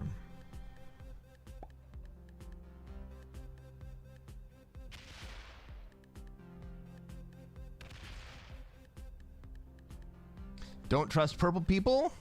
They are no good. Well, you know, they're actually pretty decent usually. But black is going to contest North America. We love to see that.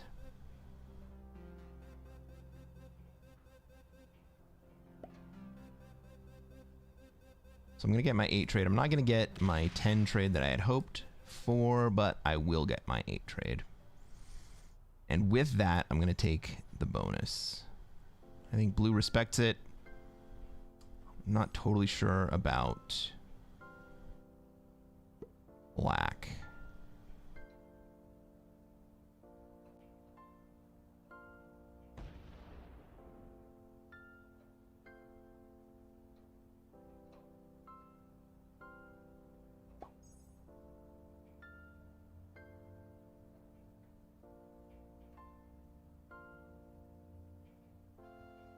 So here's how I'm going to take it. I'm going to take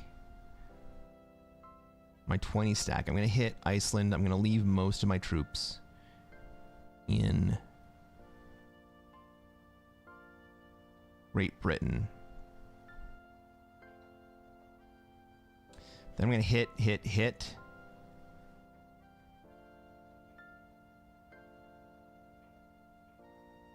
And then I'm going to fortify out to Ukraine. But I want to leave enough troops in Great Britain so that if black decides to come break the bonus,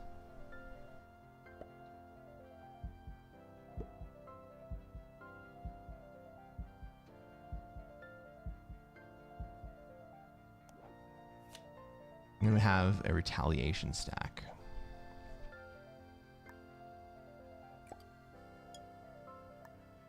So hit 1. Leave 3 up there.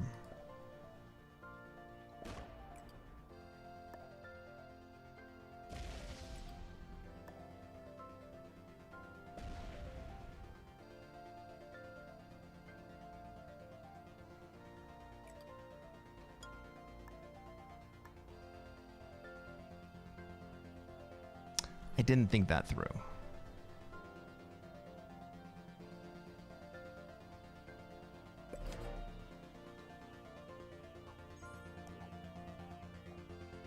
I should have just dropped the initial.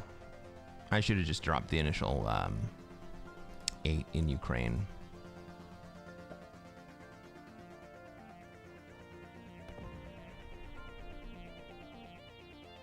Southern Europe is okay.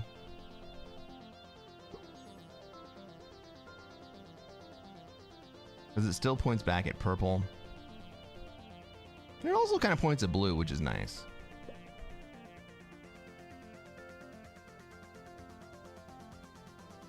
But I think purple comes to break me right here.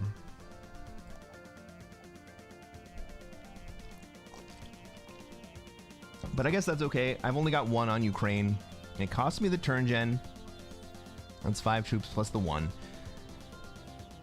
And then blue and I protect each other in Middle East.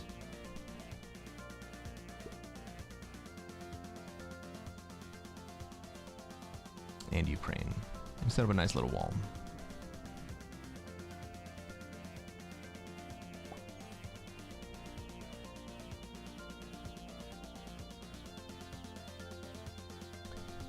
Purple doesn't have ambition on upgrading here.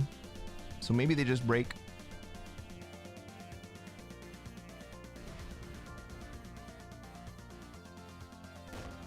Okay, they break.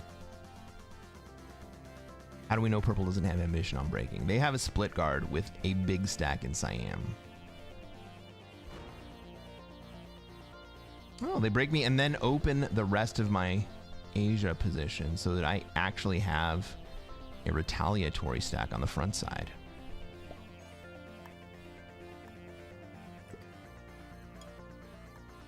Cool story, dude.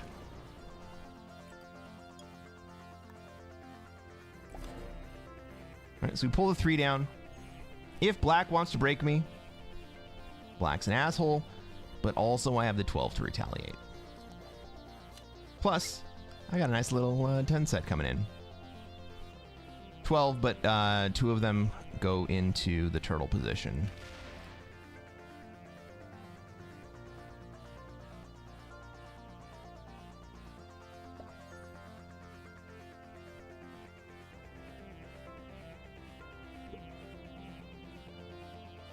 Do we trust blue here?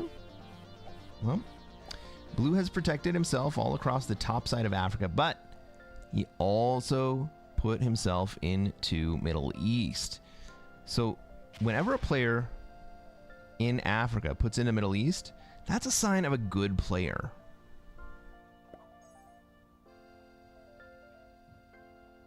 Because they know they don't just have to protect themselves within their own bonus.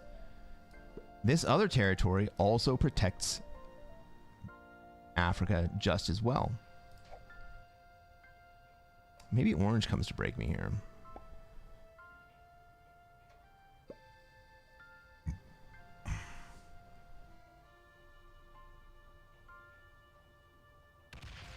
No, but they open up the purple stack. That's a great play. Now we're going to find out if purple is willing to hit 18 in order to prevent me. Not just 18, right? 18 for me. Plus 3, plus 1. So purple is going to have to spend 21 troops. Or he's going to have to attack 21 troops in order to break Europe here.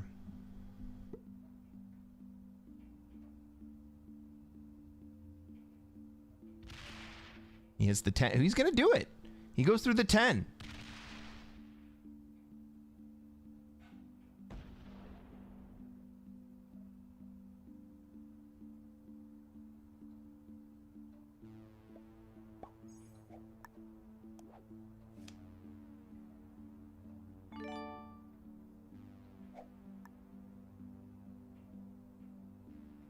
And that's actually pretty well played, purple.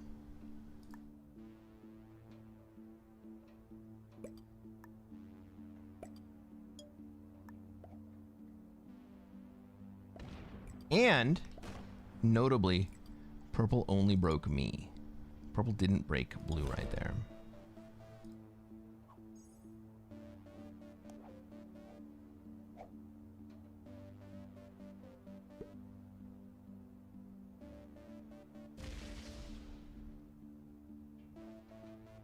Purple's intermediate or lower. Maybe. But he kept his 43 stack open. And he came to break me. Now.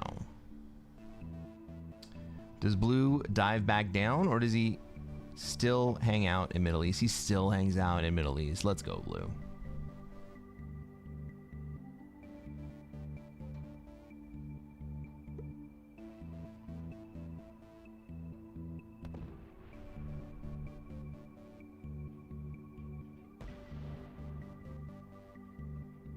Orange is running out of position in Asia. Black's too big for orange to kill. If orange wanted to come through and interrupt me with that 45 stack, I think everyone would let him do it.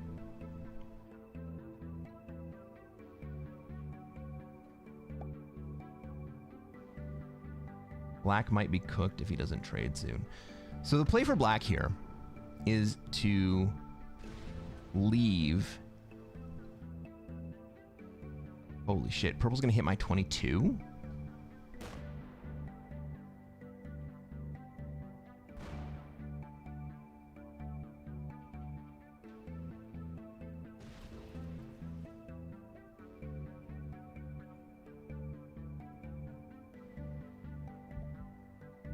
Wow.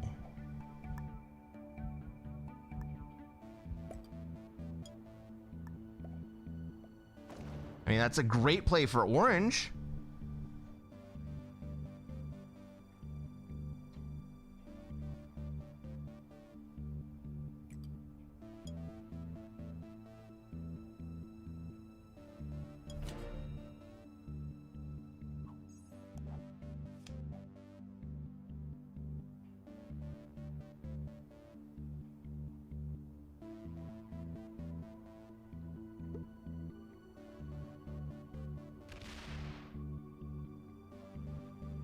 Orange should absolutely 100% upgrade right here into Europe.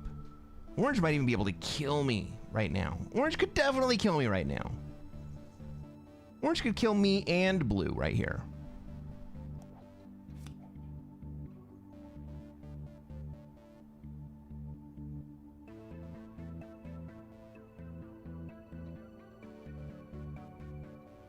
Black should have bailed from North America right there.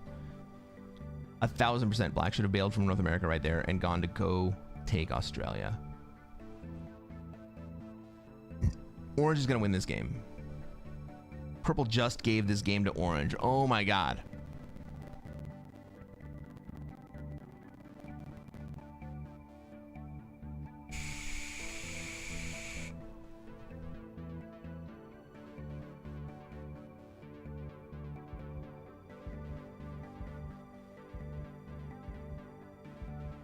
Blue botting here is horrible for me.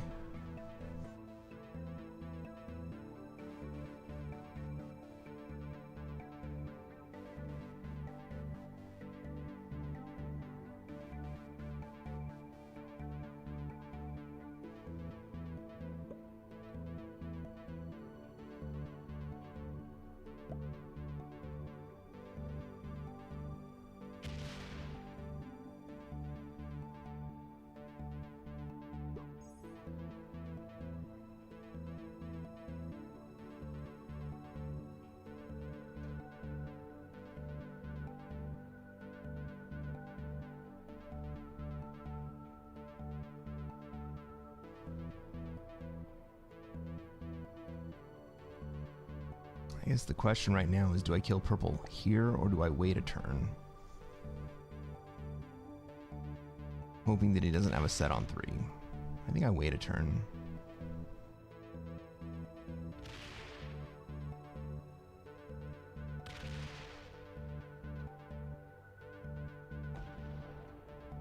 Or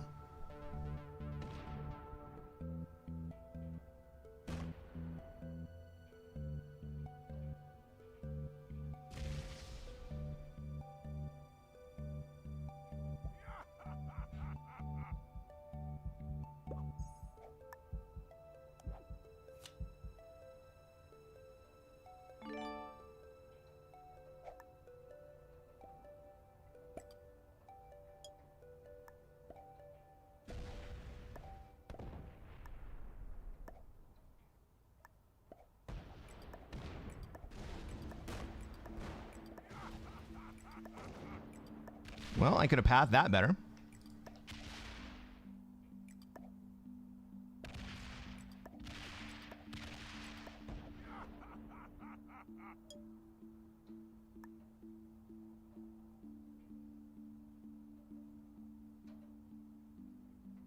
I probably die next either way, huh?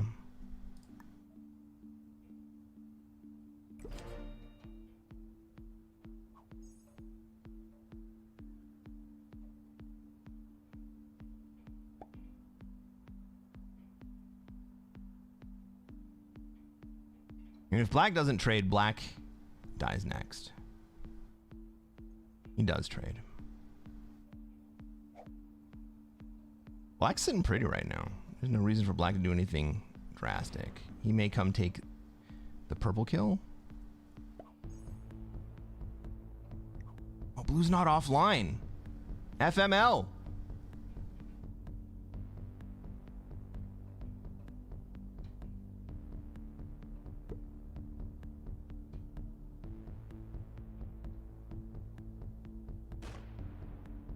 Watch fucking purple set. Oh, he is offline. Okay.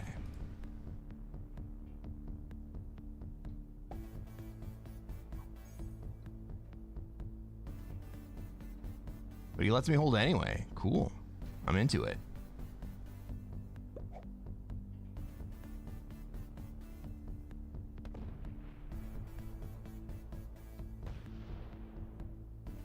Alright, orange comes over to kill purple. I'm fine with that. He probably tries to kill me too, right?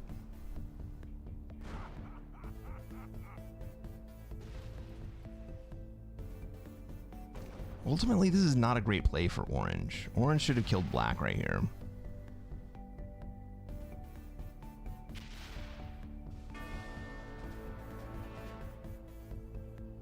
Black's probably gonna fuck up orange after this.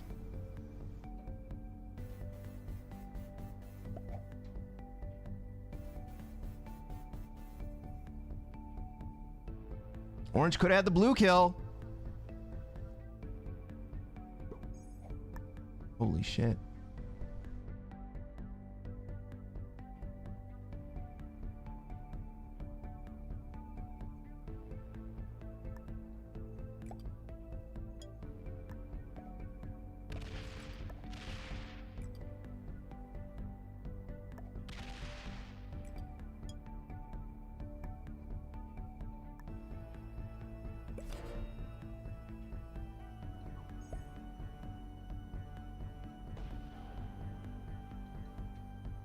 Break it.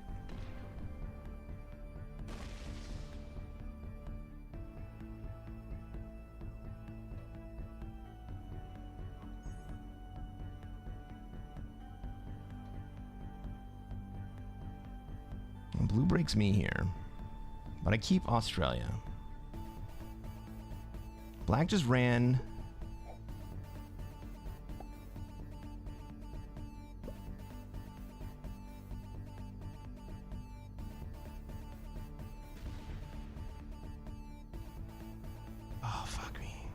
Black just ran an equalization play. It's a good play.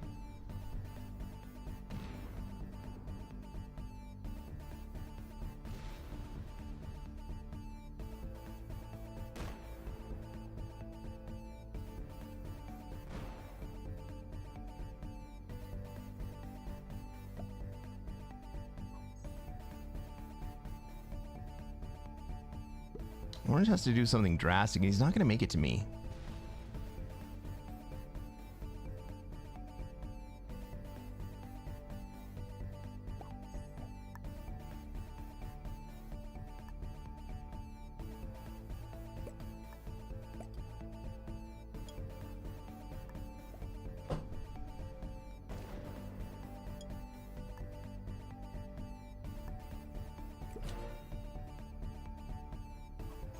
Bot's facing the other two, absolutely. Black needs to run away. That's not it. Who's gonna try to kill black here?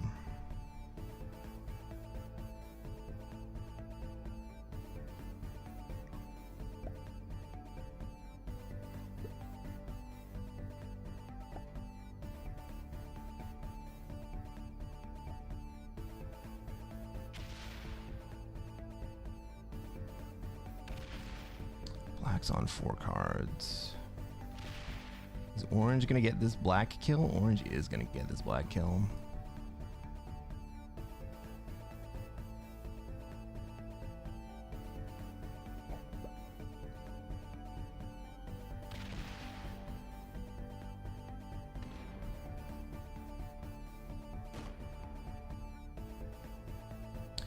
Well, the blue 20 hanging out in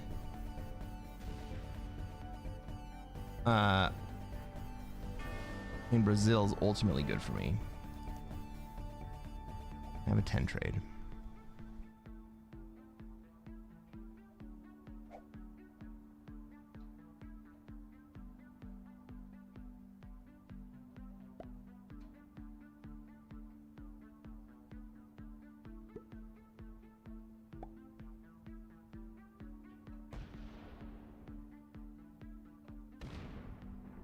Orange doesn't break blue.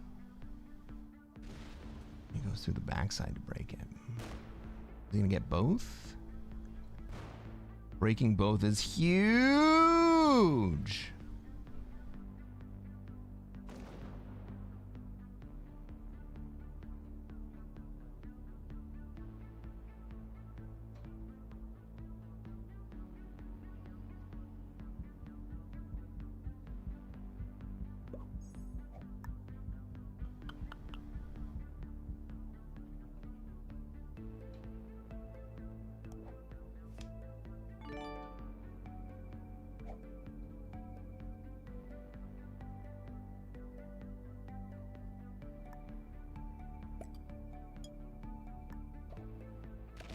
I can't let orange hold here.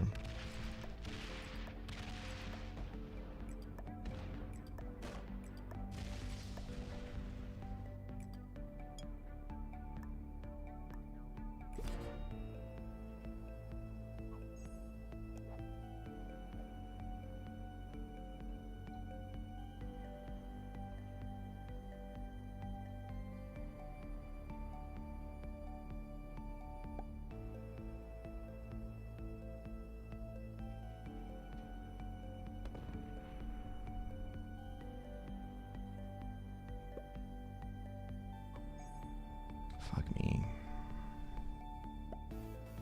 I'm not gonna get another chance to break orange here.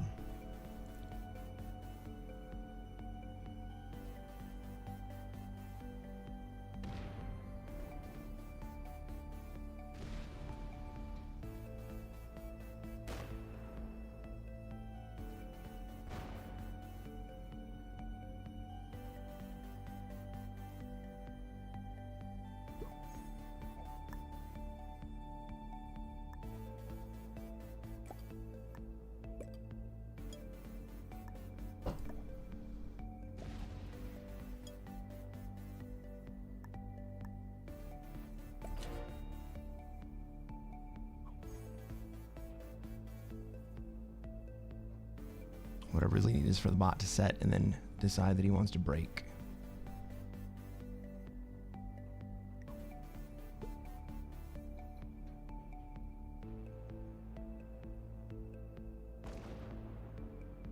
Bot does not set. And also does not decide he wants to break.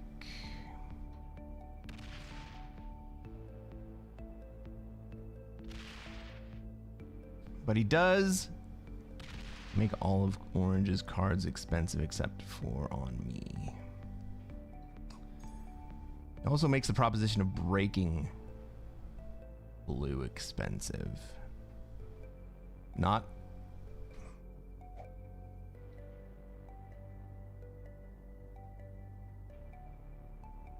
unreasonable by any means, but expensive.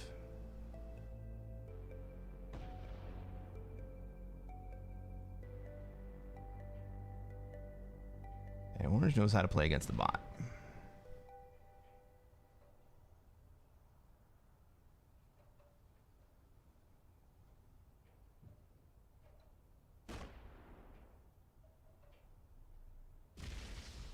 Three v1 fail?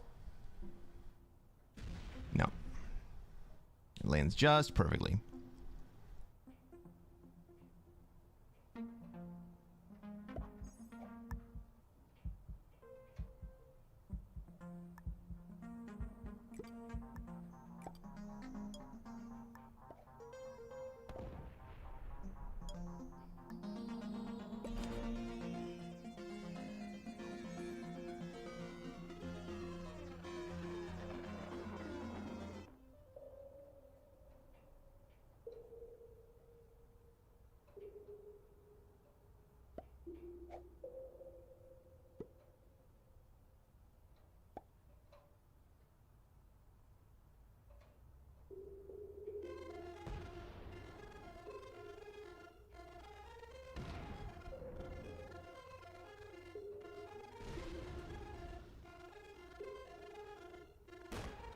This looks like a second place game for me. I think I take second.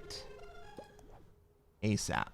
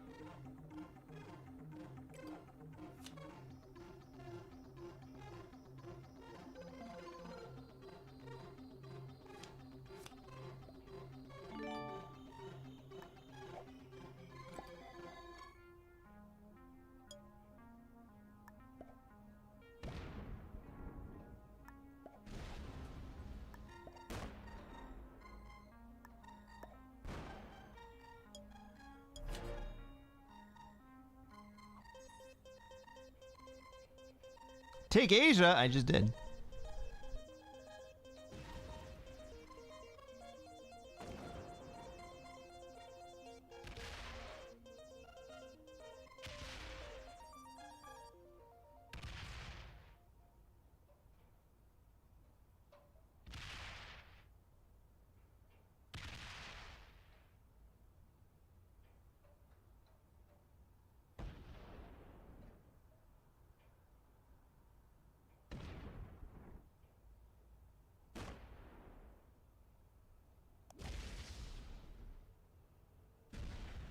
Well, I went ahead and got that dude's trade. Because that's going to matter.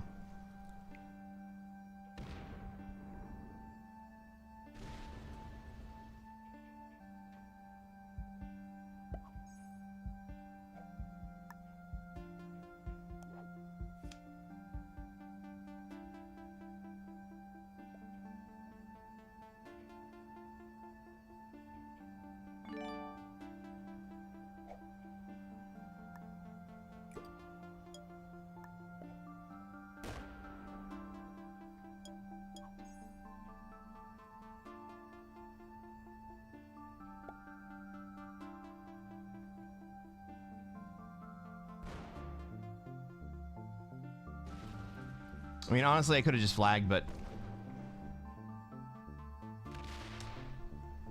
let's see how orange is ranked.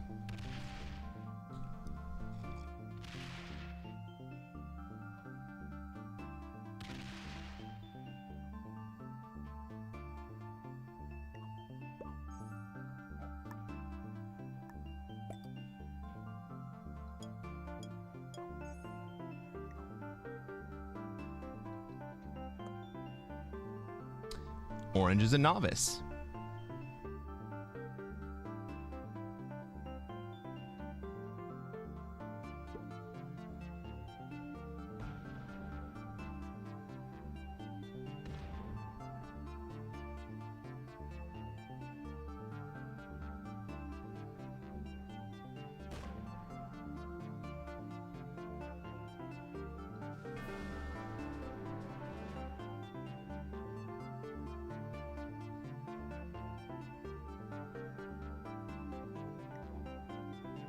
Orange was an expert.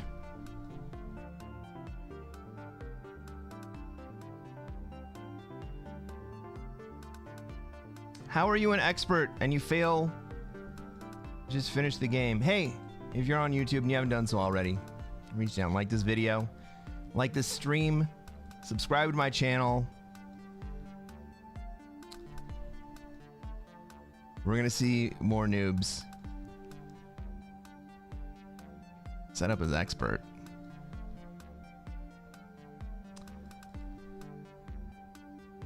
We'll catch you on the next one.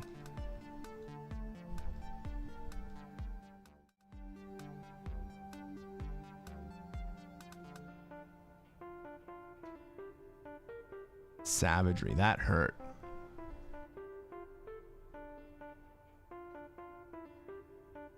That hurt to see Orange as an expert. Orange shouldn't be an expert, man.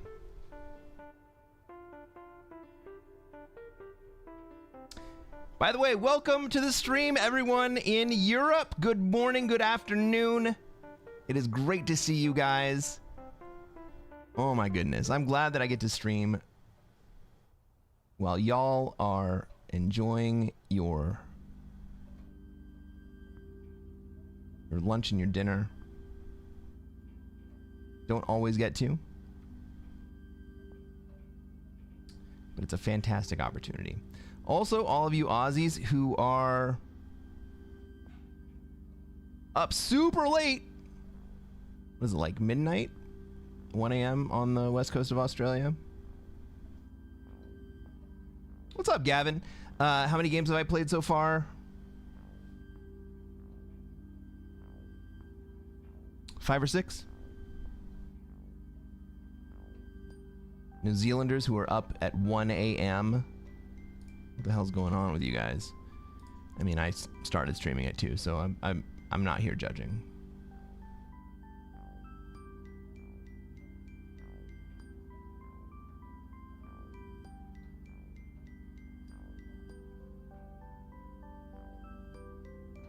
I mean, I'm judging a little.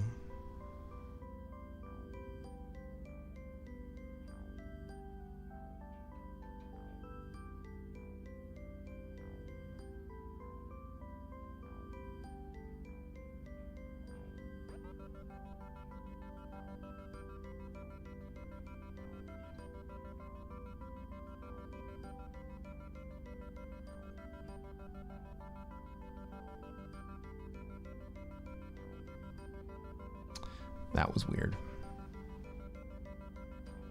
You know, when you kick one player and more than one other player leaves the lobby immediately, it tickles that fucking spidey sense, man. Like, I'm not usually one to be extremely paranoid about collab play or snipers, but I gotta tell you, when you see players leave like that, it gets real suspicious.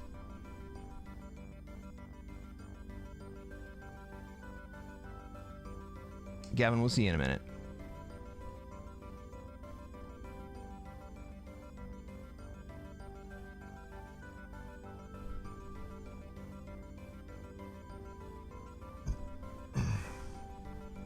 Like, for a very, very long time, I was not one of these guys out here saying everyone's sniping and everyone is collaborating. I have seen several collaborators. And I've seen a bunch of players decide to join my games many, many times.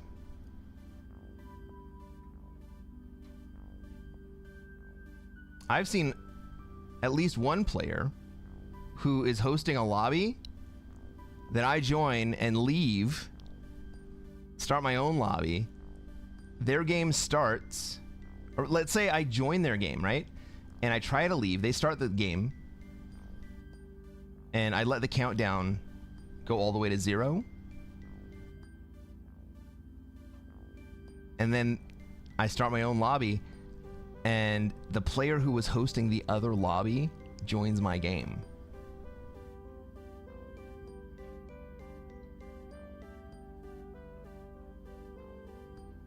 Like, weren't you just in a game? Did you flag out after I failed to ready up in your game and you came to join mine? You've tried to join my games dozens of times, and I always kick you.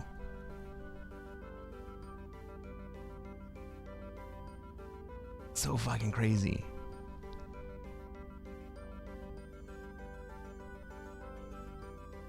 But I still don't really feel like I get sniped all that often. Most of the time, when I have a stream sniper in my lobby, in one of my lobbies, they are also in my chat and they say, hey, we're gonna play together.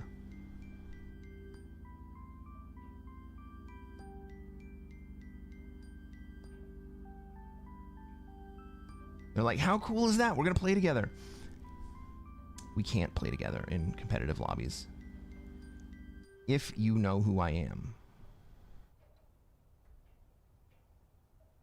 Even if you leave the stream and you're not hanging out in chat,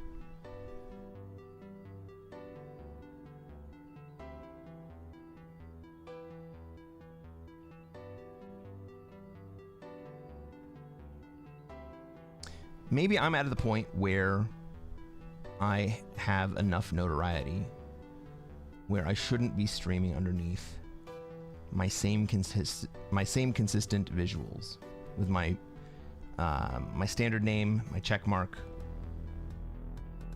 the same avatar that I play under, the same color that I play under, the same flag that I play under.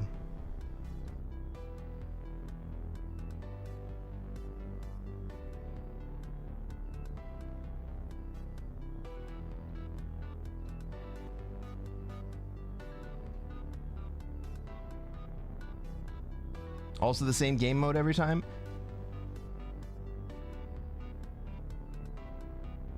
Just because I play under the same game mode every time, I don't think that's actually that huge of an issue. Because Classic Fixed is the most popular game mode, regardless.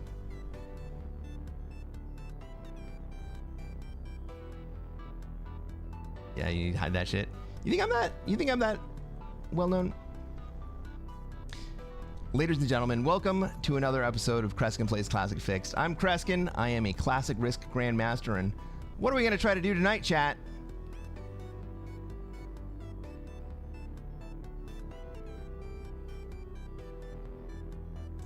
The same thing we do every night. Try to take over the world.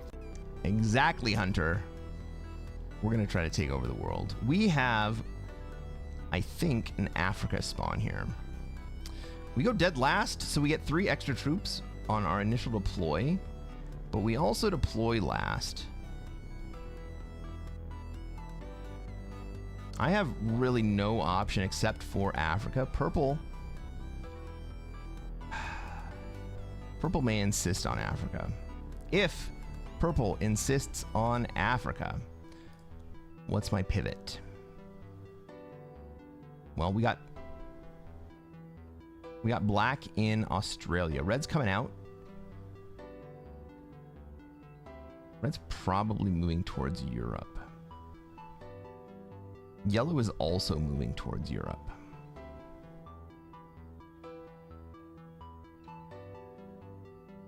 Try to take over the world. Yes! Yes! Medi. That's exactly. We're going to try to take over the world. Okay. Purple gets out of Africa.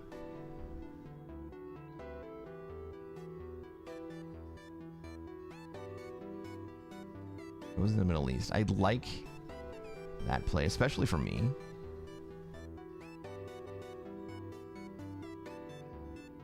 But we're going to get out of South America here.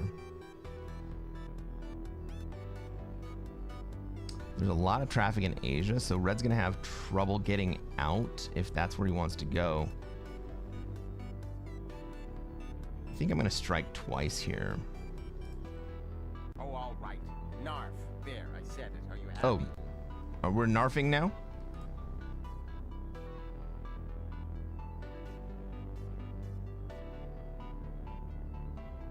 Yeah, narf, narf, narf, narf, narf, narf!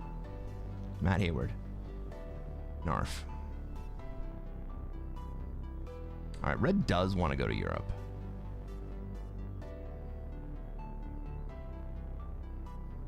What does Purple want to do here? Purple could pivot to Europe here.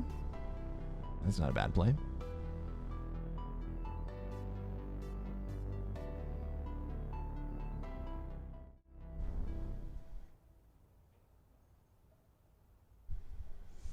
I think that's the 4th time this stream. Ladies and gentlemen.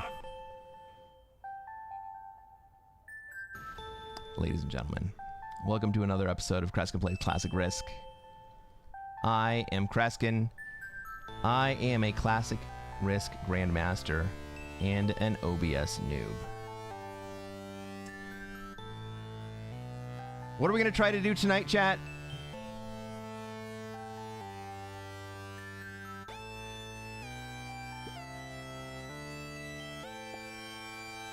Try to take over the world. That's right. Medi and Matt Hayward. We're going to try to take over the world. I'm sorry I did not show you guys turn 1 or most of turn 2.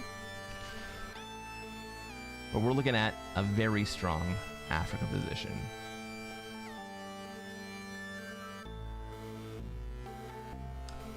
Black is looking at Australia. Right now, maybe. Purple had a lot of troops sitting in Africa before turn 1. And moved them all into the Middle East. Red has not put a single troop into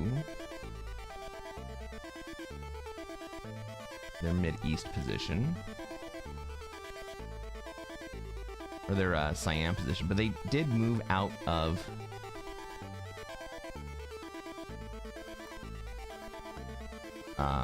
Oz with that 9 stack.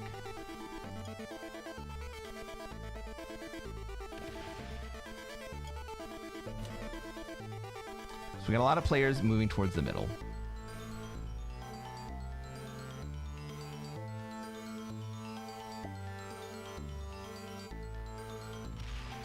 You think I'm looking at GG? I don't think so. But I do think that we have a yellow player who wants to move towards North America, and we have a purple player waiting to move into Europe. Maybe we have a red player also who wants to move into Europe.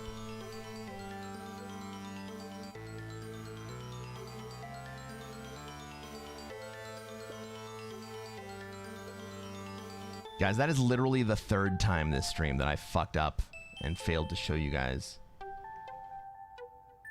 the opening salvo.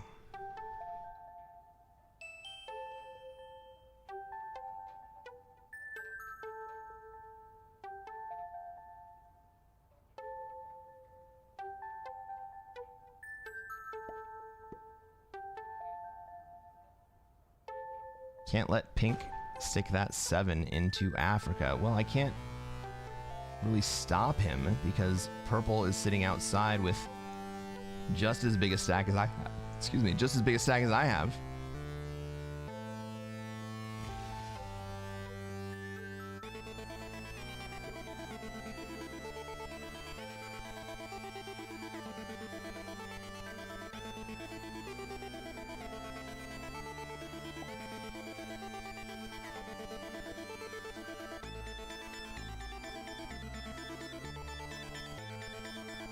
Black decides to skip. I think that's a good play for black, to be honest.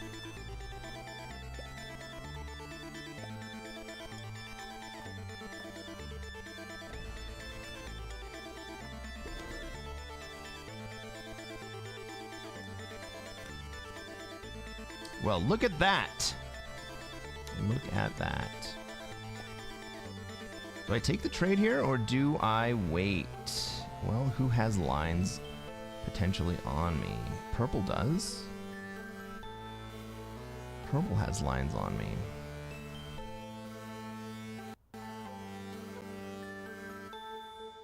Do I need to take that trade?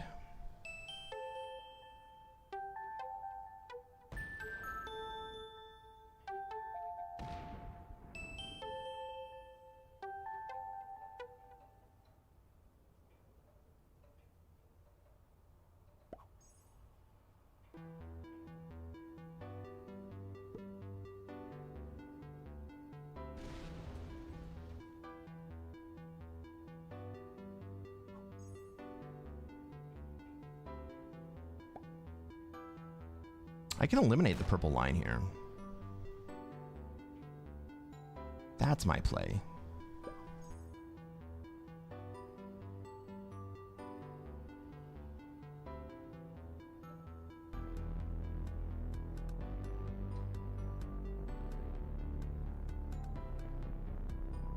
If I eliminate the purple line, will somebody else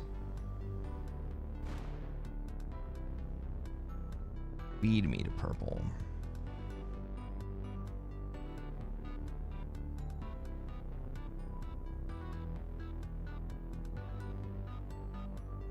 I'm gonna go to 4 cards here.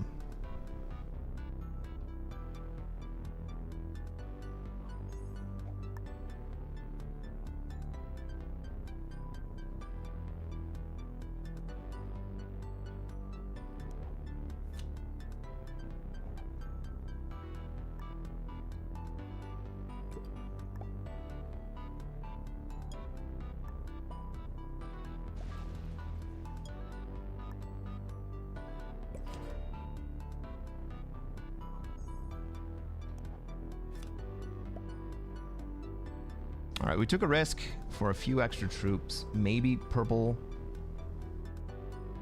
feeds me to someone else.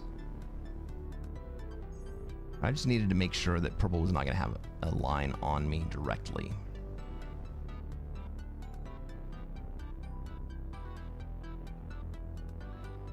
I don't have a line on pink. I don't have a line on yellow.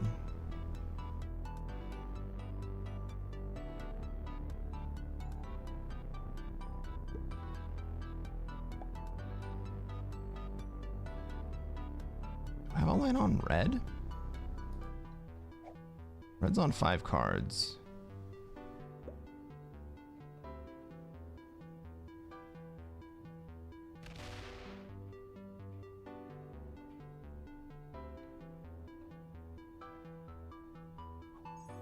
I don't think I have a line on red.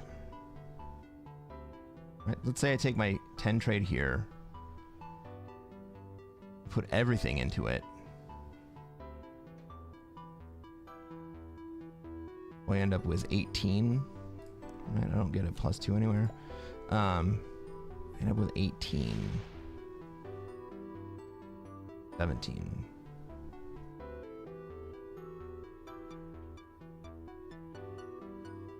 Well, with 17, maybe I can get red.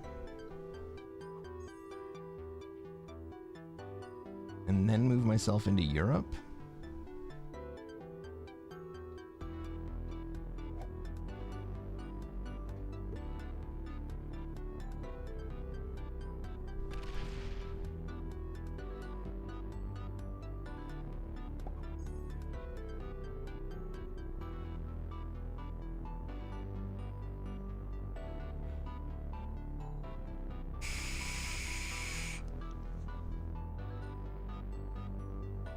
That's a big balls play? Well, that's what we play, man.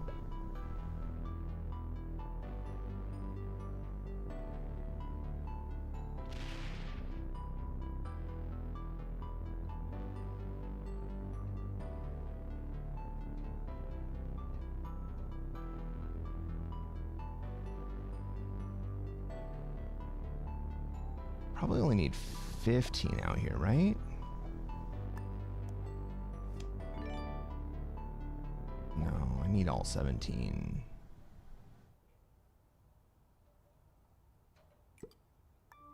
And that's why I'm going to put 15 out there.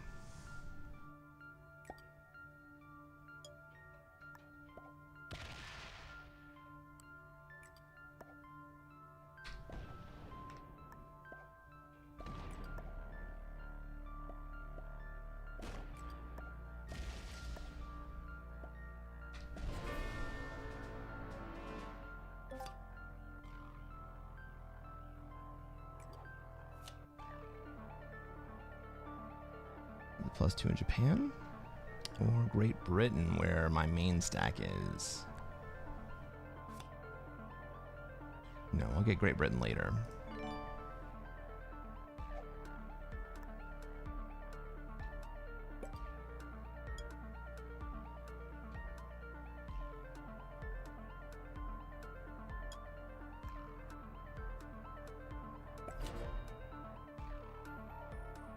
All right, so I move into Europe. I give Africa to purple if he wants it.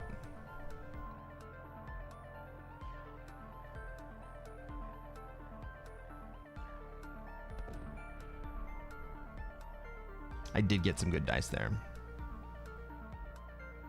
And I'm going to get another 10 set next turn. Maybe I can kill yellow here. No.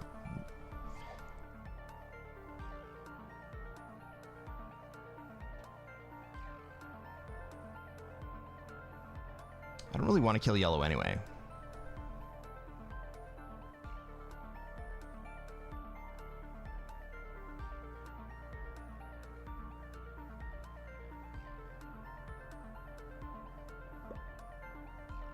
Thank you, Jack. I'm really happy about that play too.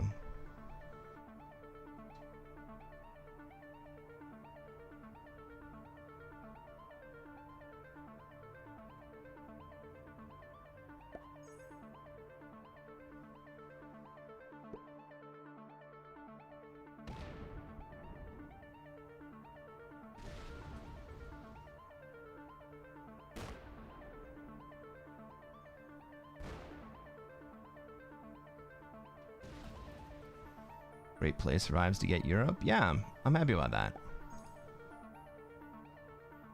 Purple doesn't hate us. Purple actually ends up getting Europe after their patient play.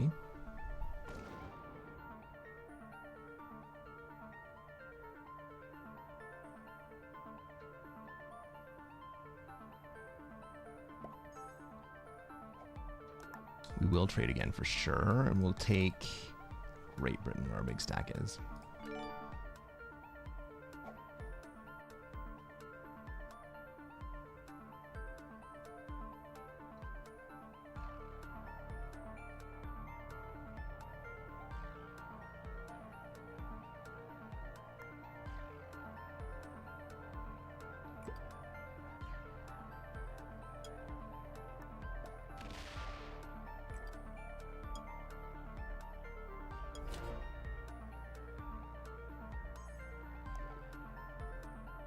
Give yellow another turn to GTF out of Europe.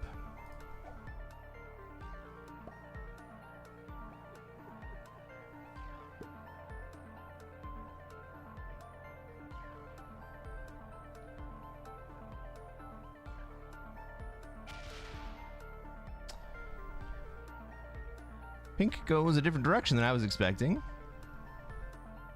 Because that lets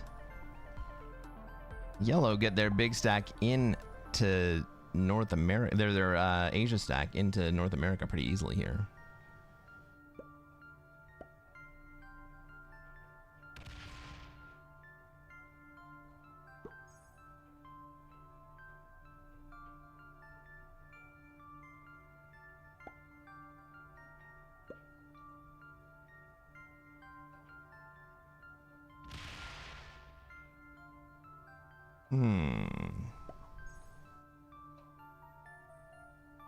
Yellow goes to 4 cards and stacks in my bonus and in North America. He's just trying to gum up the works for everyone.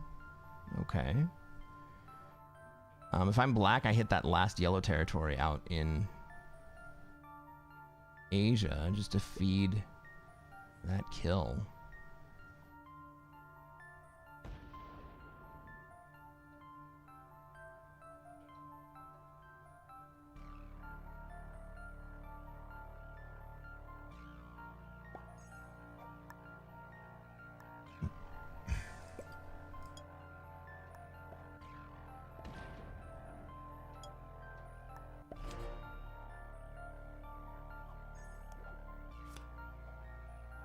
We got another 10 set incoming.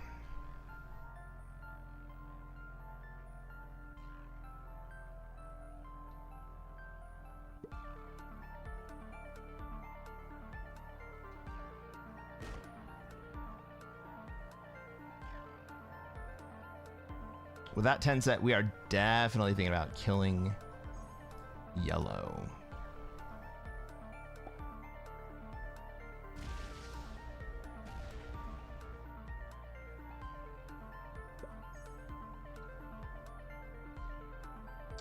Not anymore, we're not. We're just going to take the bonus.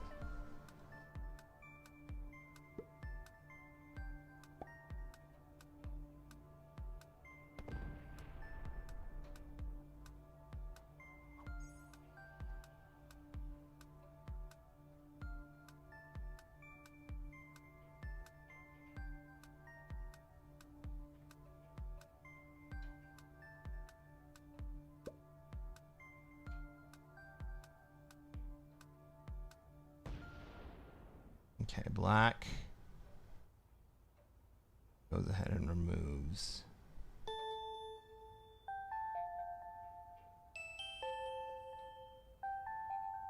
the Asia yellow position. That opens it up for me, but I have no reason.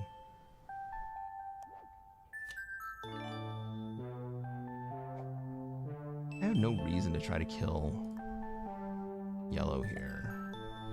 Yellow's doing good work.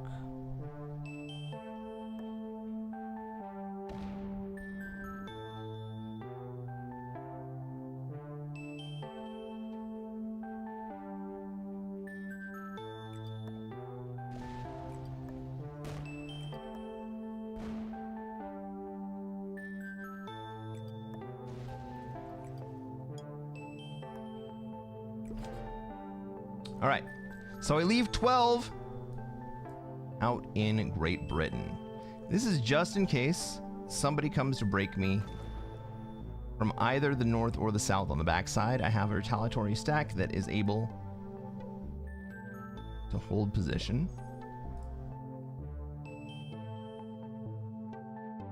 Pink went ahead and took a very large swing at yellow. Is yellow going to stick around? He's got 5 cards.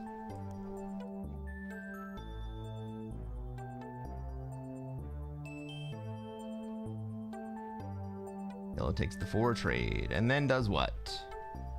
4 trade plus 2. He got 2 extra troops in Alaska there.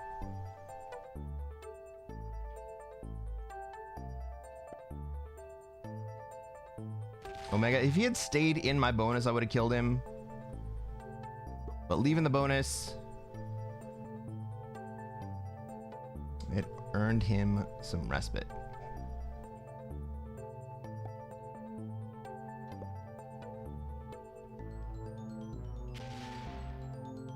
So purple with the buried stack in... Never mind. I was going to say the purple with the buried stack in Middle East is concerning. That's not concerning anymore. That's just a great play.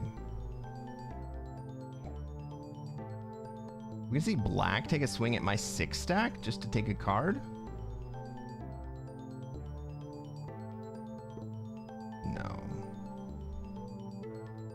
Not just to take a card.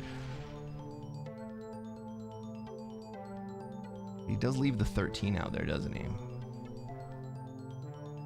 Surely he must know that with the 54 in Middle East, his hopes of taking Asia are completely gone.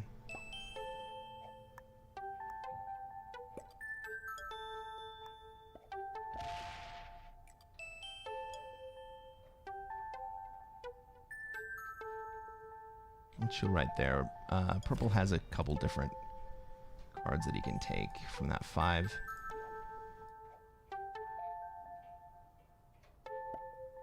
Well, the stack was not buried in the Middle East. The stack was buried in East Africa.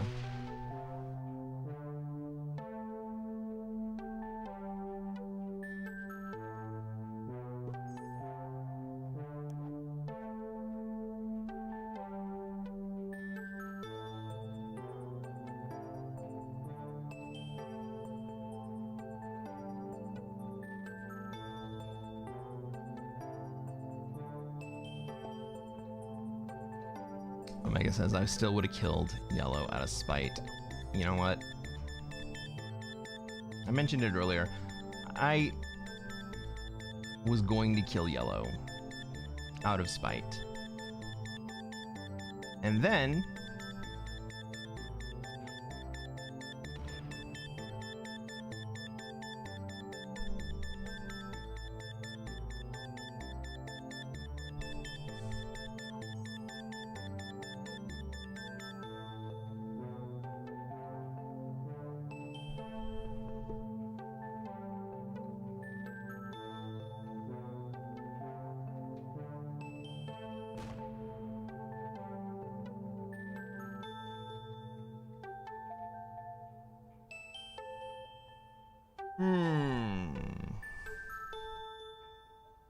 Black wants to trade Europe for Africa? I mean, I guess a lot of the time that's okay with me. I don't love it.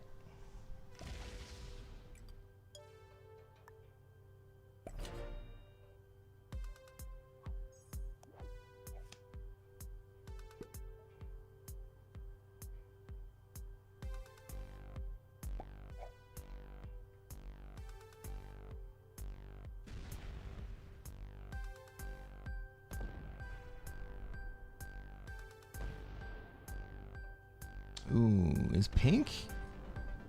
Pink's just killing yellow here. And gonna take North America at the same time.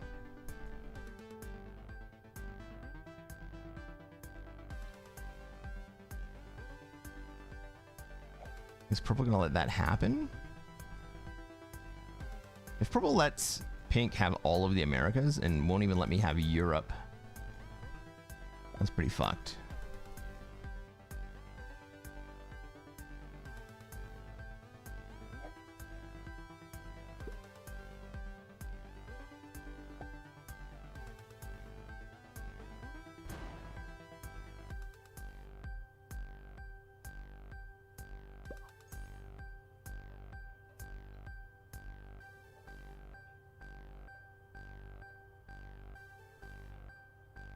Purple doesn't understand the flow of the game.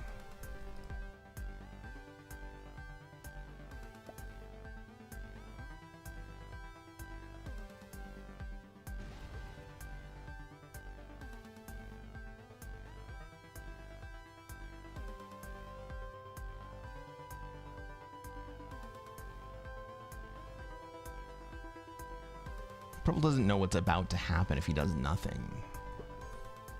Okay. That makes more sense.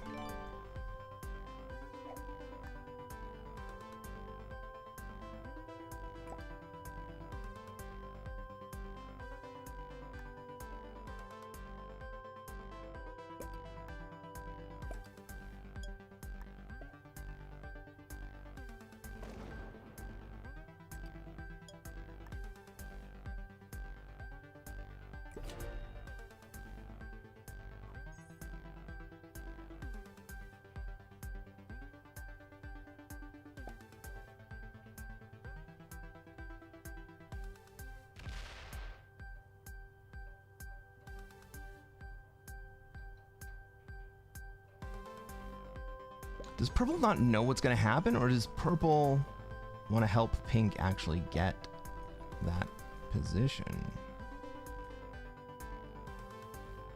I understand the instinct to want to slow me down, but in order for one of us to be in a position to prevent Pink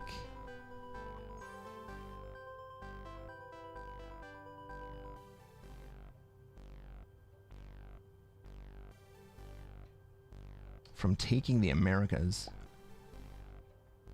we both kind of have to be strong and opposed to it.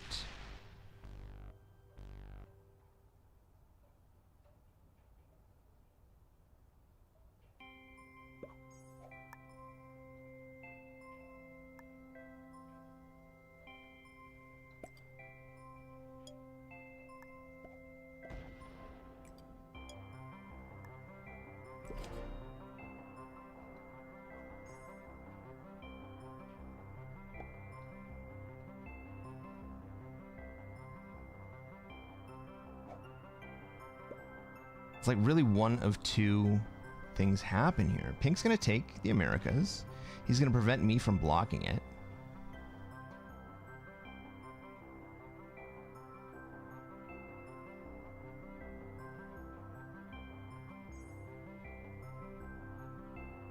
And then Purple's not going to be able to block it from the south or the north. I mean, Purple's going to have to come through me to block it.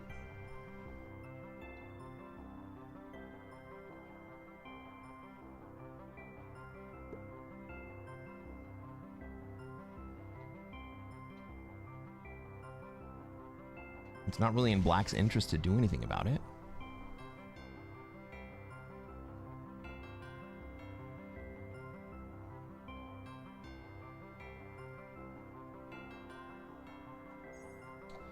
So what do we get out of Purple's way?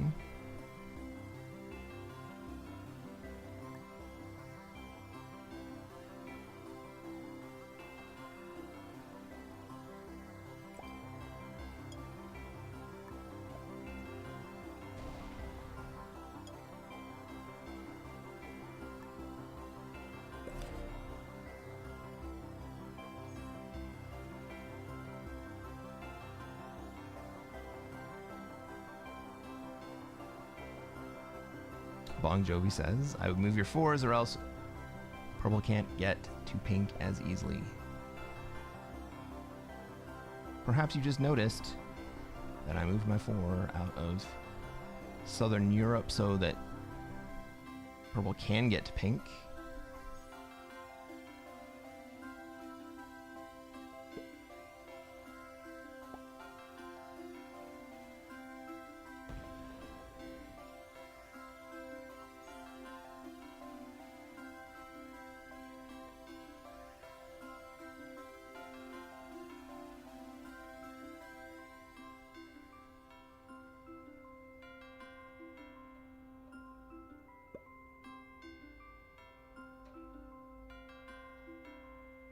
I mean, I guess I could move into Europe, into North America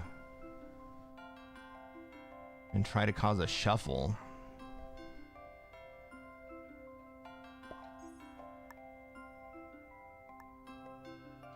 I think I have dudes right now.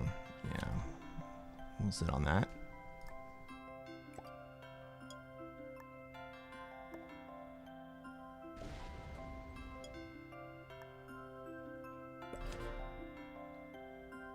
Move those troops back to Great Britain. Purple may break me again in Iceland. Oh my god.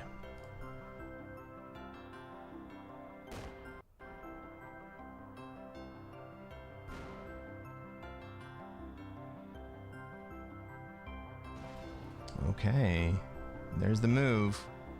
How is Pink gonna handle it? Is he gonna take all of the Americas, or is he gonna try to block up one of the paths? Well, purple goes before me.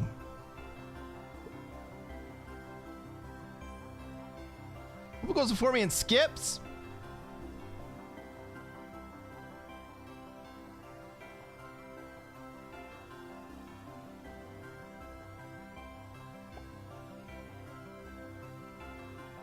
He wants me to go to war.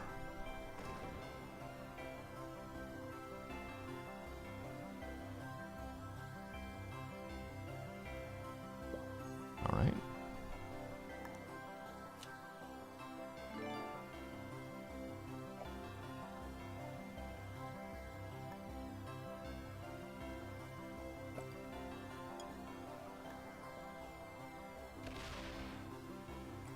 Then this is me giving up my bonus and shuffling in order to take North America. Pink comes through and breaks me. Totally expected.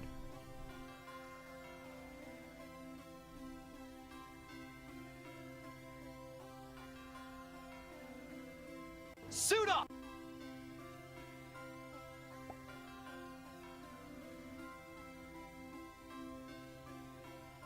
I'm not wearing any underwear. Oh my god. What an amazing redeem immediately upon joining the stream.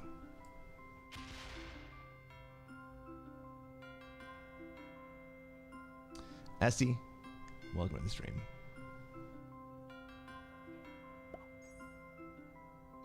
Thank you for the follow.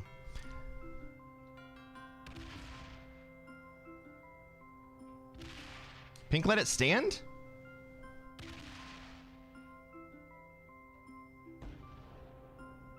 It's like, yeah, I get it. Okay.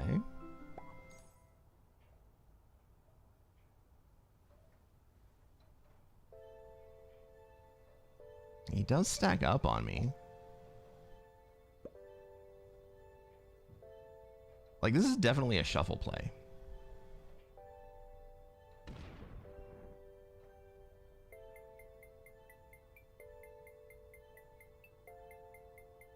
Like, the correct play here is for Pink to either move to Europe or South America.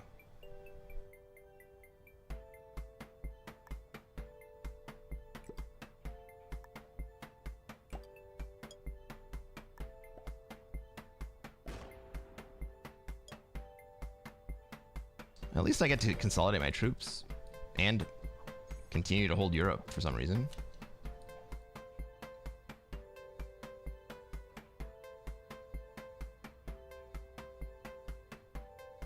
But Pink should come through with all their troops and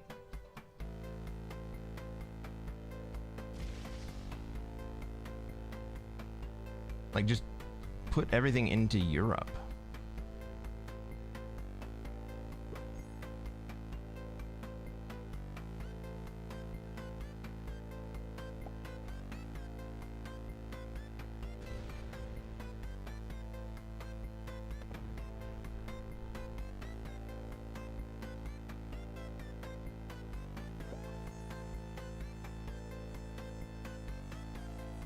Regardless, Pink continues to hold 13 territories, at least 12. Pink's gonna at least hold 12, which means that they're generating on par with Purple here. Is Black gonna finally break me?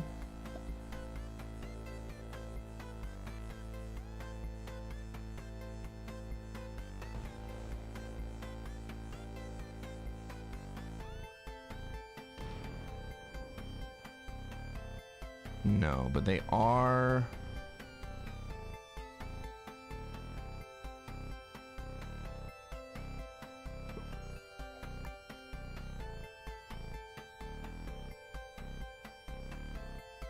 No dudes, right? No, I have a 10 trade. Let's take that 10 trade.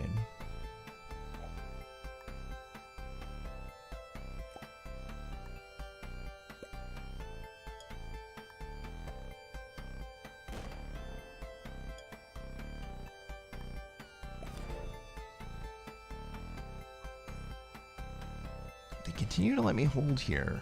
Is it because that I'm doing the Lord's work and preventing Pink from having all of the Americas? Why isn't Pink upset with that?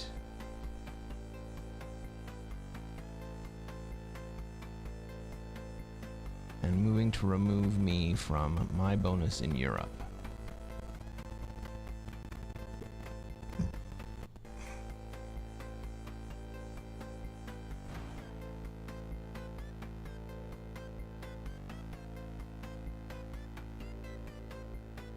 Jack says, interesting, I'd have just put 20 in Greenland.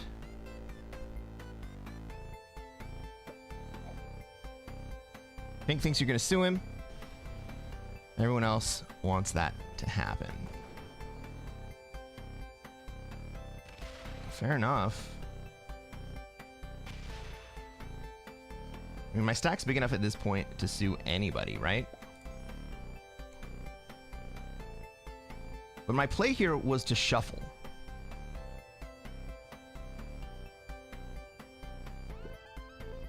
I already don't really trust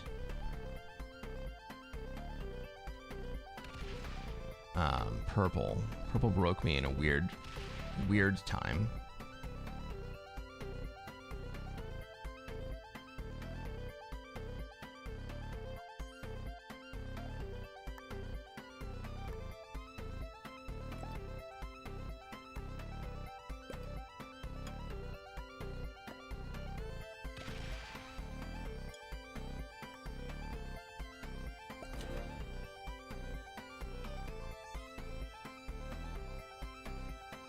Purple knows enough not to open black. But otherwise, their play is weird. Yeah, it is weird, right? Pink should have moved out of South America into North America a long time ago. Yeah, but Pink thinks for some reason that they're going to be able to hold all of the Americas. Like, I'm not going to let that happen. Like, nobody's gonna let that happen.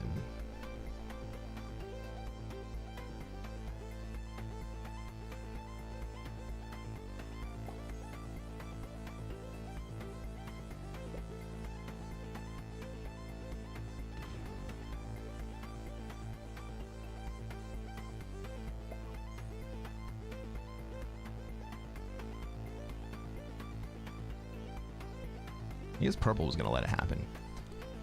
But purple, I think, was expecting Pink to do some shady shit to me.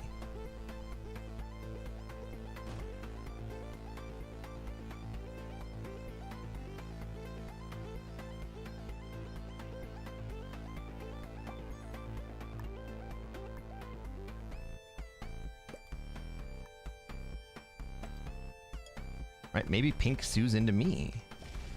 But I just keep getting bigger and bigger.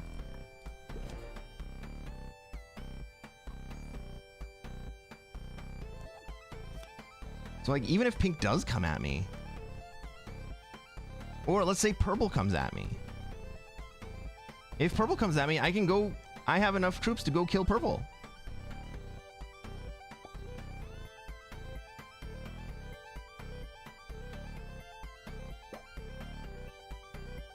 All right, Pink is finally gonna break me.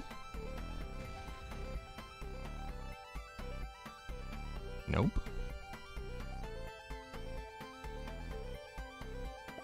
Because I do still have enough troops to kill Pink.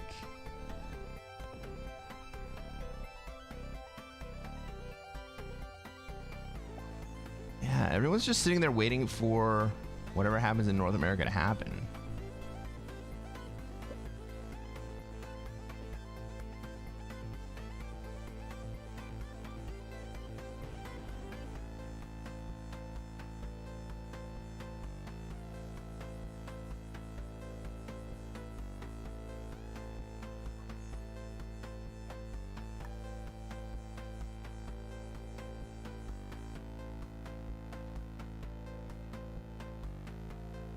Do I have any reason for pink not to want, or to not want pink to have 15? Not really, huh?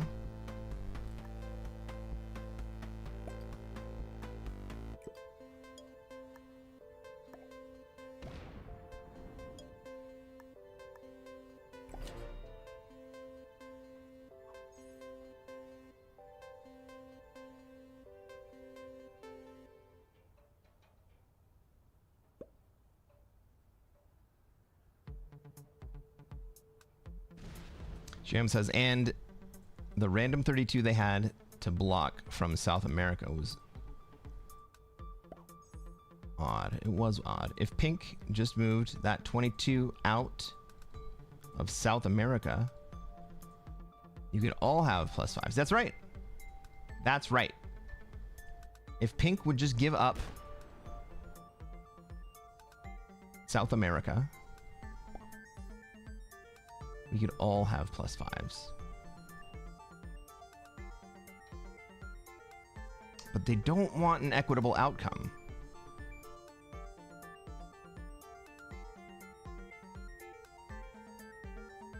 Pink doesn't really understand that the game at this point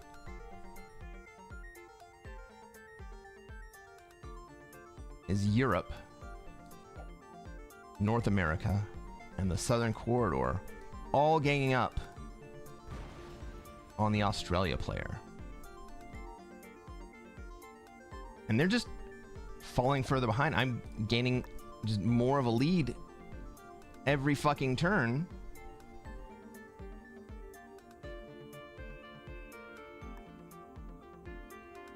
I mean, I guess this is good for me. Right? This is good for me. Why wouldn't I want this?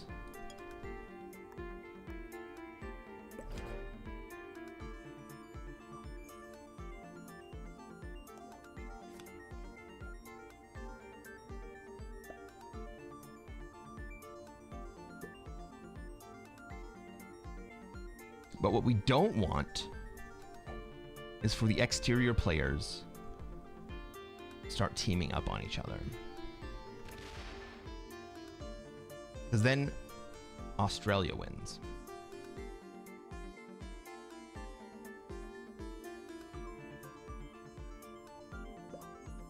Well played, fucker. Well played.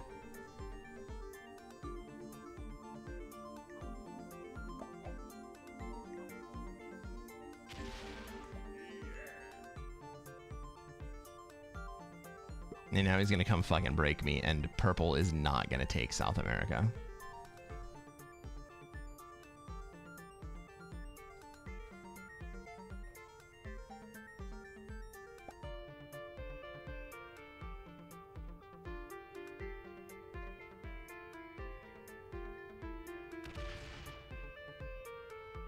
What's up, Ford Mustang and Raiders? How's it going today? Chad, how's it going, buddy?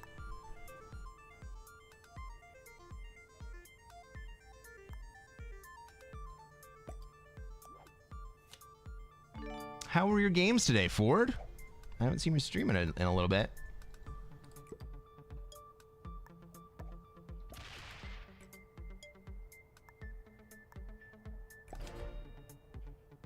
All right, Purple. Now you need to do your fucking thing.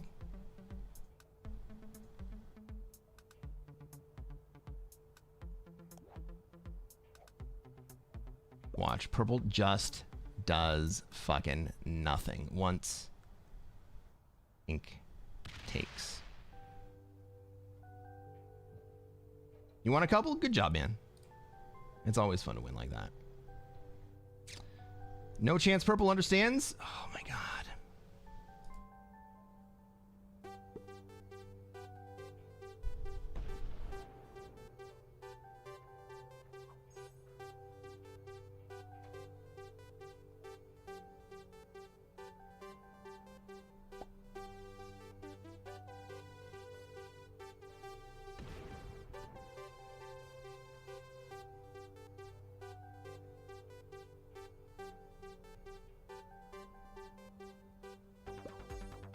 Purple just wants us to go to war.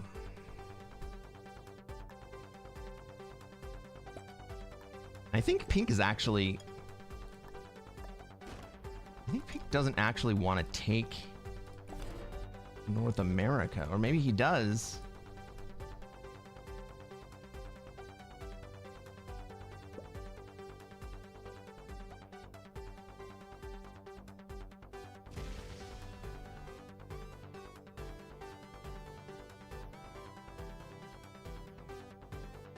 I want to give up South America.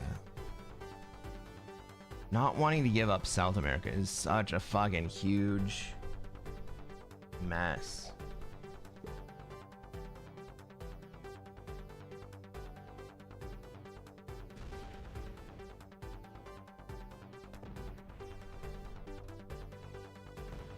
Now black is rolling single, or purple's rolling singles. Jesus.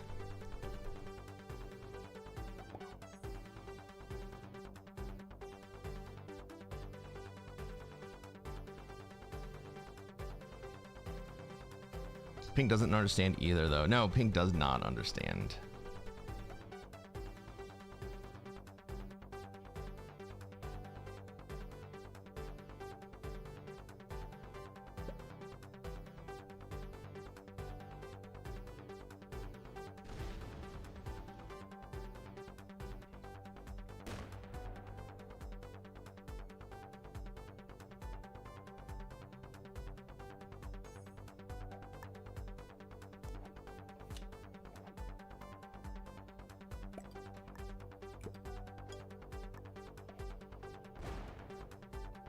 But I guess I'll keep giving pink cards in North America. Why the fuck not?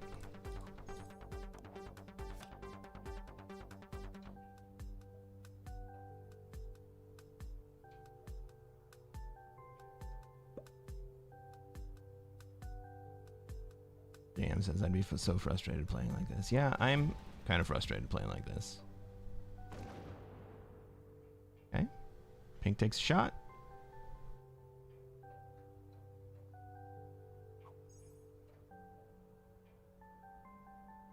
Purple lets it happen. So here's what I'm going to do. I'm going to stack up on the front side of pink here.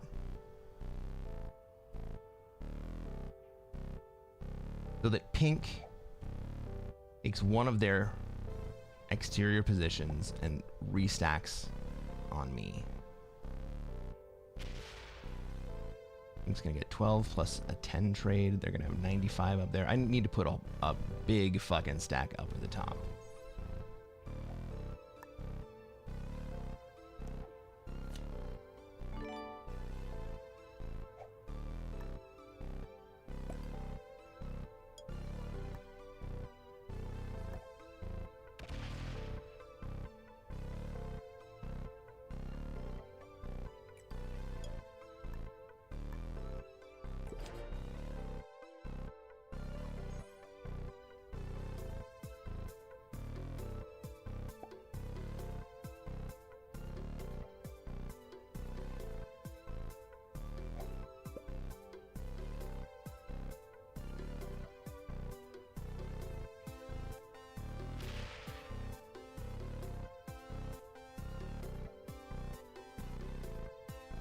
Purple's not going to do anything here.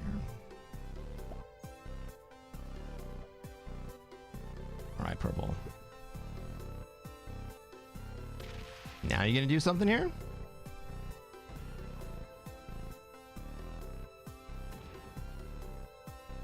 So I'm about to open black.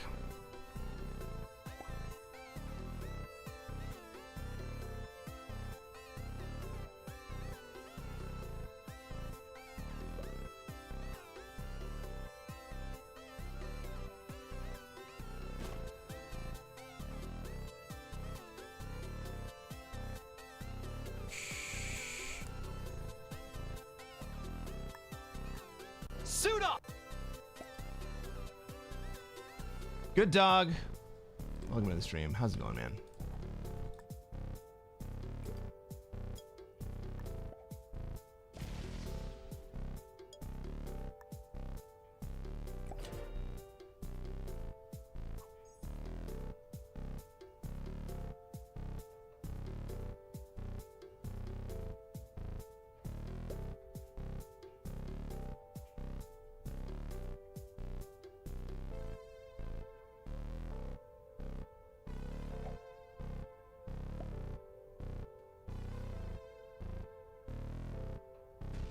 If purple does nothing here,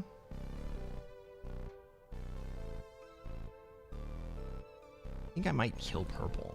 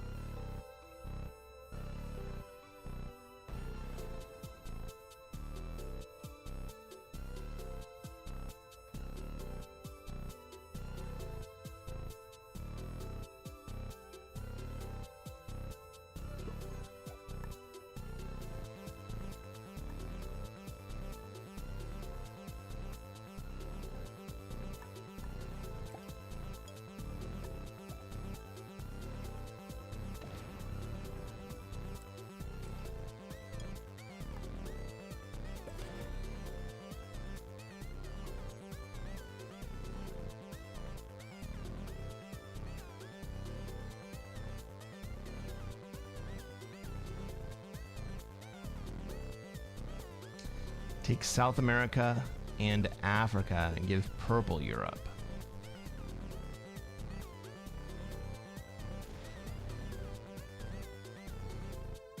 I'm kind of okay with that.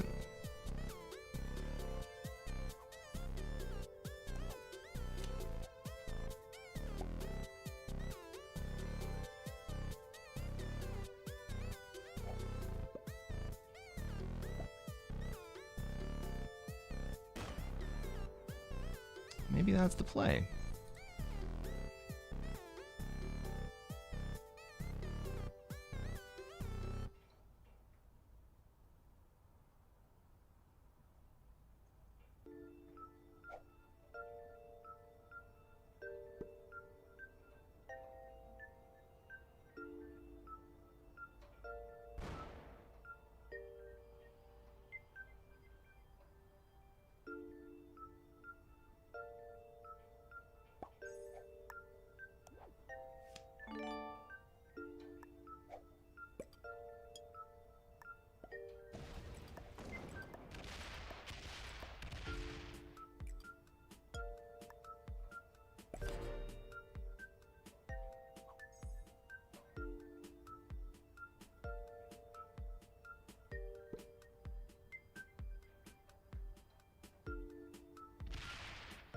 Pink breaks me, of course. And then slams me?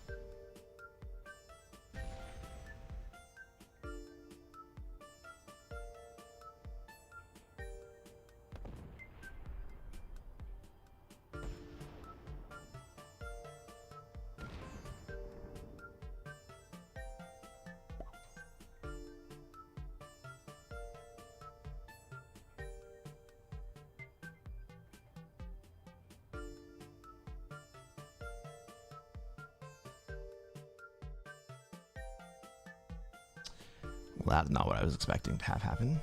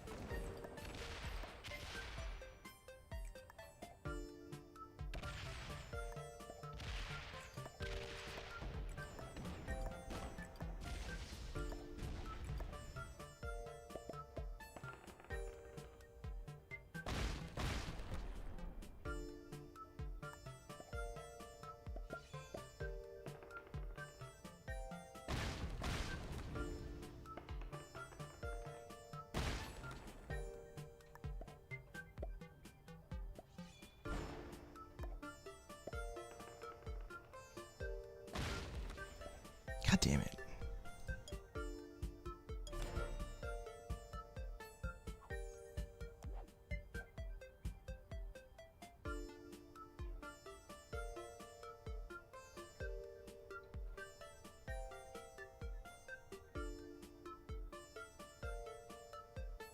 If you win this game, it's an excellent YouTube video. Yeah, it's not, though. I might get second, though.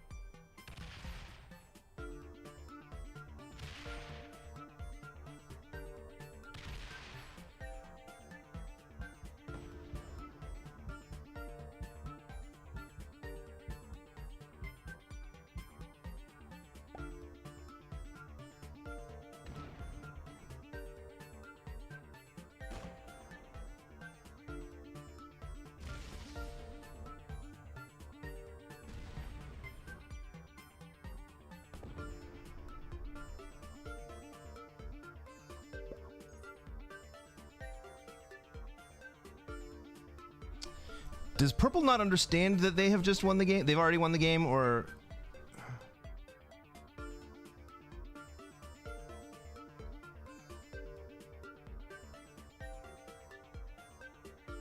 They're waiting for Black to take second?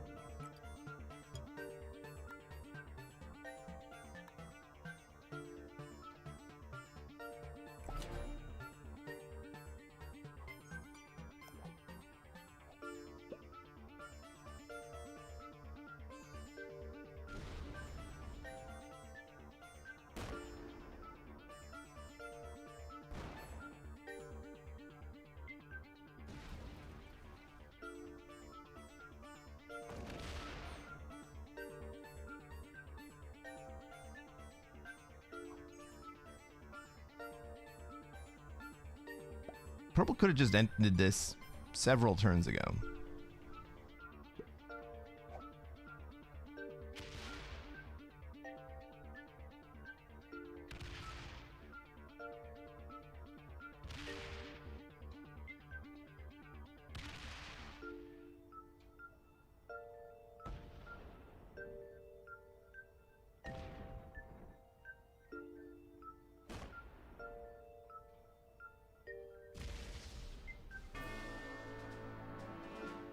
I die next here.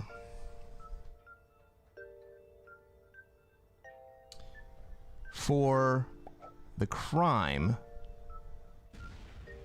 of preventing pink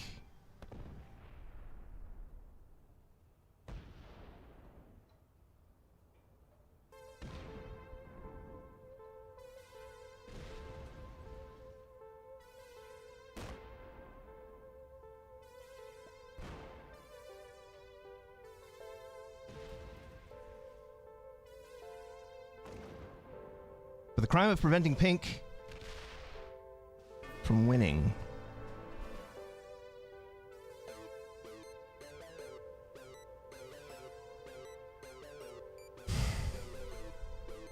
The player who ultimately I helped win. Rewards the player who I should have just let win.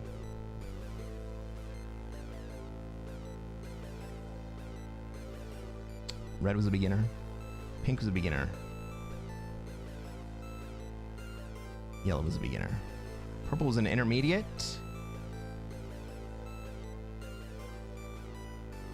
Poor play. Poor play, even for an intermediate. Black was an expert.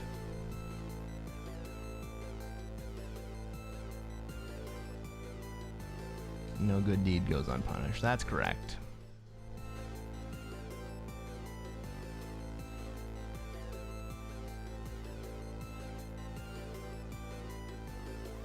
Well, how long have we been on? 5:41. Let's play another game.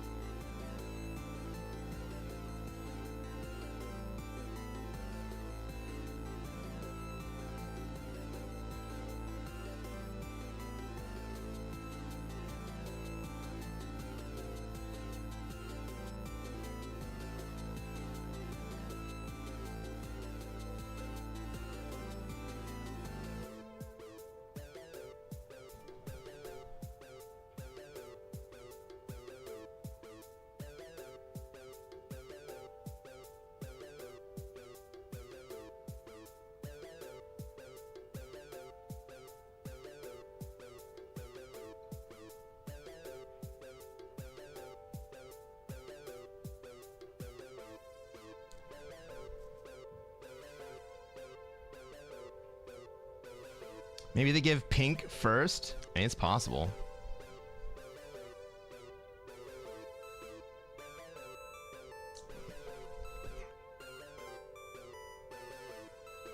We would know pretty quickly based on how fast our points update.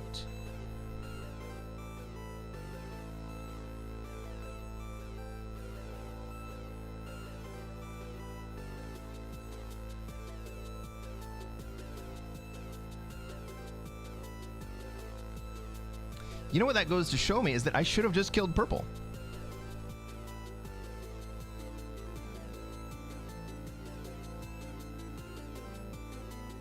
I said I was going to do it. I should have just fucking done it.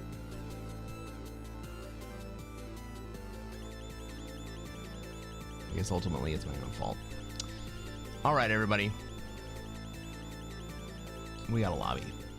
I have managed to switch the scene before we get to the fucking map.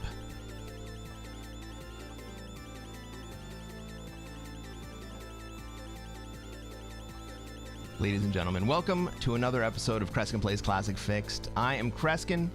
I am a Classic Risk Grandmaster. And what are we going to do tonight, chat?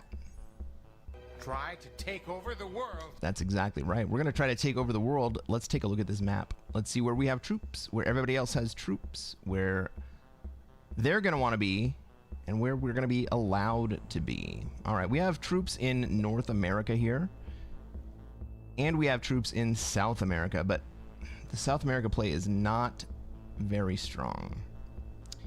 Green moves into Europe. Red is going to want to play Africa. So is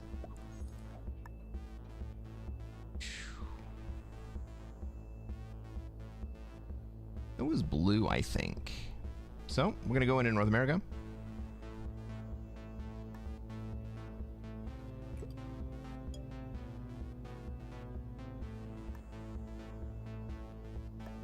I think those Middle East troops survive. Well, maybe not now. I'm gonna say I think those Middle East troops survive for a minute.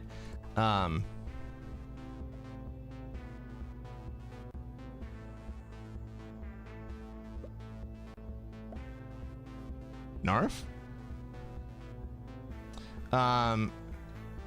Black recognizes that I've just granted him South America.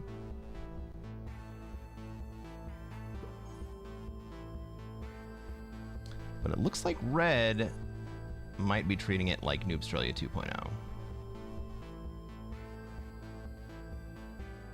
But Black's going to have a very, very strong presence in South America.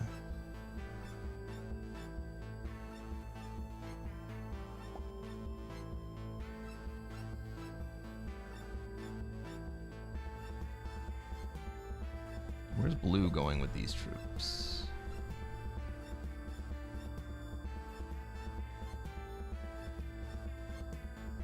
If Blue allows me to spend in South America, I'll do it, but it doesn't look like he's going to. He's just going to spread out and kind of jam up the works for everyone. Where's Pink going to go? Is Pink our Australia player?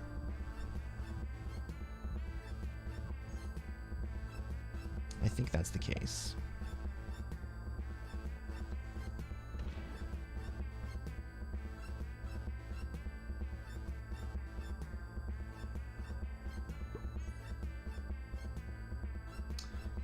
Black puts 8 troops into North America and opens the door for blue to leave South America.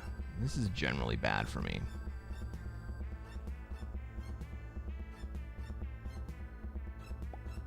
Blue also left Europe. And pink didn't put into Oz. Nobody's in Australia.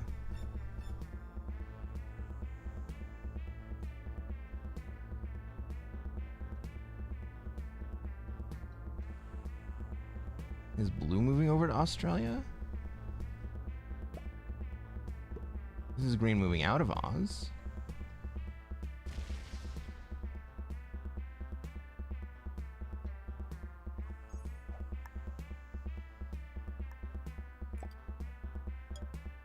I guess why don't I do it? Because Australia's a death trap, that's why.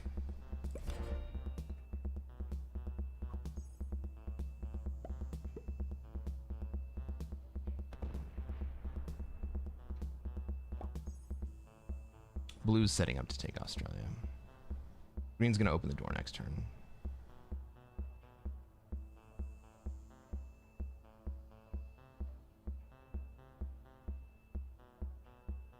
Gino Robinson says, go for Australia. He said it at the very beginning, right? Dicey. Oh, man.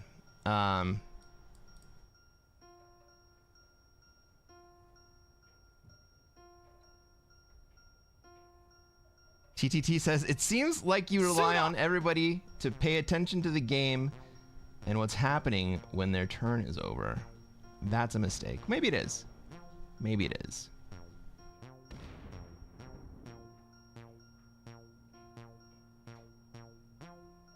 Unlike Corn 2000, thanks for the follow. Welcome to the stream. How's it going, buddy?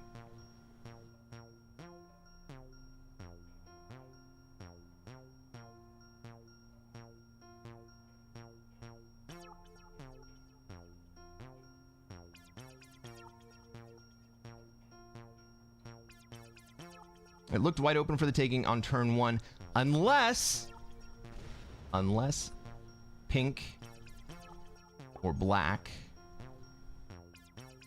decided that their better play was to take Australia.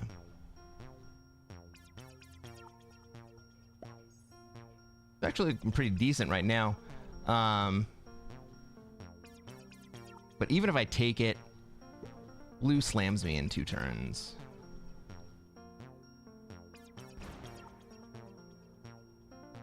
Right, and green just gave up the small defense that I had right there. I mean, I definitely take it right here.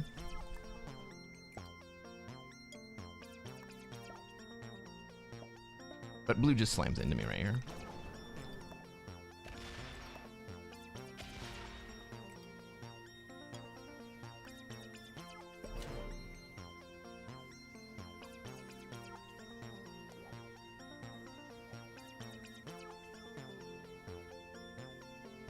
Hear me out. South America plus Australia.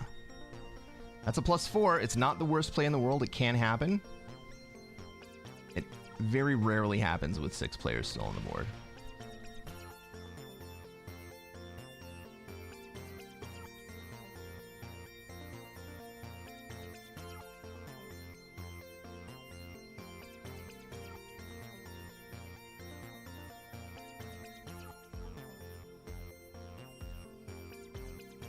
Watch for China to light up.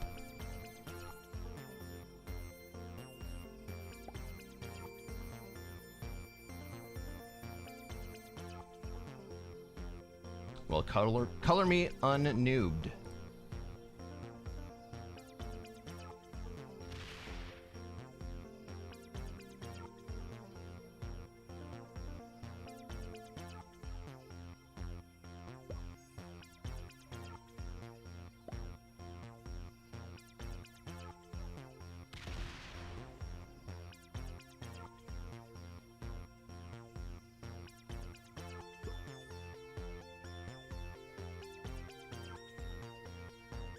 Lands up for a next turn swing.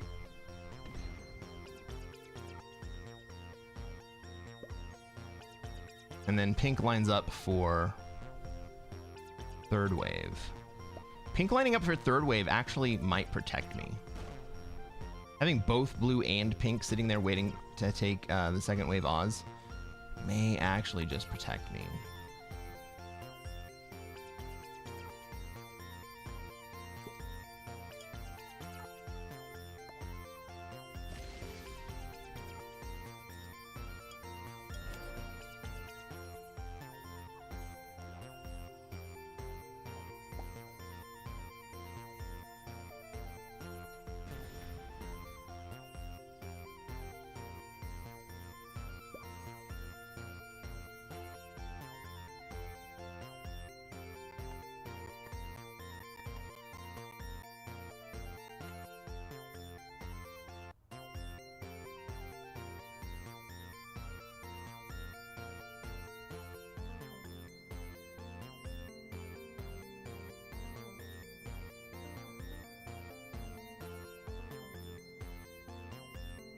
Well, it turns out nobody wanted South America or Australia this game.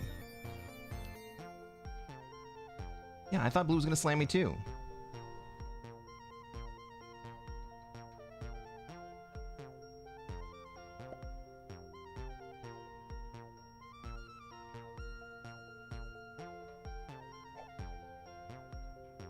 But blue slamming me here just gives pink Australia.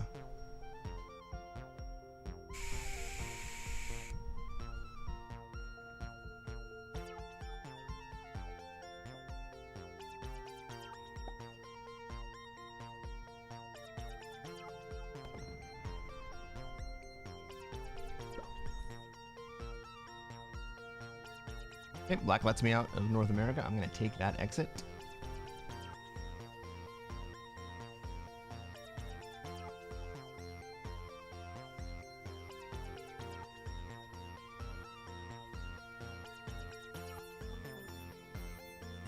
All right, so neither pink nor blue can take Australia without the other one just coming in immediately after and taking it away.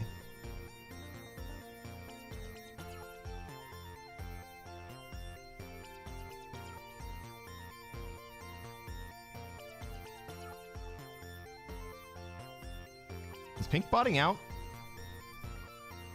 Well, pink botting out is really bad for me.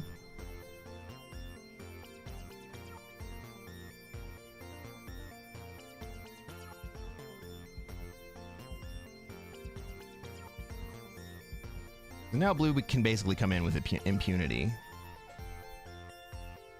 What I need to do is protect my Middle East position here.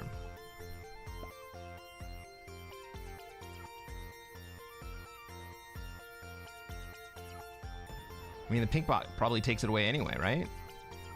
God damn it.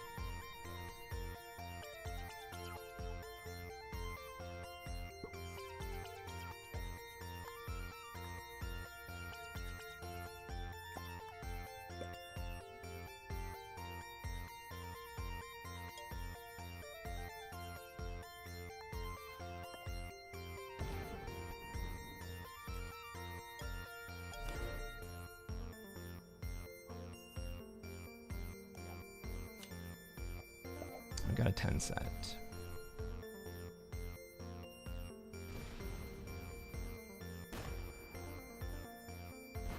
Red's gonna come through and take his own bonus. Okay. Red now holds Africa.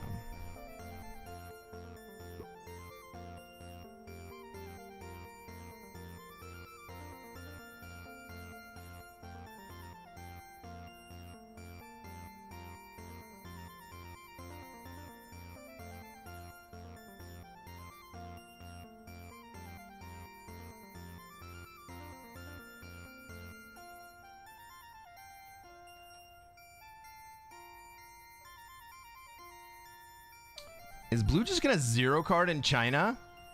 No fucking way.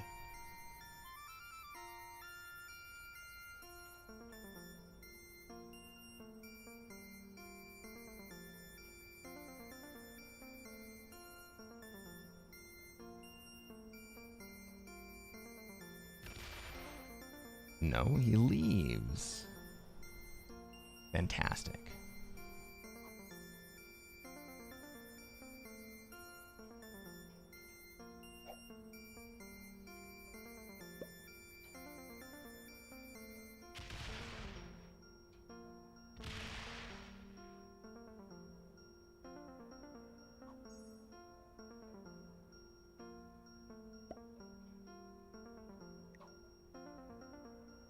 Turns out Pink didn't bot out.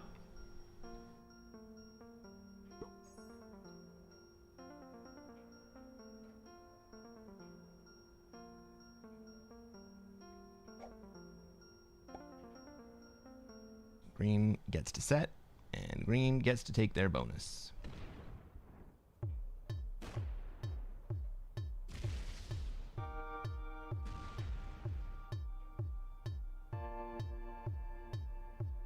Are we gonna have 2 no bonus stacks just sitting in Asia?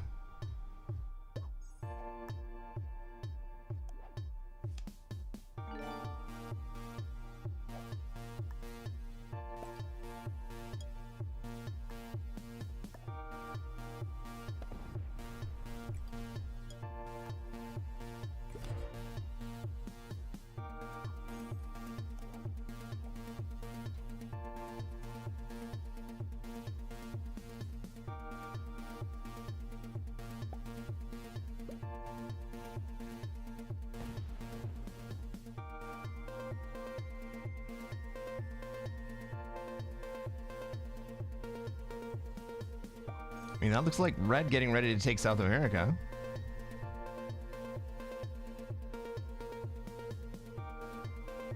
Two no bonus stacks while there are 2+5s, or well, there are 3+5s and an Australia player is fucking wild.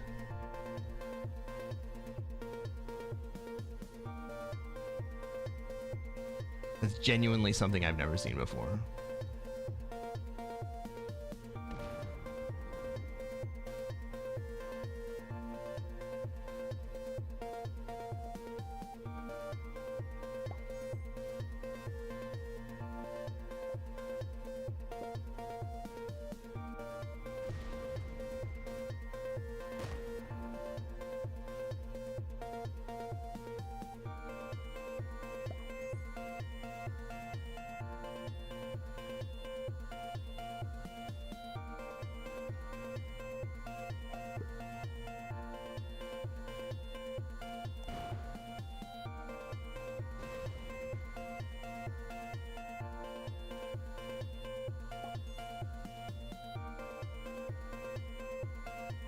I take South America here?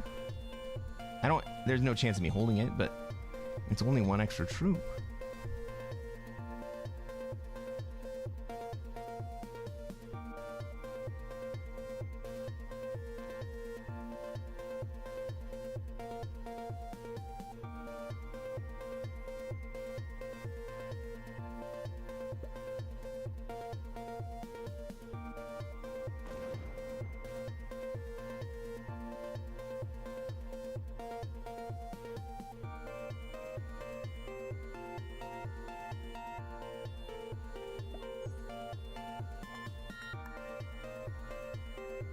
Who's just trying to prevent bonuses instead of taking one? Did he bot? No.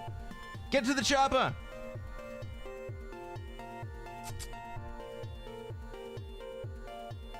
All done. Now work time. Have fun at work.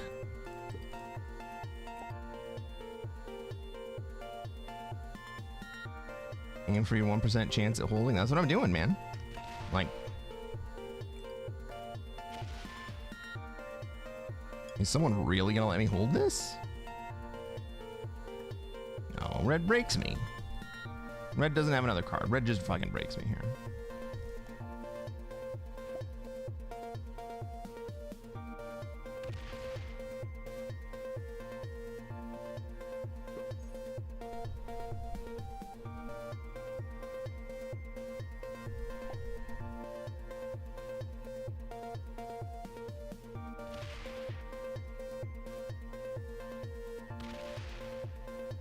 Okay, so red believes in blue to break me.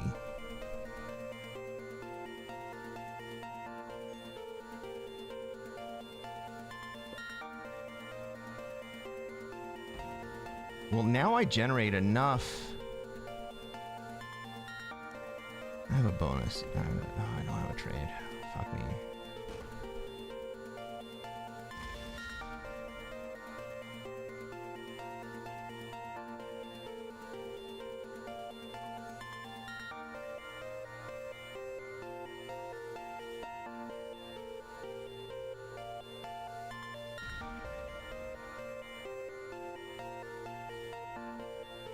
Blue's on 3. Is blue gonna trade here?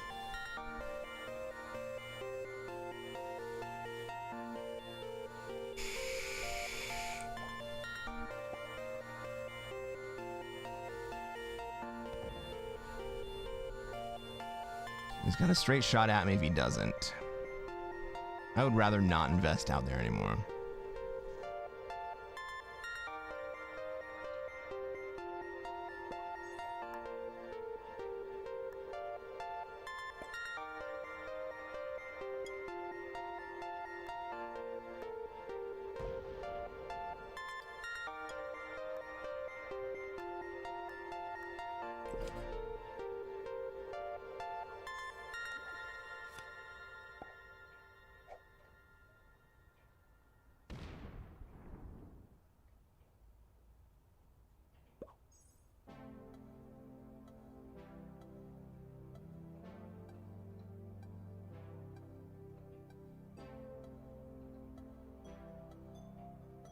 Red was going to let me hold, but I think red probably had faith that blue was not going to let me hold. So,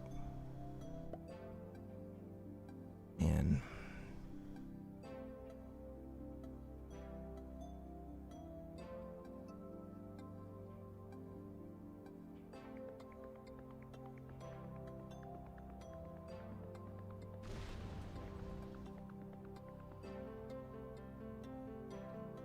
Blue goes back to China. I don't like blue in China.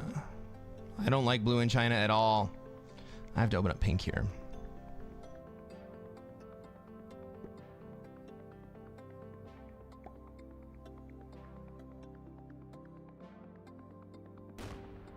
Oh, black does it for me.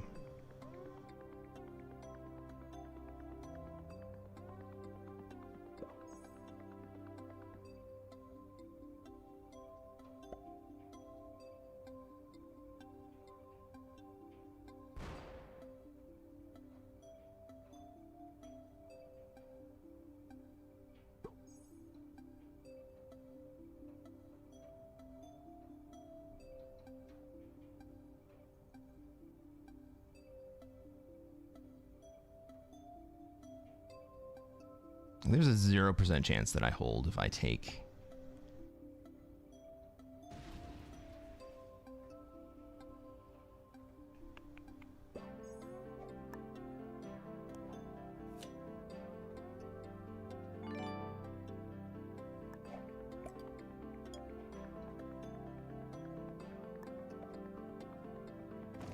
I'll come up, I guess. I don't think with a trade that blue's gonna have enough to take me down. I don't have enough to take him down.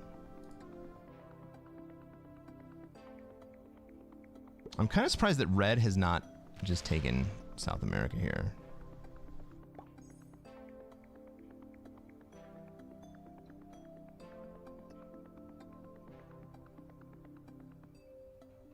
Got everyone just chilling. Well, I have Australia.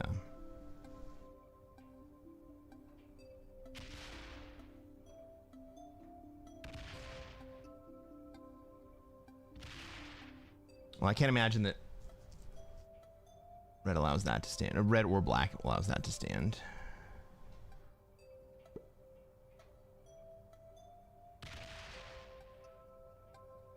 Black's gonna let it stand. So blue ends up with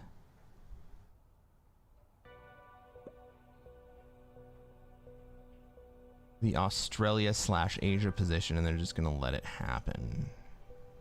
Why would red just let that happen?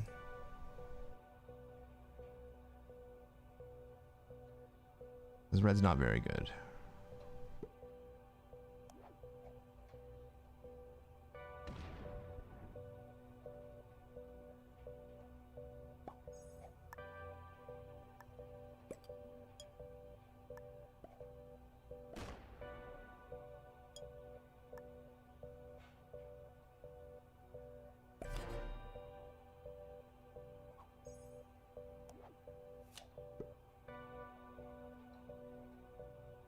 No, because red wants everyone else to fight.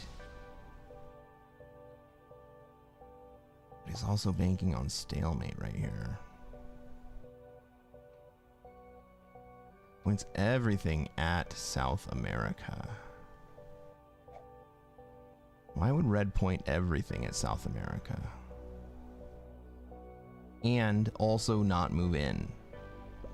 Right, he's leaving his backside open.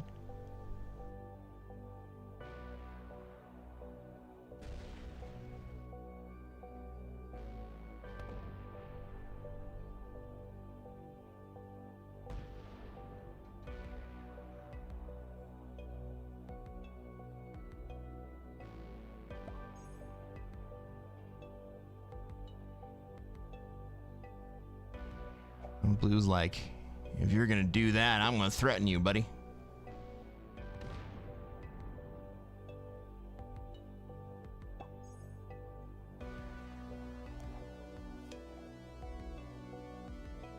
Like, what the fuck did you think was gonna happen, dude?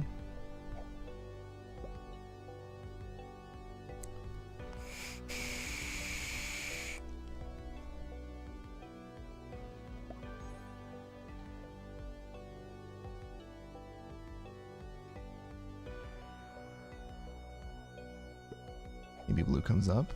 No, not now.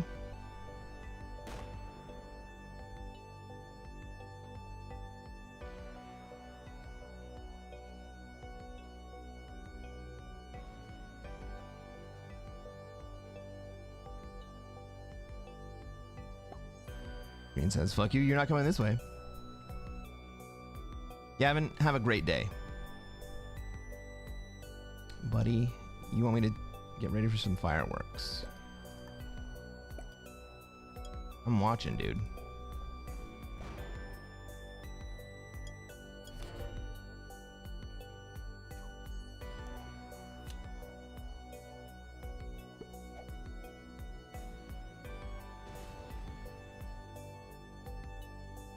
Red takes a card in South America, doesn't move in. And also fails to put the extra 2 troops into North Africa? What's the anti-dab, everyone?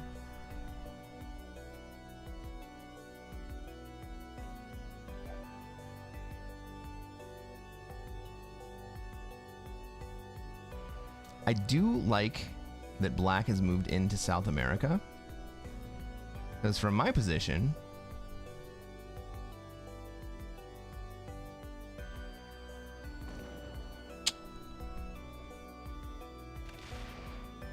well, we like that. Definitely like that. Red's gonna get the blue kill. Or maybe black will get it.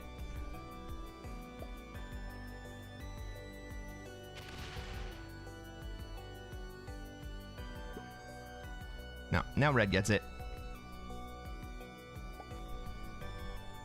For 1 card.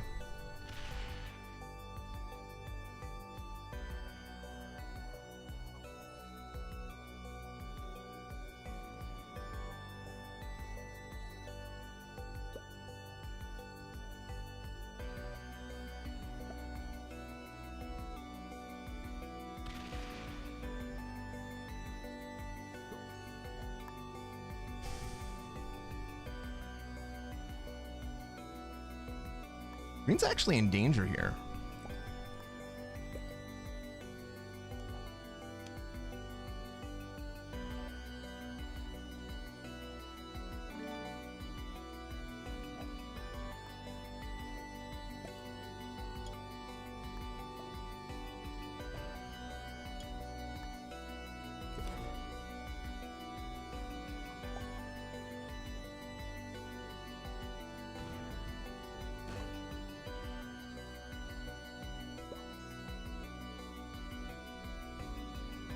They're gonna let it go for 1 more card.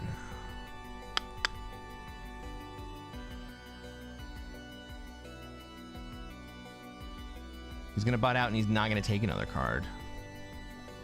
Not this turn at least.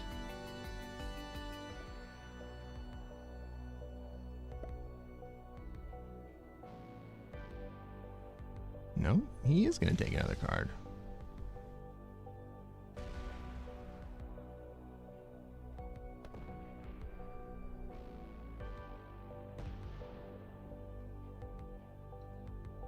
I appreciate the attempt. Surely green takes you for 2. Black takes you for 2.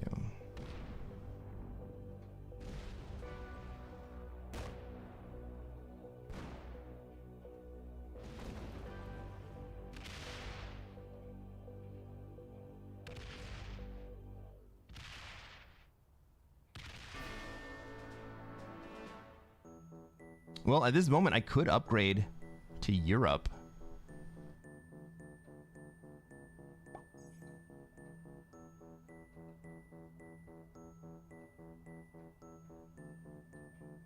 I kind of feel like that's the play.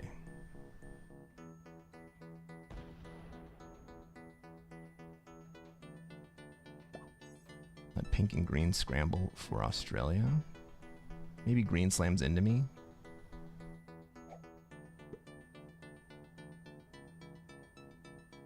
But green doesn't creep Europe here. I move into Europe here.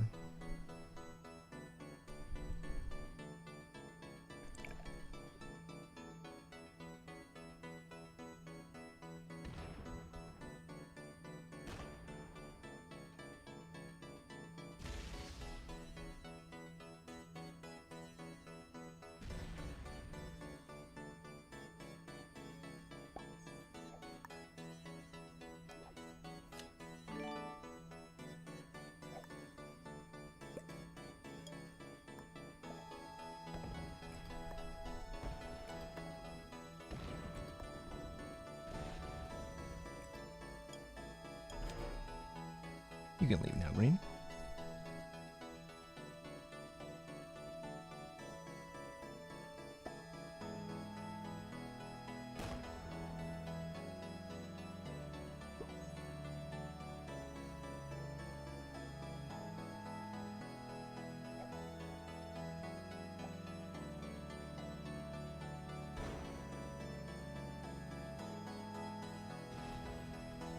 Maybe pink comes down to take Australia before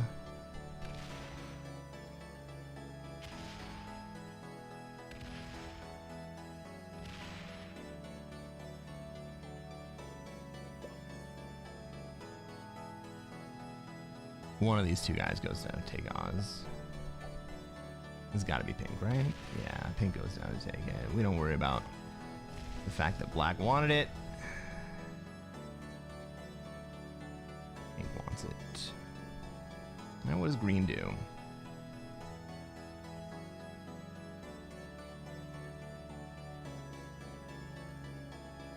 If he slams me, I can still kill him.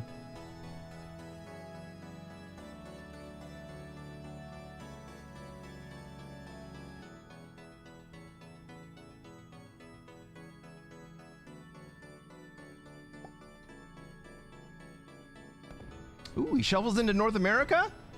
I like that play. I like that play a lot.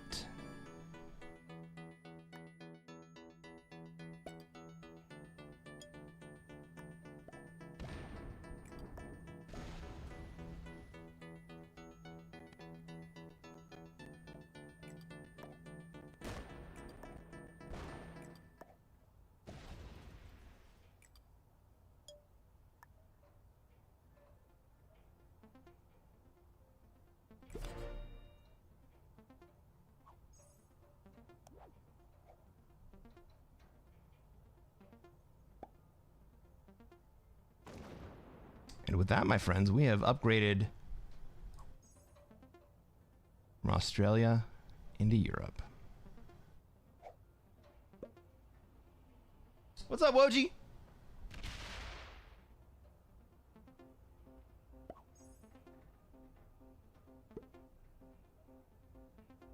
Good Dog asks, if the cards aren't progressive, is it worth killing anyone if you're going to lose 20 plus troops in the process? Yes. Yes, it is. Because it's not as linear as that. You don't just have to balance your own position and kills. You have to balance how the other players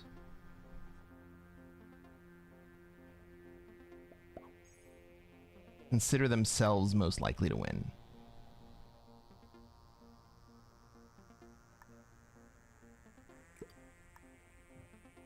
And very often, putting yourself at a disadvantage, or at least an apparent disadvantage, doesn't actually put you at a disadvantage, because the correct move for the other players at that point is to start fighting each other. Because there's not a whole lot of advantage to killing you, and they end up giving up their own advantage in that process.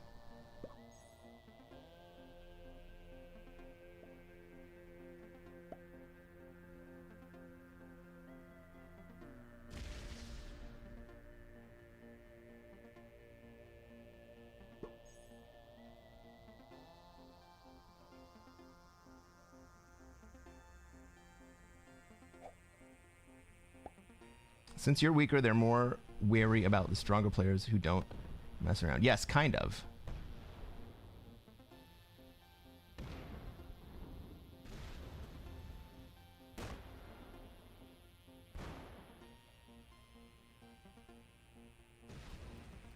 All right. Green's good enough to want to play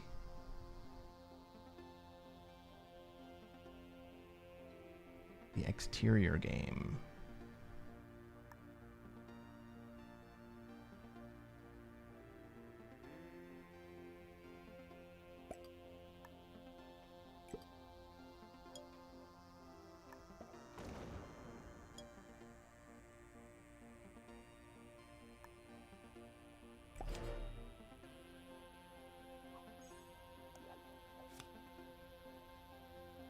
Like, it's not as simple as that.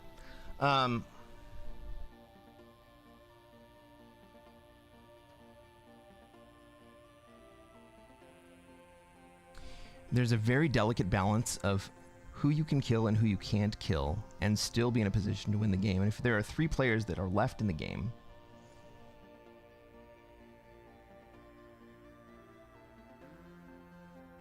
and 2 of them are relatively close to each other, or if they are within the margin of error where killing you would be too expensive for them while still being able to win the game,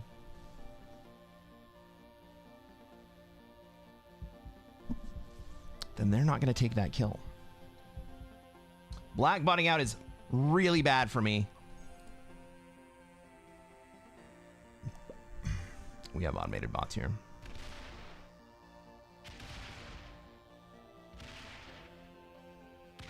How did green survive that blue Sue? Blue didn't actually survive Sue entirely into green.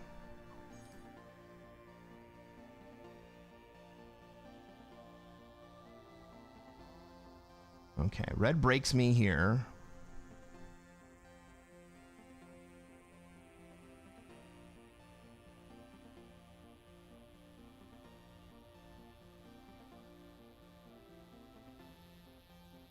And breaks green. Black is the big winner here.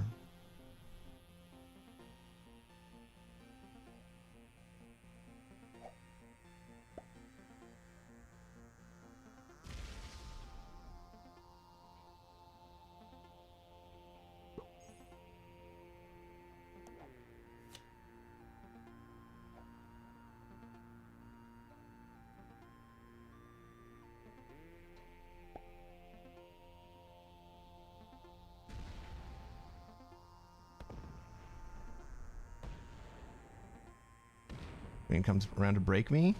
Oh, green comes around to break red. That's a great play.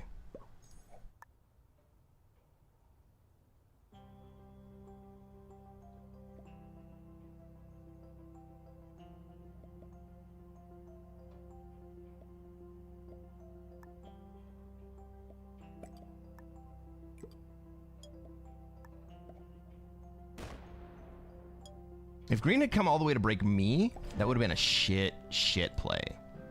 Because then the red bot would be most likely to go break the green bonus. Now, red probably breaks both of us. Red's back. Holy shit, red's back. Holy shit, red's back.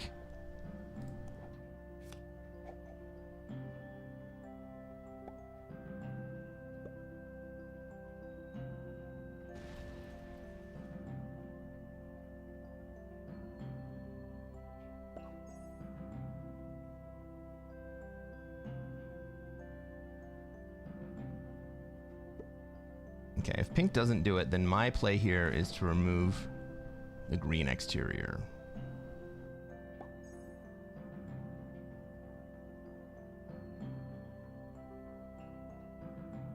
And I didn't expect that to be my play, but that's going to be what it is.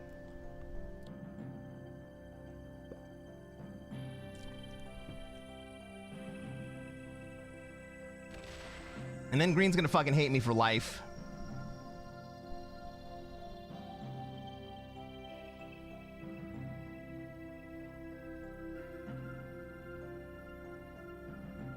If green moves up to Venezuela. No, he doesn't. Okay.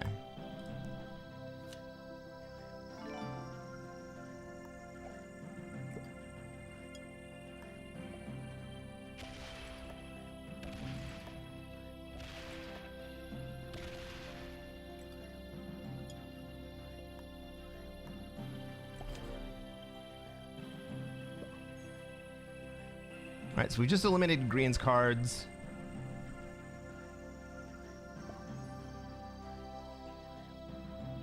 I'm going to take 2 turns, but the play for green here is to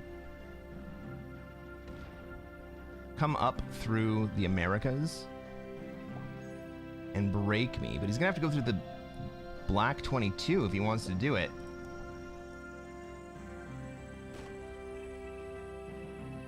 I don't think he's gonna.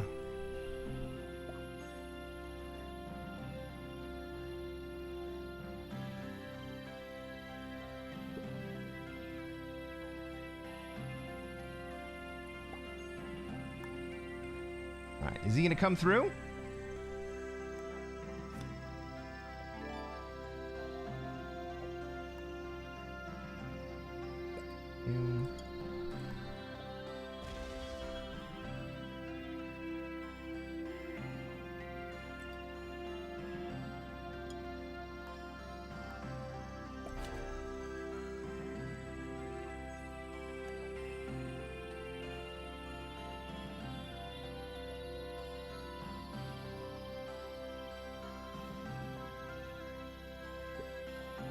Basically, everyone knows what's up.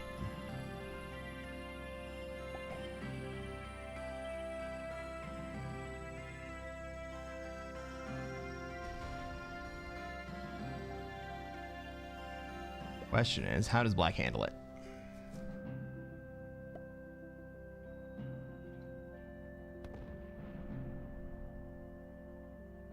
Pull the 22? He pulls the 22. All right.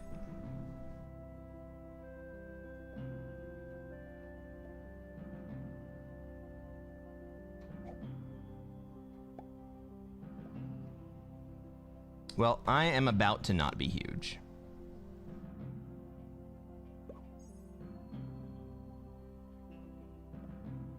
Green's gonna take a big swing at me right here.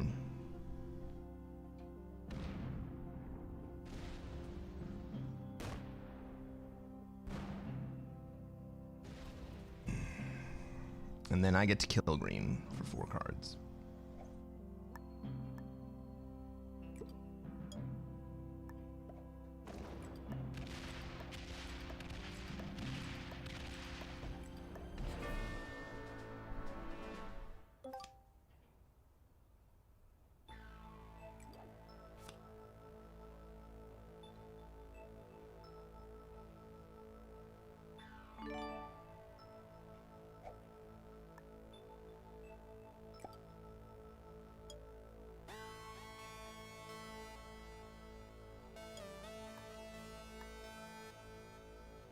I'm going to bear those back. Thanks, Black. You're a real bro, Black.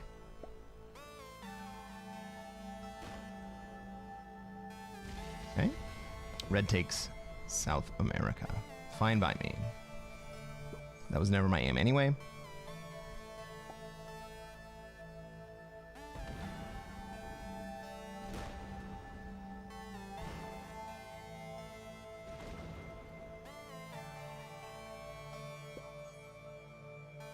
I don't like that 21 stack up on my back border, but I guess black understands that red is too much of a puss to do anything right now. So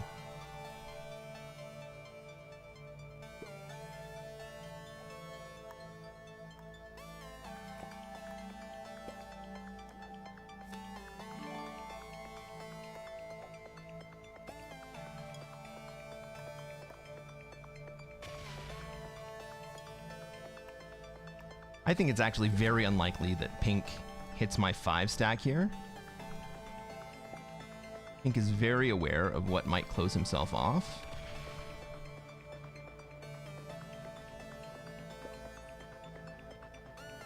Black and red trust each other.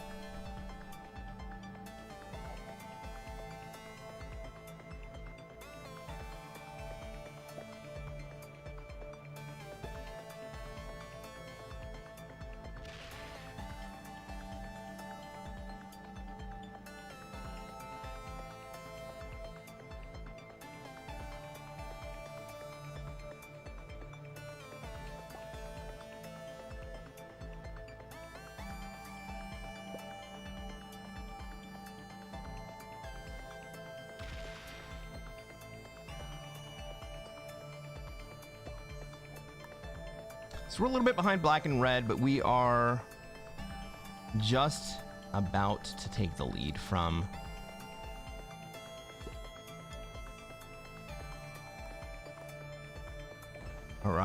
we're just about to overcome last place from pink here.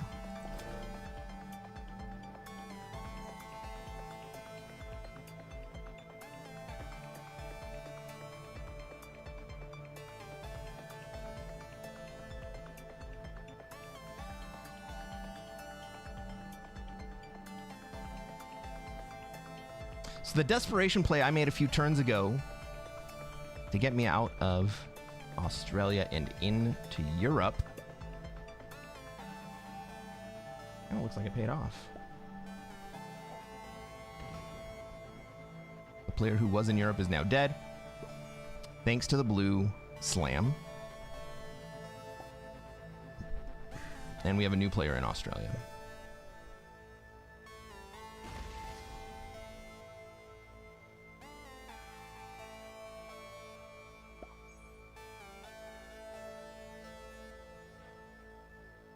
Black is stacking up on me.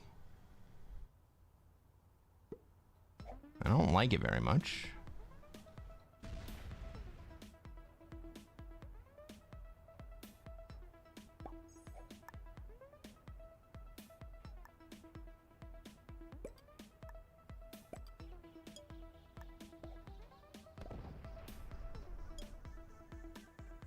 So I'm going to have 2 separate stacks.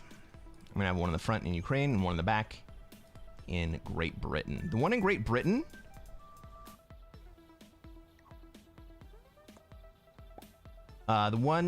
Britain is defensive. It's a retaliatory stack.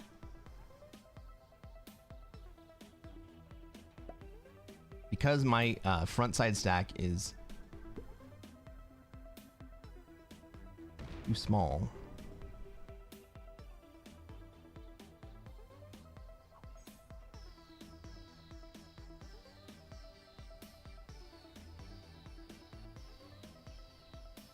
Who pizzled the 69? I didn't pizzle the 69. I got the 69 stack there.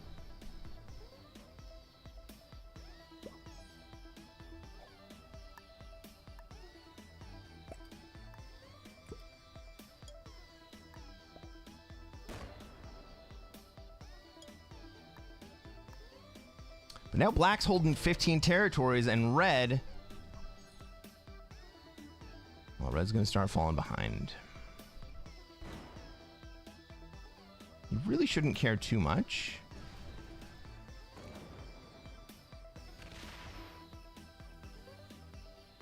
He says, I will have my own place to trade. You know, another thing that happened right there is that pink is open to come through, but I don't think he's going to.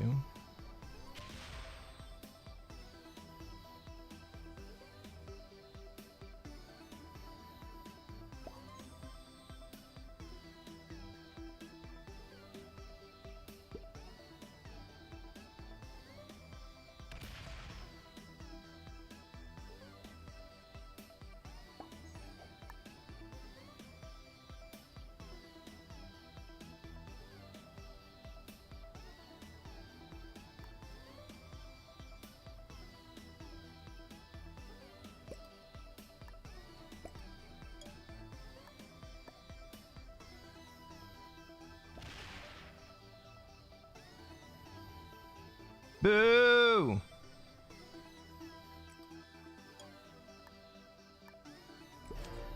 We'll bring it back next turn.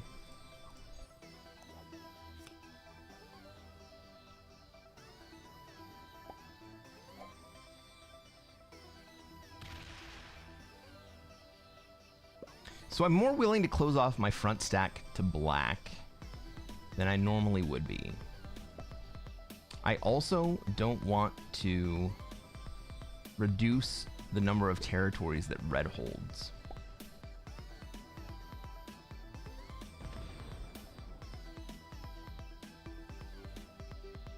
I kind of need red to be able to hold parity with black here.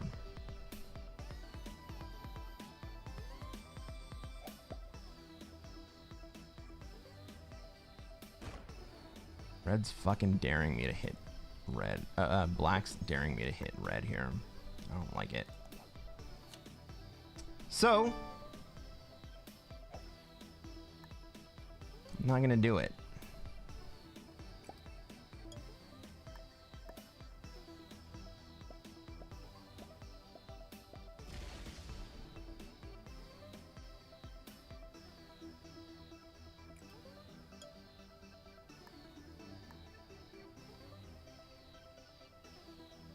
Oh, I want it so much.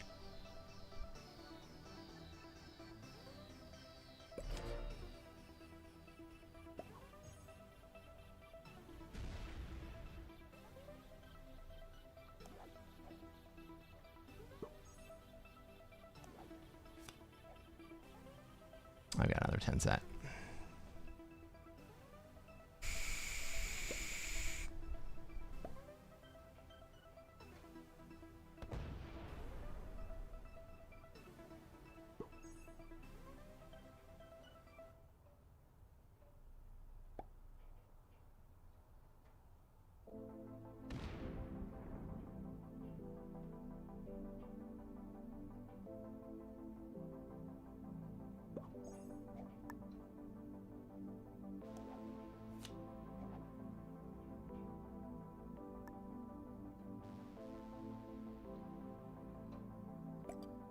Sad, friends. Sad day.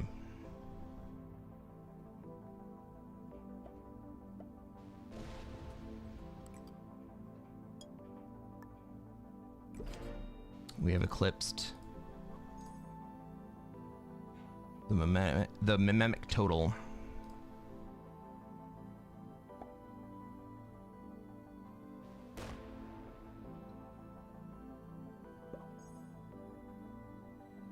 Red's chill, just letting black hold 15. So black's really only out-generating red by 1 troop per turn. The big stack is totally locked up. This is a stalemate.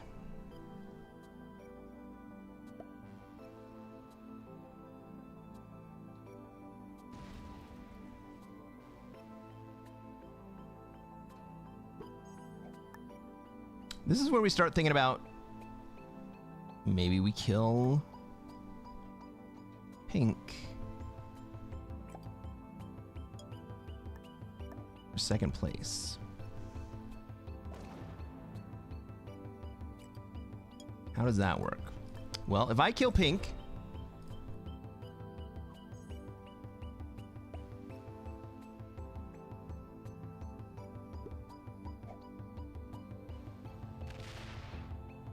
red goes next.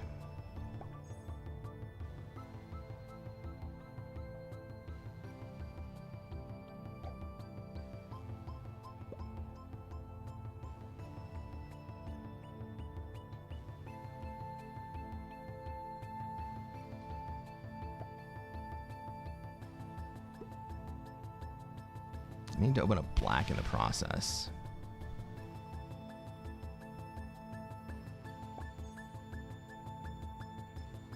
If black is good, or if red is good,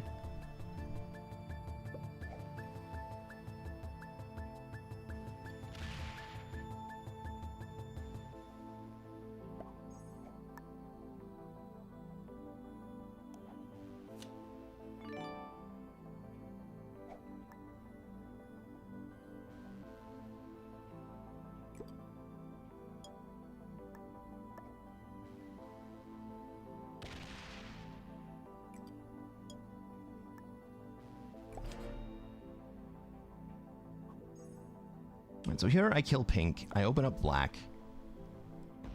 If red is good, he kills me next.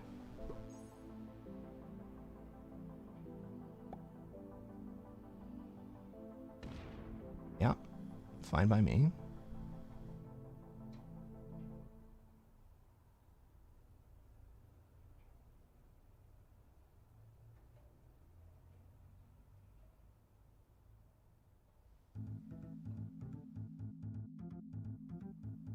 How good do we think black is?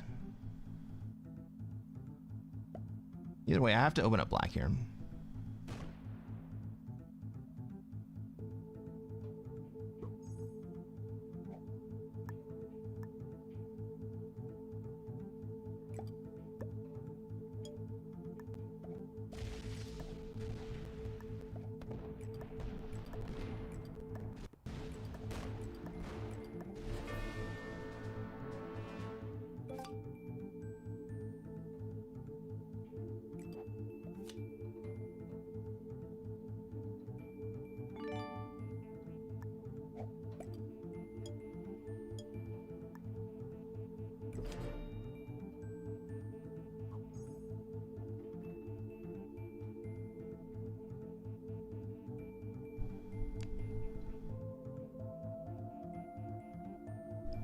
It would not be a stalemate with better players, you're correct.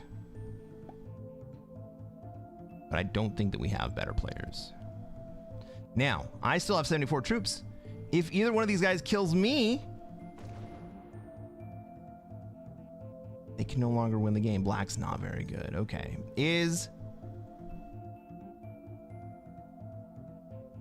Red's not very good. Is black good enough to recognize the situation? He is.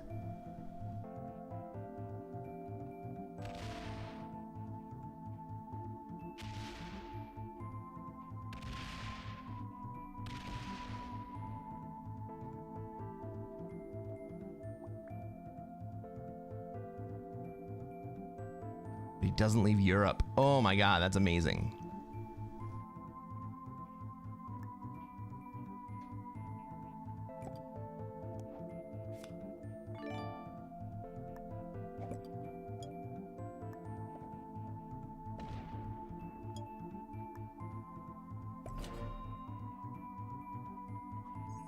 Red can safely kill black right now.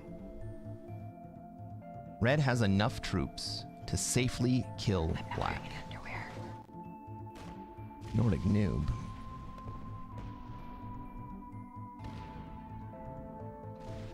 Well, maybe not safely.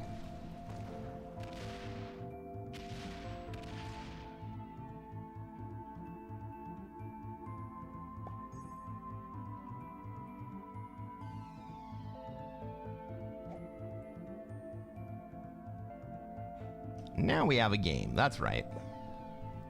How goes it, brother? I'm doing okay.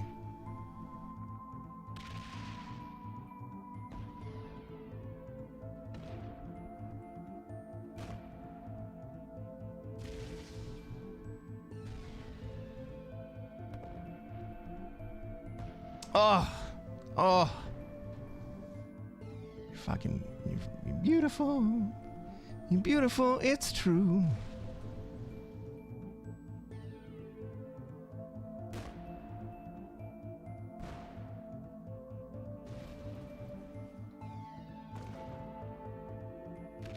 Oh, fucking open me. Open me! Open me! No, he's not gonna do it.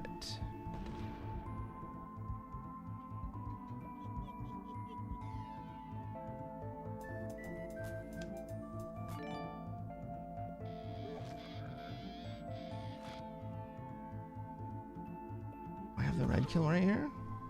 No, I don't, but I don't think it matters.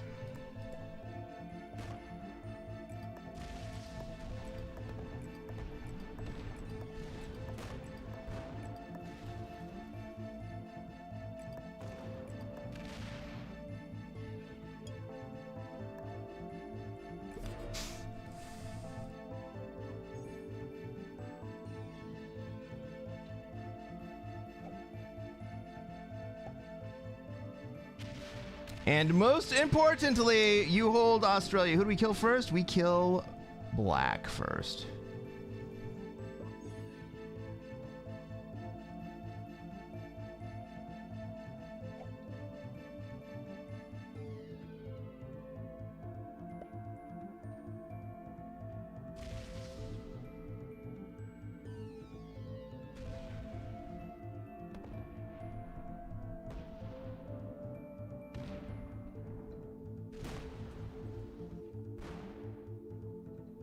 Because black doesn't know how to not be a dick. Ooh, he's going to get a roll. He's going to go 4v3 versus... He gets it! 4v3! Oh my god! Well played, black.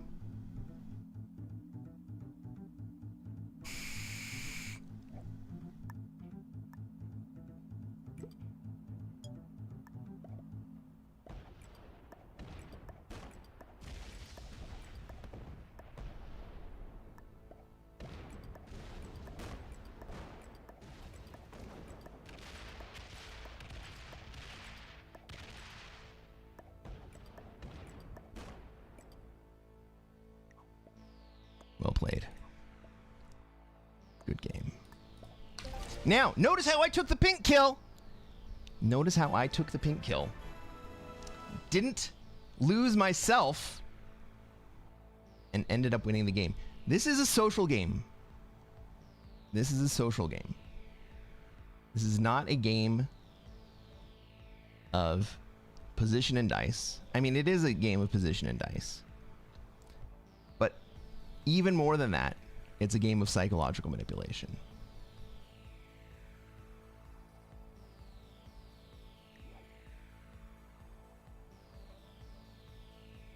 If you haven't done so already, you're watching on YouTube, reach down, smash that like button. How about that fucking win, guys? From Australia to Europe, back to Australia, and then we take the dub. Defeating 3 intermediates and 2 beginners. Red was an intermediate. Black was a beginner. Nobody is super surprised about that.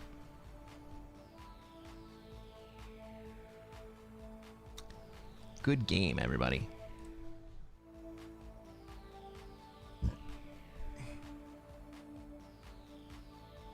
.46 on the clock. Do we play one more game?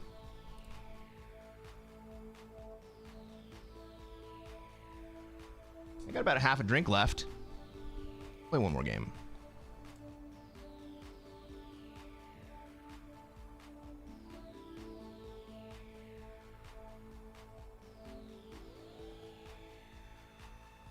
Gino Robinson says, being the weaker party in the 3-player end game nearly always forces the stronger players to fight. Yes, it does. Unless one of them is resigned to taking second place, or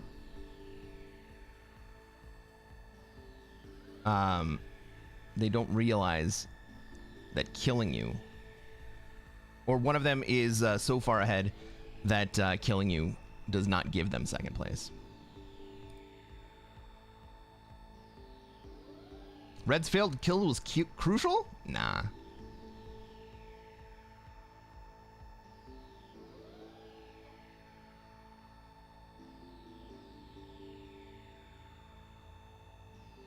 And most importantly, you held Australia.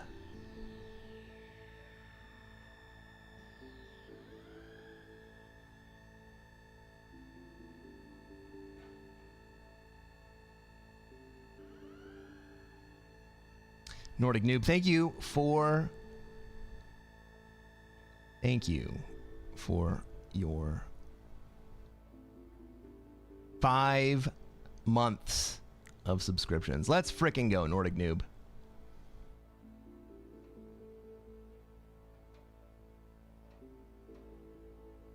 Puddle Jam says weak, but not so weak that a player can afford to kill you. Weak. Yeah. That's a slightly more concise way of saying what I just said.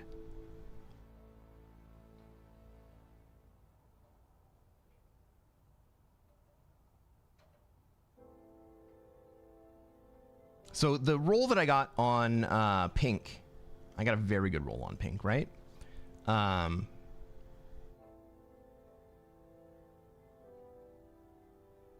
was like 165 versus 155, and I ended up with 50 troops. That's actually a real good roll.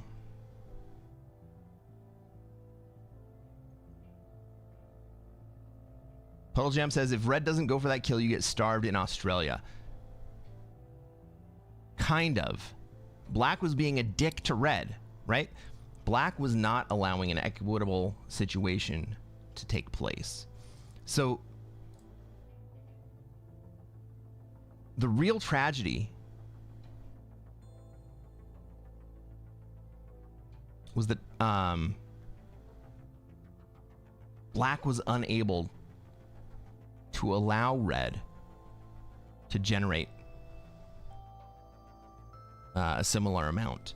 So Black had North America, Black took South America, and then refused to leave Europe. And so my bet right there was that the two of them were going to be unable to cooperate. That was my risk.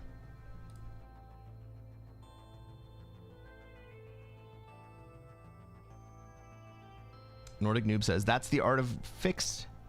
Kills are usually negative, so how can you take a kill without dying after? You have to make yourself so expensive that the other players who are left can't afford to take the risk of killing you without sinking their own game.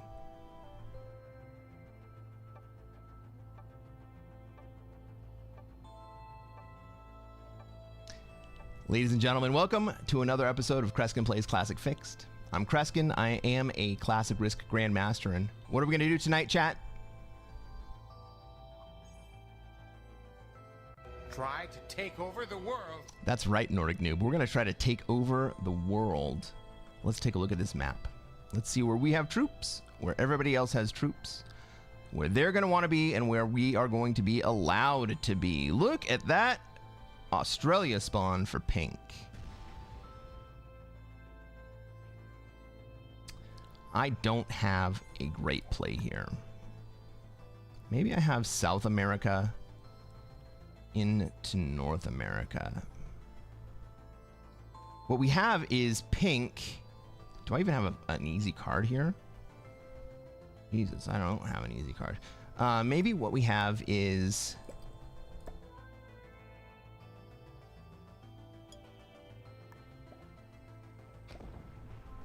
pink spending down their South America troops.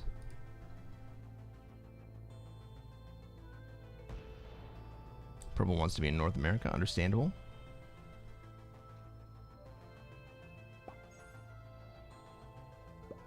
Gonna kind of chase me down. Red puts into Australia? No fucking way. That's beautiful. All right, so maybe pink moves into Africa here then. And red just has a shitty Oz take. Well, in that case, we allow blue to go into Australia as well.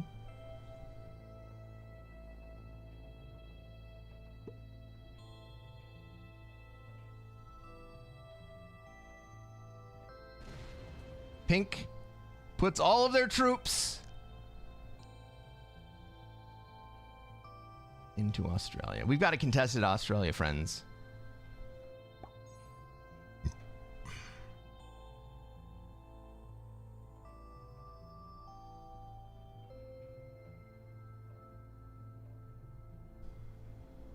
Where's green gonna go?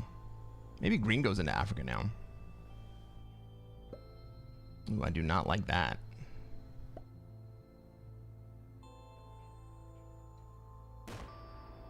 Green goes up to Europe.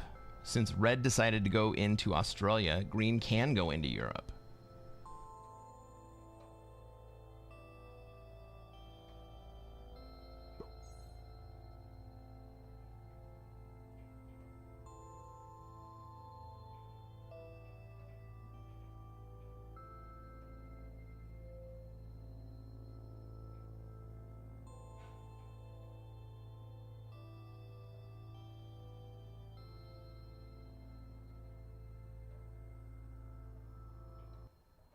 Well, either way, I remove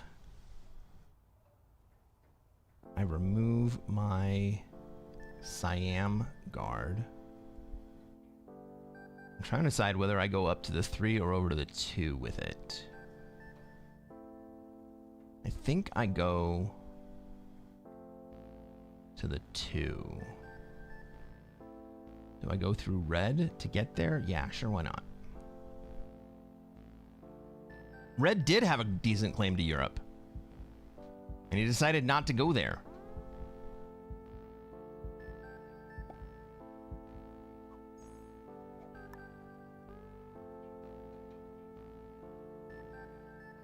Blue skips turn 2, okay. Well, I didn't mean to go 5v2, but we're gonna do it. Works out beautifully.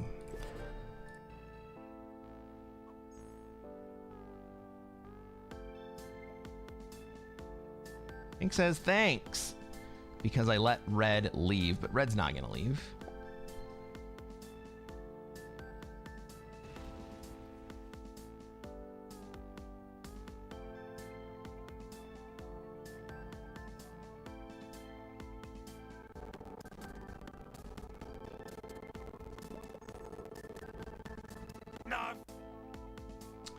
Narf to you. Welcome to the stream, Mike. It's great to see you. Red is not going to leave. Red's going to move right into Australia. Pink thought I was giving red a path out. That was never red's plan. Please spend the 3 troops in South America right here.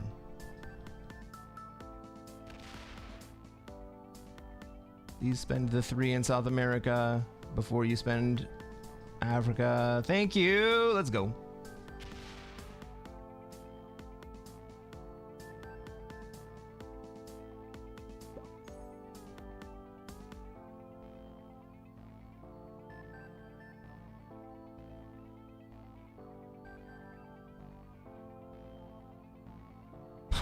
Puddle Jam says, I want to see red full commit his troops to Indonesia. And he did. 2 turns in a row. Wish granted.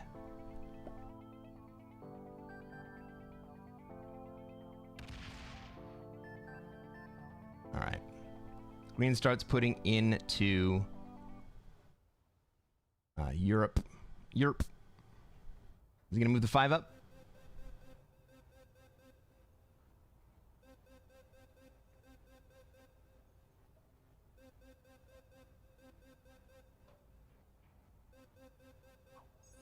Nope. He maintains positions in both Europe and in Africa. Africa is a shit show. Africa is such a shit show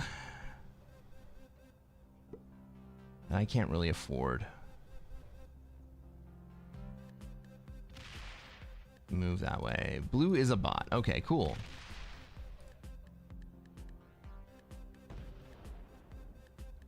Well, my plan was going to be to consolidate my troops in Asia. I don't think I need to do that right now. But I do think that I have to wait at least one more turn to take SA.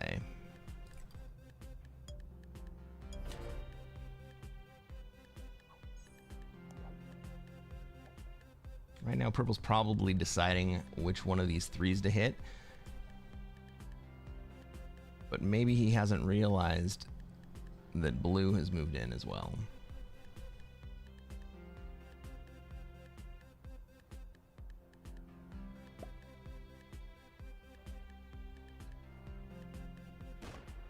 He hits mine. Does he hit one of the others? No, what does he do with that 13 stack? He leaves it pointed at me. All right, so purple is thinking about how they might kill me.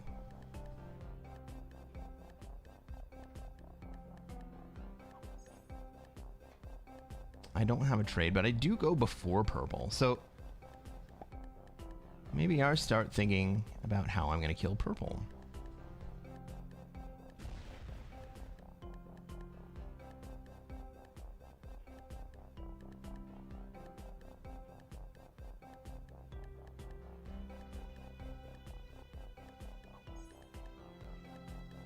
Here's what I'm gonna do.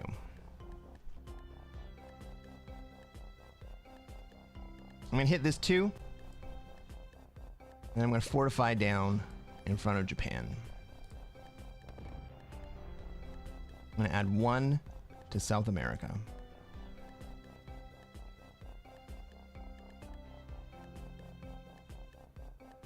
That should give me lines on all of the purple positions. Should I get some kind of trade?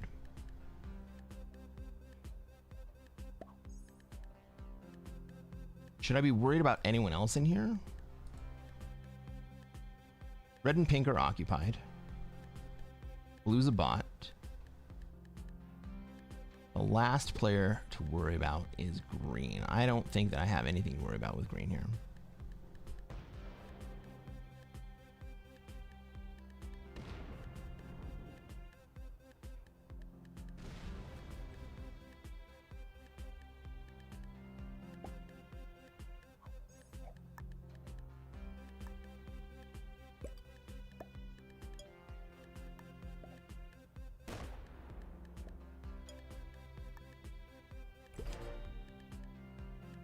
Pink and red are in a death match. I have a 10 trade.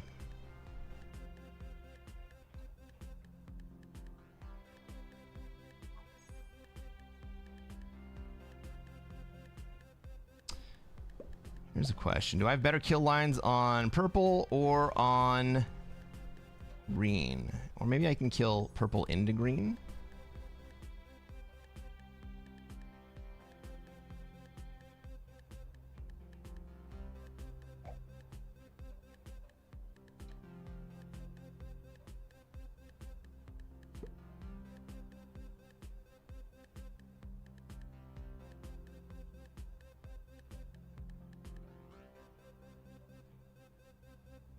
I like both of those 3 stacks being out there.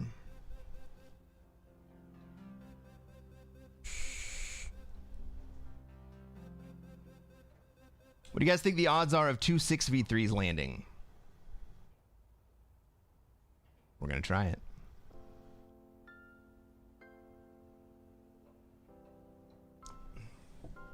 CB, it is absolutely okay to ask a personal question. Please fire away.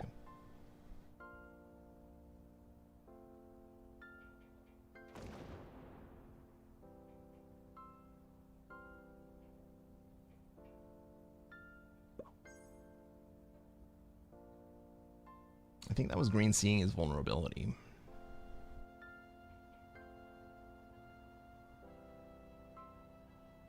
Pink and red are both idiots? Yeah, they sure are.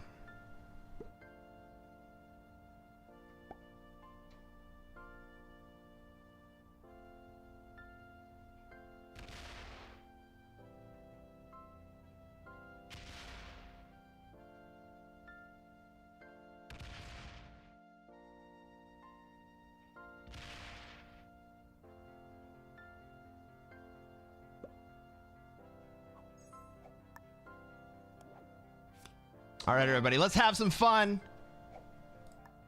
Ready for this?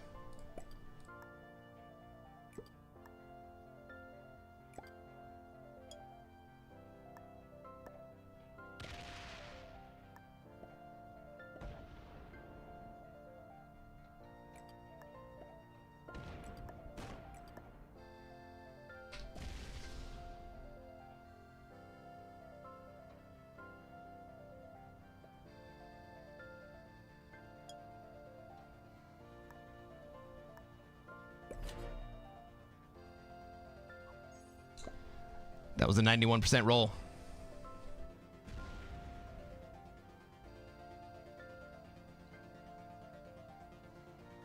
Now green kills us. Green kills us and purple.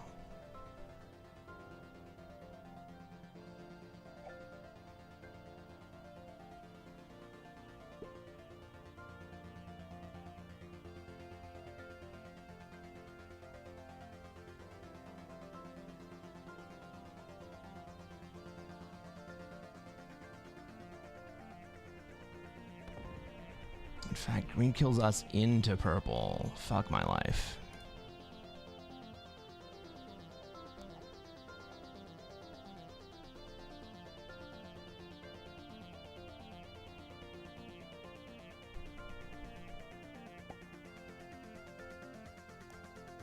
What's the roll on the pink 2?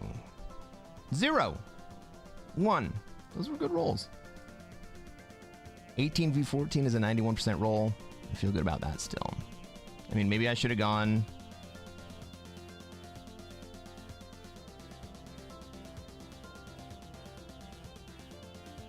Maybe I should have gone easier on...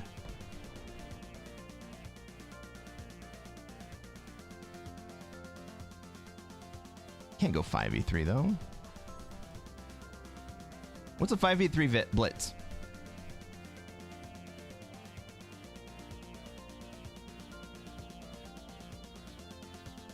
I mean, 6v3 was already like a 95% roll. I got great dice on both of those, to be honest. Yeah. Green kills us. Green kills us into...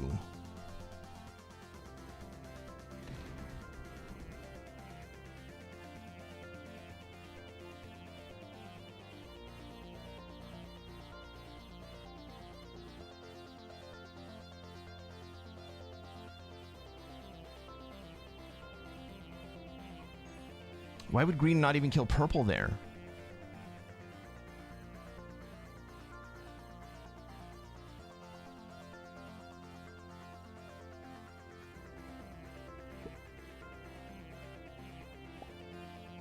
Purple's on 5 cards. Why would green not kill purple there?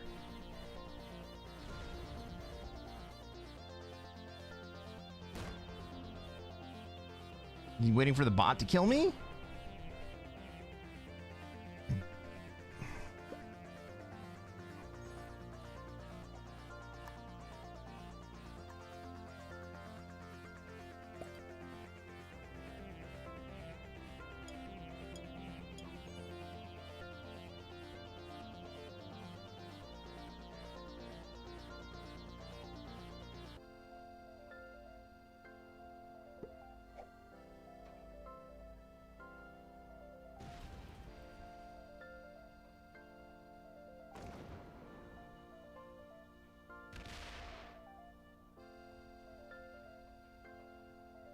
Does green just not know how to play the game?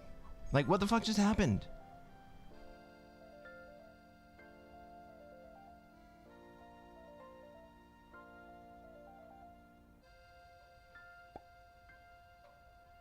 I mean, even this turn, the correct play is for green to kill purple. And he's gonna trade. He's got it. He's got the kill.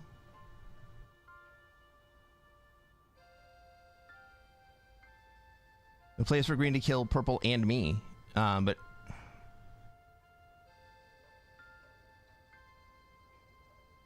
my kill is going to be much more difficult than the purple kill now.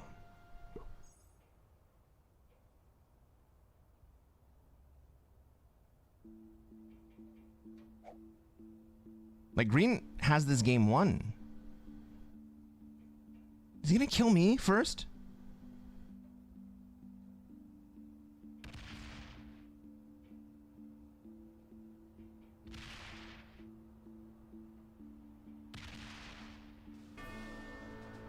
He doesn't trade from that.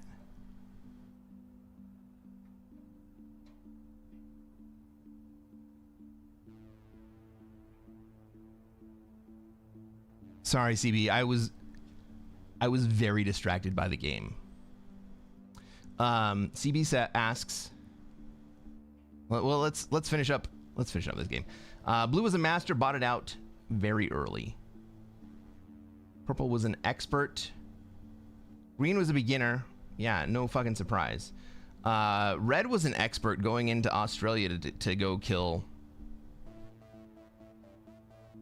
pink. And I don't think that was going to work out for him. But we took 6th place right there.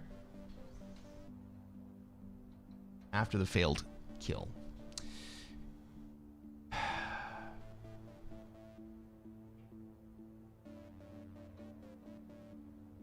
Purple. our friend at Low Life is going to survive because Green General Takata either didn't know how to kill Purple or didn't want to kill Purple. I'm not sure which. This one's not going on YouTube, but if you're on YouTube right now, go ahead and like the stream. I think we're going to play another game anyway. Okay, back to CB's question. CB asks, I was here when you talked about your 26-hour day schedule. Was that the reason you separated with your partner? No, it was not. When I was married, I was married for 15 years. I also had a 9-to-5 job. Well, it was, 10 to 6 or whatever. And so I had a shitty, I had a very poor ability to fall asleep at night when it was time for me to fall asleep and to wake up when it was time for me to wake up. I would wake up to an alarm. I would have my body filled with cortisol. I would drink coffee. Then I'd go to work. And I'd be fucking useless for a couple hours in the day. Then I would go work out after work, and then I would go home, and the same thing would repeat.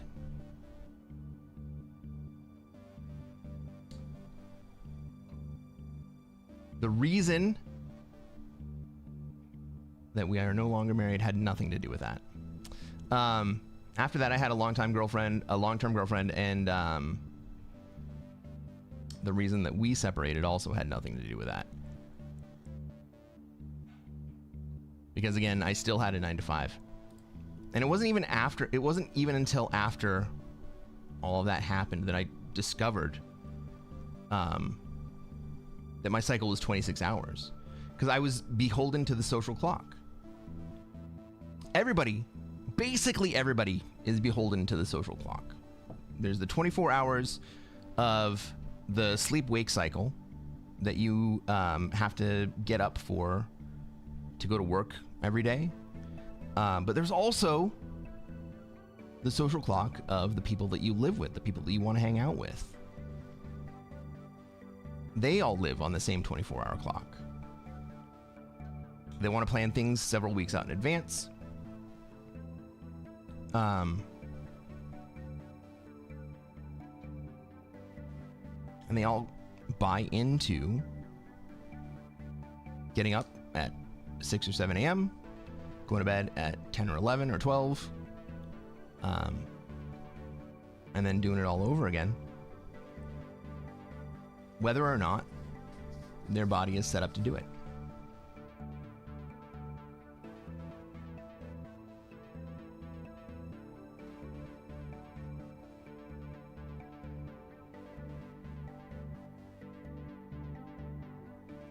TTT says, I gotta stop playing with it under intermediates. No. Not gonna happen. Mike CFL says, Red did not play like an expert. No, he did not. Good Dog says, dang, 15 whole years? Yeah, I was married for 15 years. I married my high school sweetheart. I got married when I was 19 years old. She was 18. It was beautiful. Nobody expected it to last. And, okay, whatever, it didn't. But 15 years is a better run than the vast majority of people. And the reason that it ended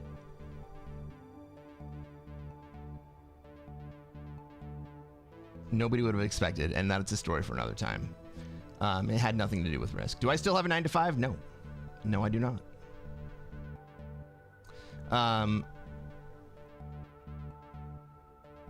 Before I started streaming, I worked at Google. I did some really cool shit at Google. And I saved every fucking penny. So now I'm making a run at streaming and YouTube playing Risk in an intelligent way. You guys want to help me out? This is what I do for a living. I need you guys to enjoy what I do enough to subscribe on YouTube, to subscribe on Twitch, become channel members on YouTube. Super chats are great. Let's make this shit work, man.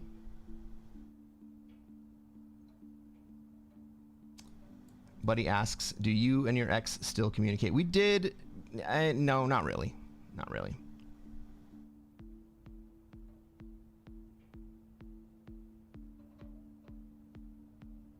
Oh, Nordic Noob, I don't give a fuck, man. You can't offend me.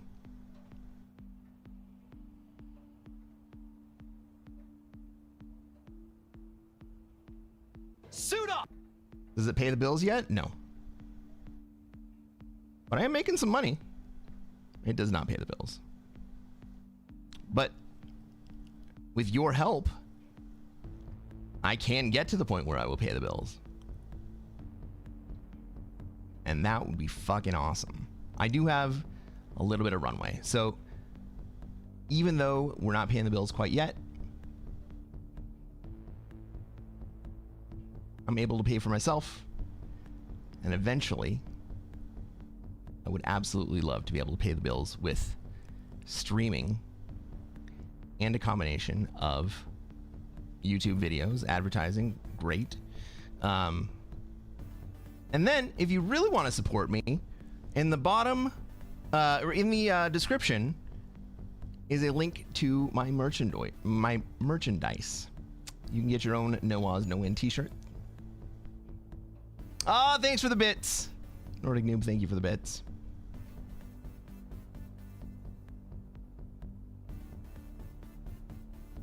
How close to sustainable is this for you? It is not close to sustainable. However, every single month, we grow and I grow and I get closer and closer to it becoming sustainable. Most people never have that opportunity. Most people don't have the chance to be able to fund their own run into YouTube and streaming. And the fact that I get to do it playing a fucking game, talking about people's emotions, the psychology of everyone involved, the behavioral economics, the game theory, all that shit is fucking amazing. And I couldn't do it if you guys didn't watch.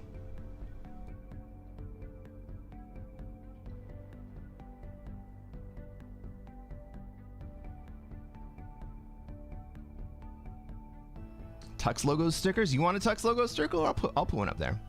My merch says no Oz, no win. Are you an Aussie? No. If you couldn't tell from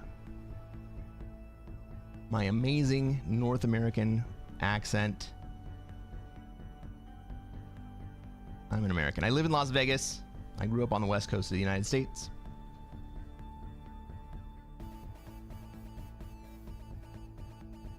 No Oz, No Win is an amazing meme in the Risk community. It's tongue-in-cheek. It points to the fact that people who start playing Risk, who have never played Risk before, or who are very new to the game and haven't really done a whole lot of studying, are convinced that the only way to win the game is through taking Australia.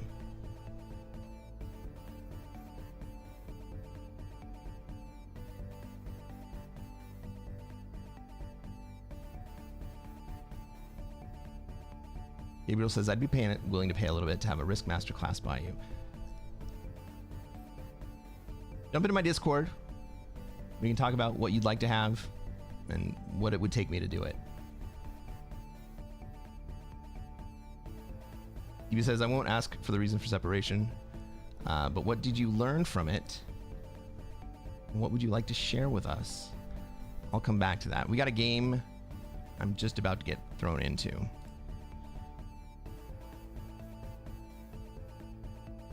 I will circle back to that question.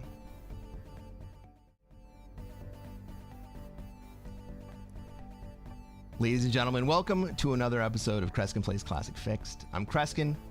I'm a Classic Risk Grandmaster, and what are we going to do tonight, chat?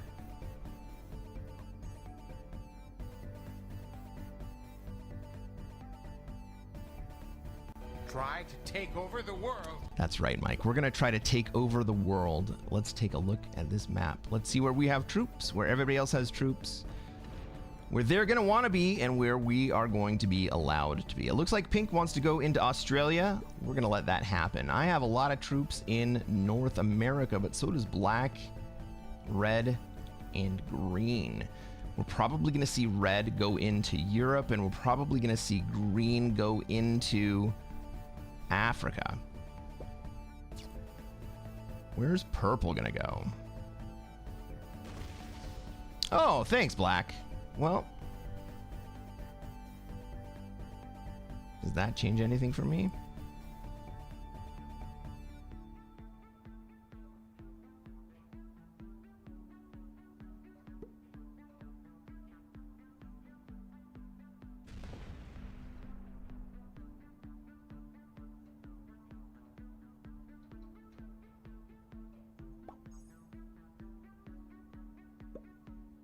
All right, Purple wants to be in South America.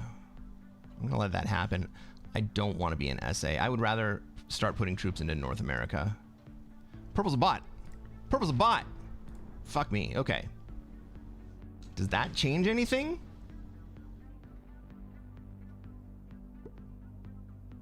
Maybe SA isn't so bad. Is Black...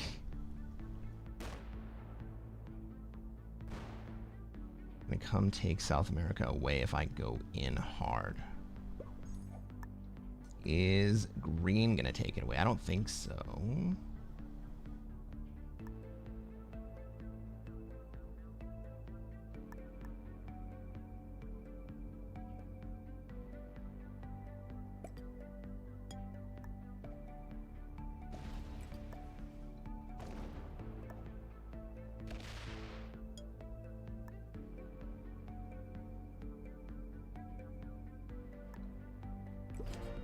All right, let's take South America. All right, CB on YouTube asked, what did you learn from your separation and want to share with us? Maybe it will help some. I hope this does help. What I learned is don't take your relationship for granted.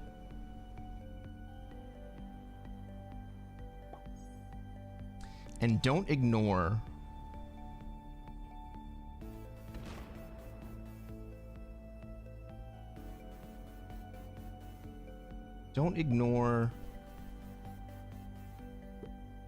what happens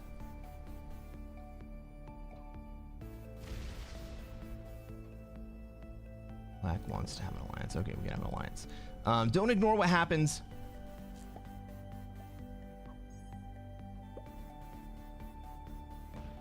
across other relationships.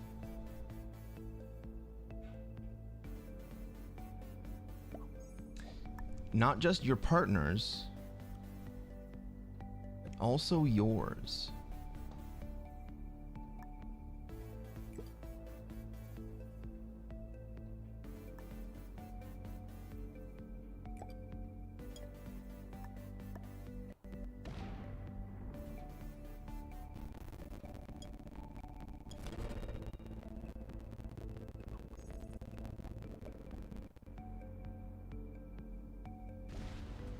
Says I need to attack your territory.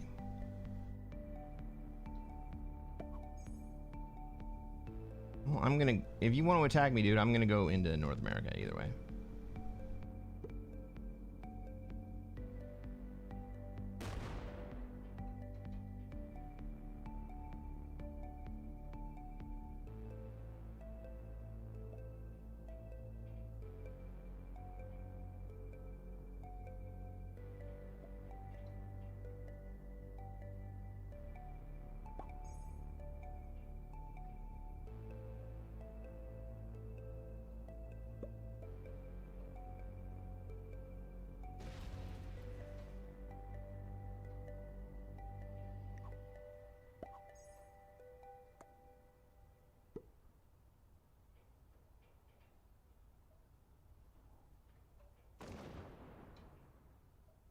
Right, those little things that you think are not necessarily important are important.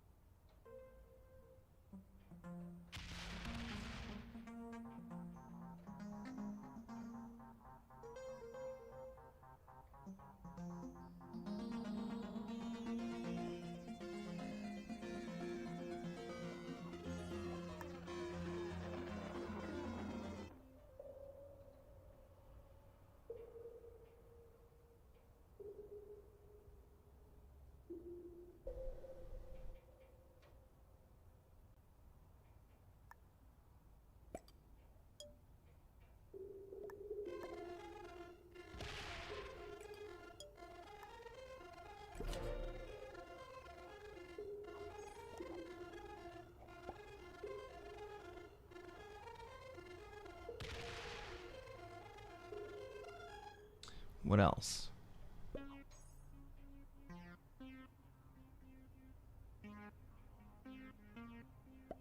Put everything you fucking have into your relationship.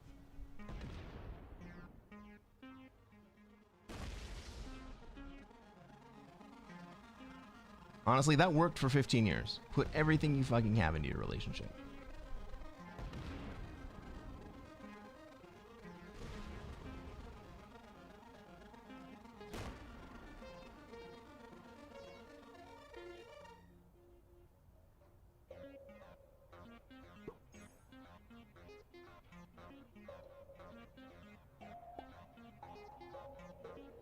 Why would Green be slow rolling there? Because Green wants to take South America from me. Because Red has moved into...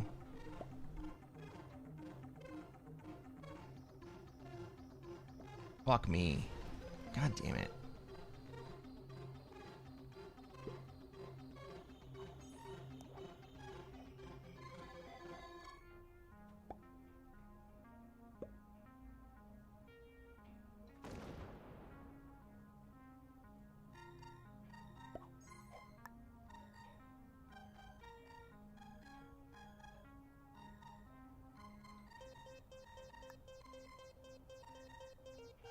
I got this. Okay.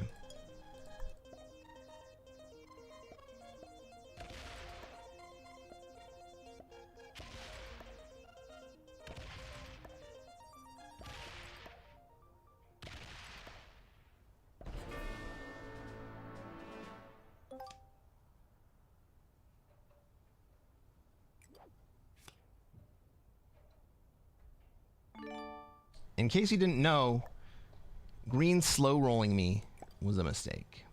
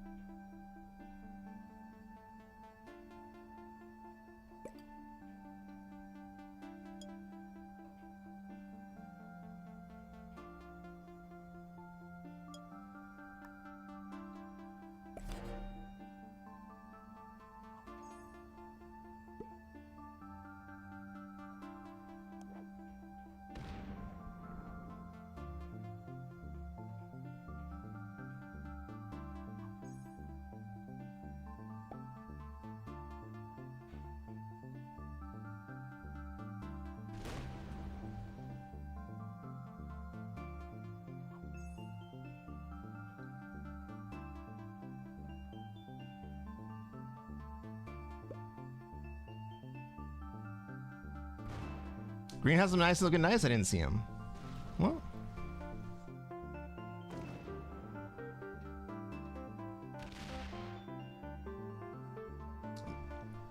Maybe Red doesn't understand he's about to die here.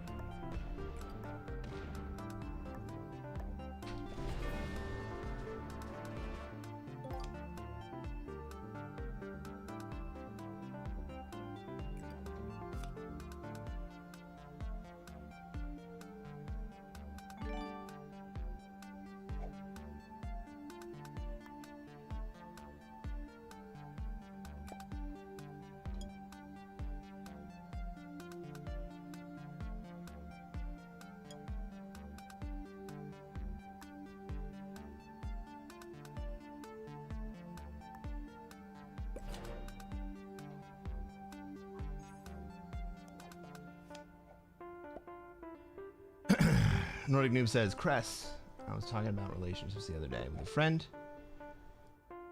It is ironic we are often on our best behavior around strangers and will be about our worst around those we feel closest to. That is ironic.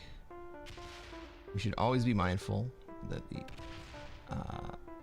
we should always be mindful of that and try to give our best to our loved ones. True. True.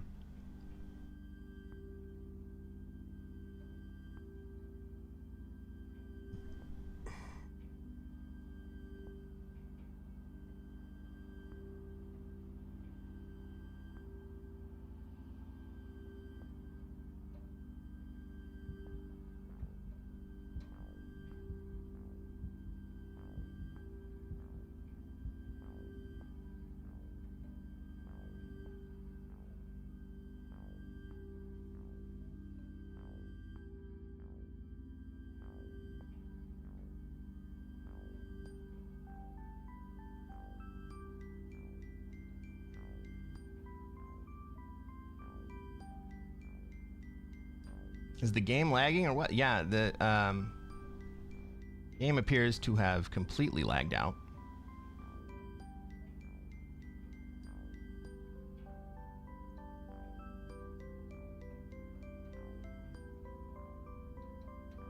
Puddle Jam says, did Red not just watch you kill 2 players? I mean, he did. He did, but he missed it. Holy shit. Is the stream running well? Stream's still running. This is not my network.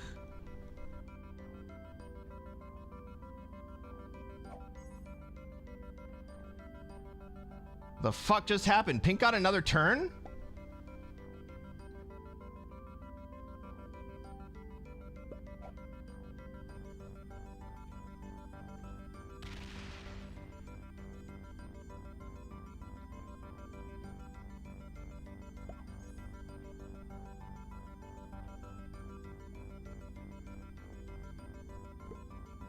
Pink and black just got 2 turns.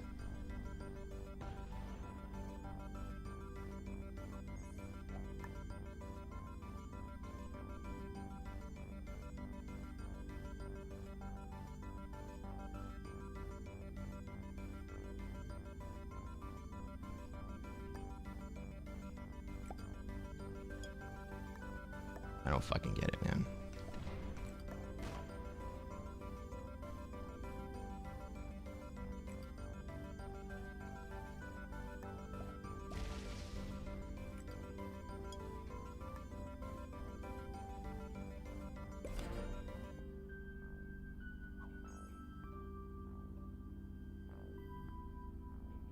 Yeah, I lagged out for a whole round. How?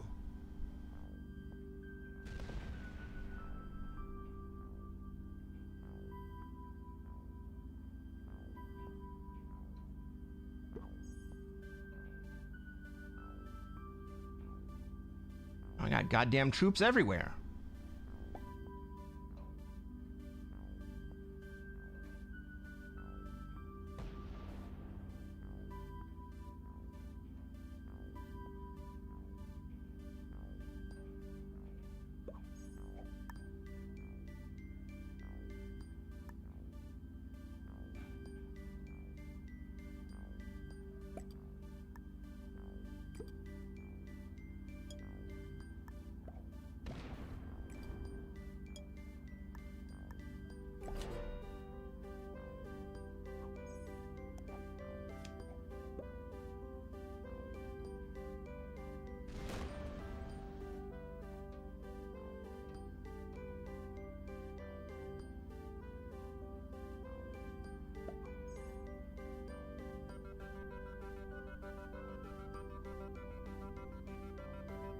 Yeah, my turn happened also. I know.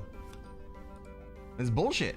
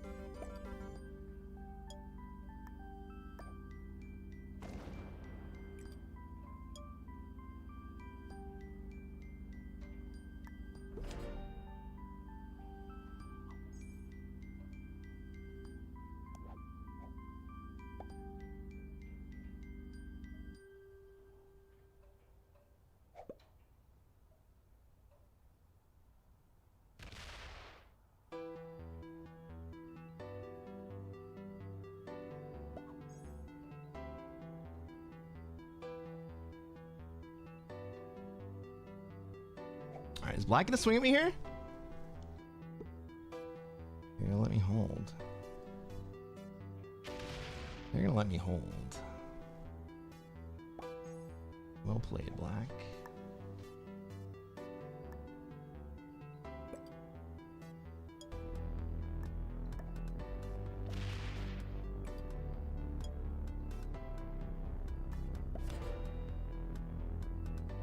Fucking troops are all over the place. It's gonna take me so many turns. Put them back in place. I should ask for Asia while we're at it. I'm happy with the center stack.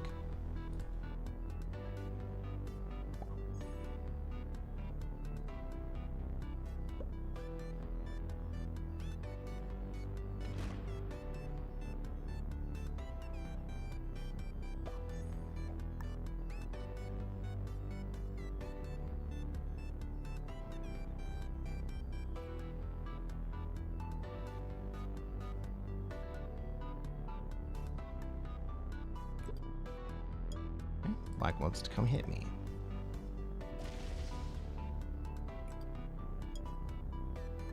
I will run away and preserve troops. I'm going to lose my bonus this turn. So are you, Black. Is this going to cause us to kill each other? We shouldn't be killing each other. We should be killing...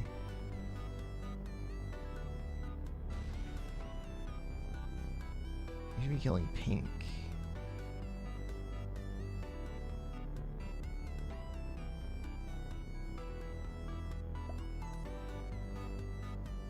Hey, what's up, Kyle? Holy shit, we also got AKA Kilted's chair in here.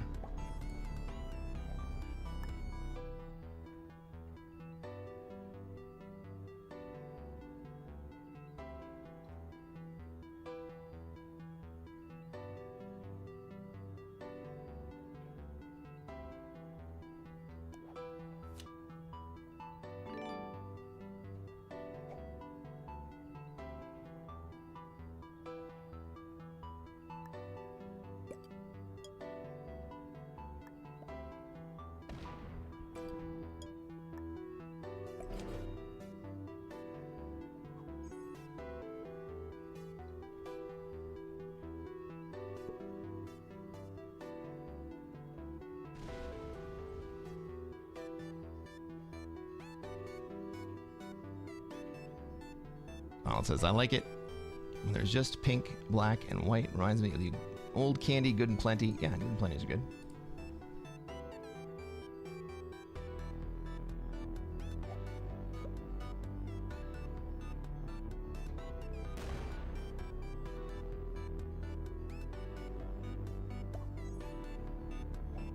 Turns to fucking get all my fucking troops back together.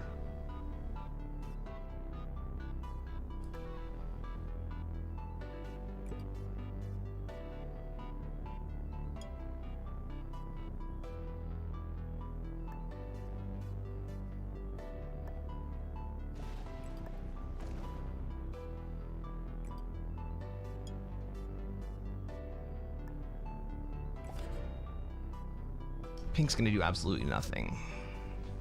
Maybe black plays for a second here.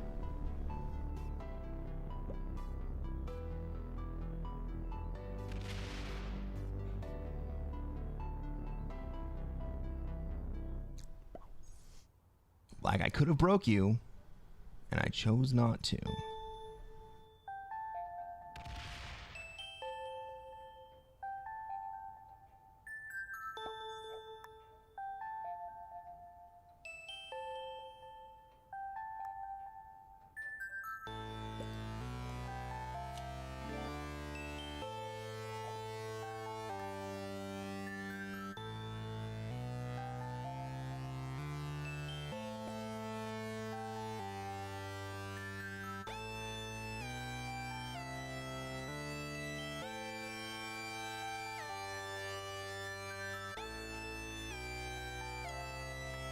Do we think black can play the deadliest trap? Is that what he's trying to do here? Let's give him a chance.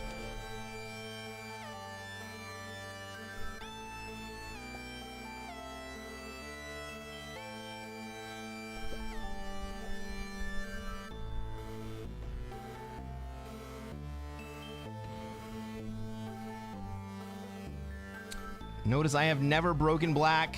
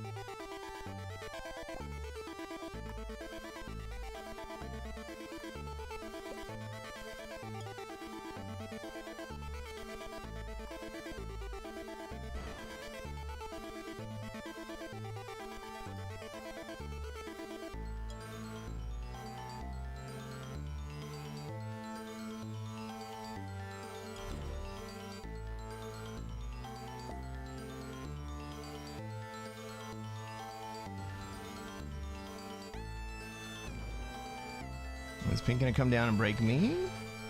Oh. Beautiful, beautiful play, pink.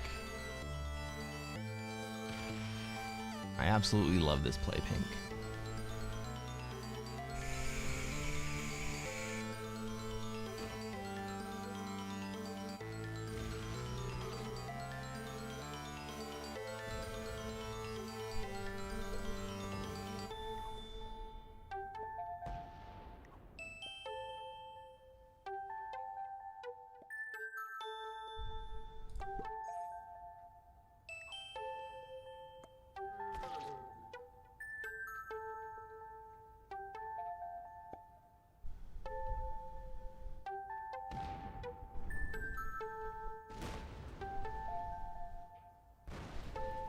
Black is slow. I hope he's fast enough to get to that 85 stack.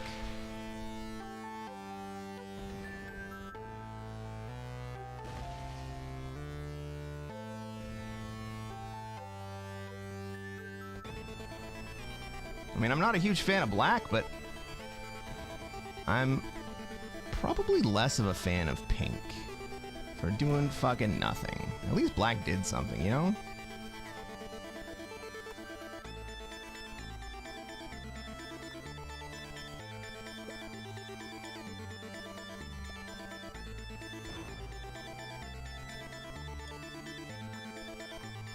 As I go do nothing.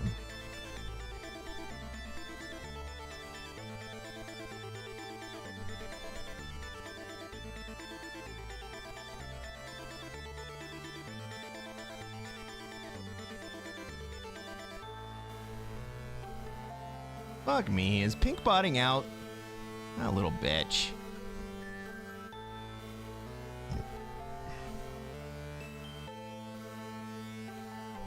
Am I big enough to kill both of these guys? Black's slow.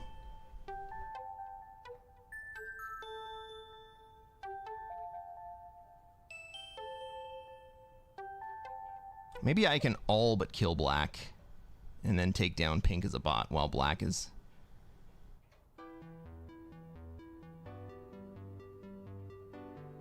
languishing.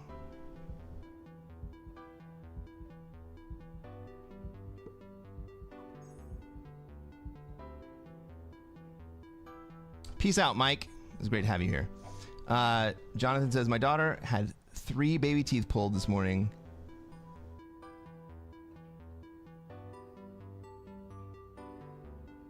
On the last one, the root was longer than the tooth. Holy shit!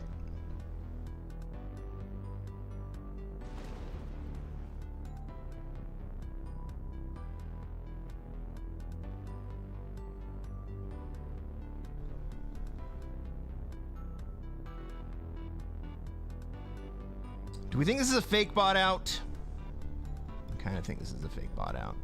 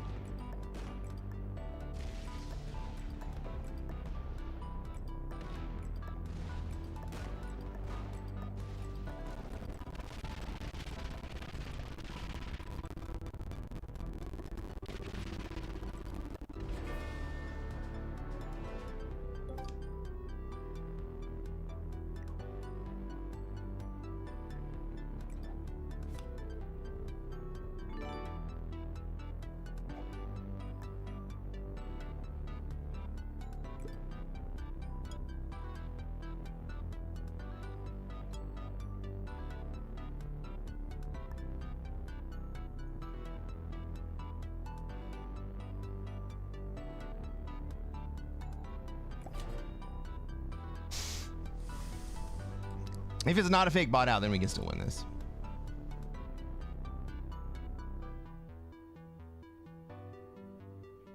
Still pondering? Yes. Most definitely still pondering.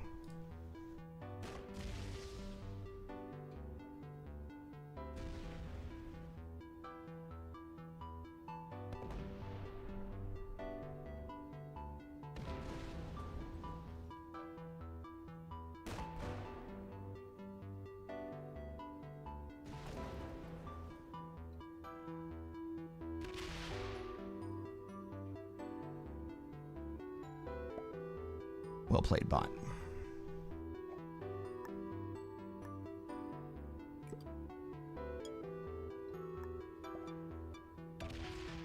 It should have left me.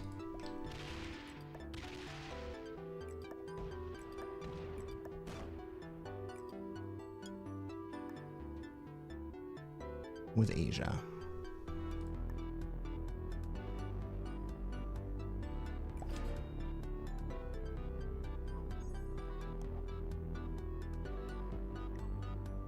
Pink bot's out, gets second place. I hate that that's the case, but black kind of left me with no option.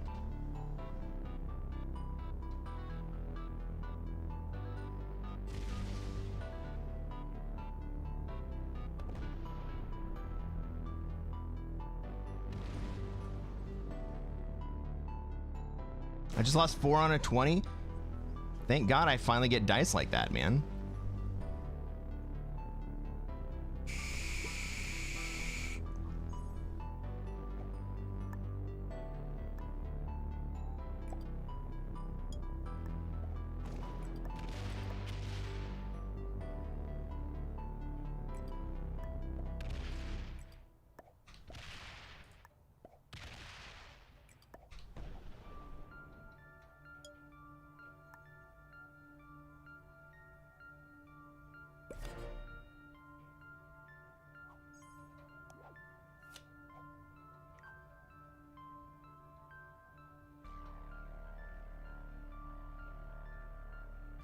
GG, everyone.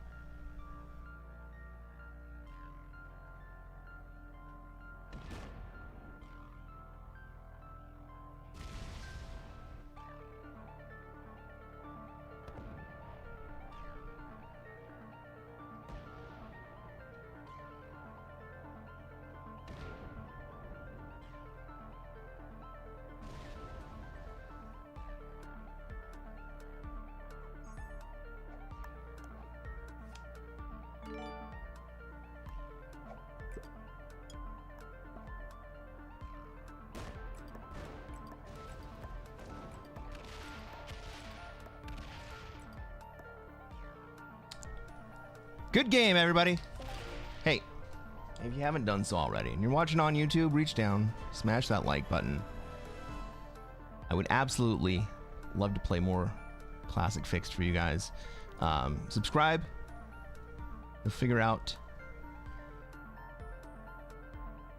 what all the noobery is about.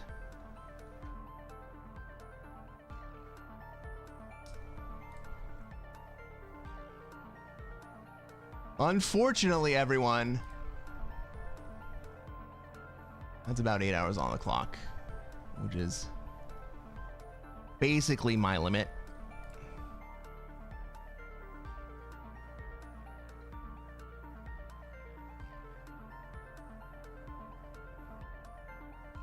So, that being said, we're going to close out the stream. I'm going to sing a little karaoke. You guys are going to enjoy it.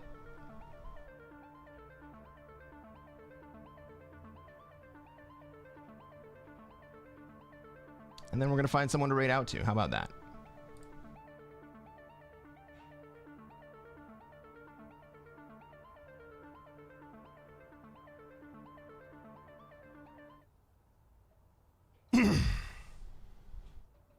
I haven't tried this song out, so I don't know what key it's in. I don't know if it's going to work for me. We're going to try it. And if it works, then it works. If it doesn't work, then well, we'll try something else.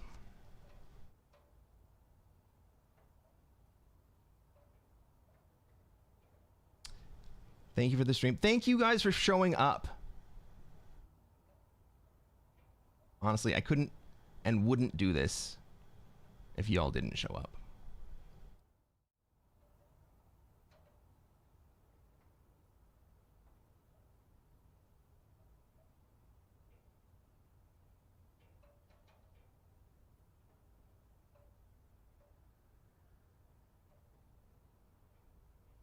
With that,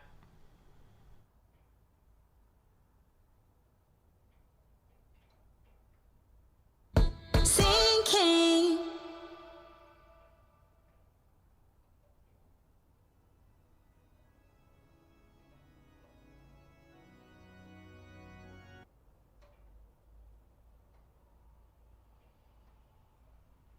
God, my internet is chugging right now.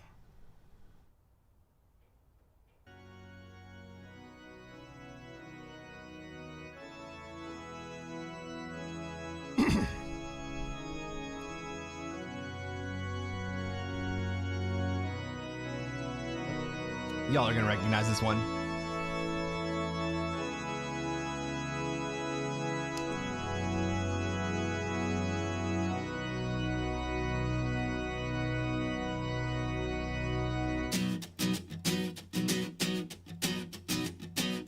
Well, I guess it would be nice if you could touch your body.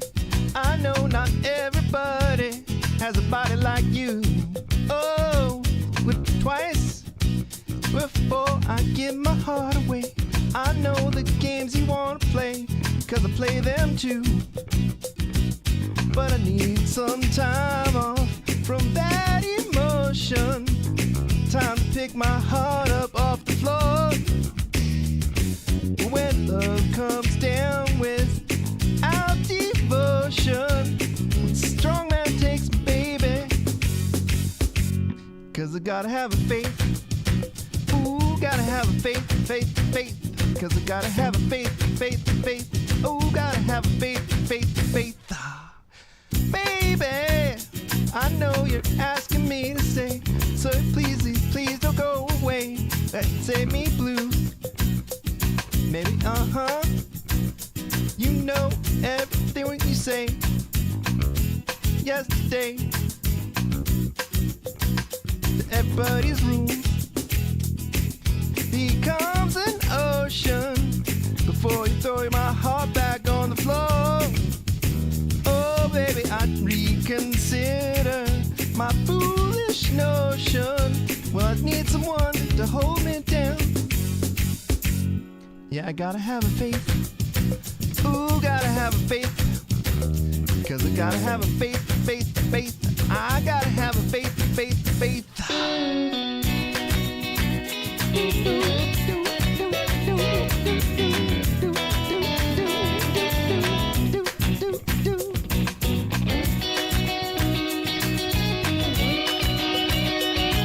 Gotta have faith. Got to have faith. Becomes an ocean before you hold my throw down on the floor. Oh, baby, I reconsider my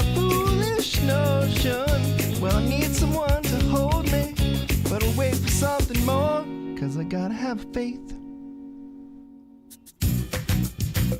Oh, gotta have faith, 'cause I gotta have a faith, faith, faith. I gotta have a faith, faith, faith. I didn't hit the button soon enough. So now we're just gonna awkwardly sit here for 10 seconds. Everybody, I love you. Thank you for hanging out. Thank you to Nordic Noob for the sub. You guys make this happen. Jonathan, it was great to see you. Gray, it was great to see you. I'll catch you on the next one.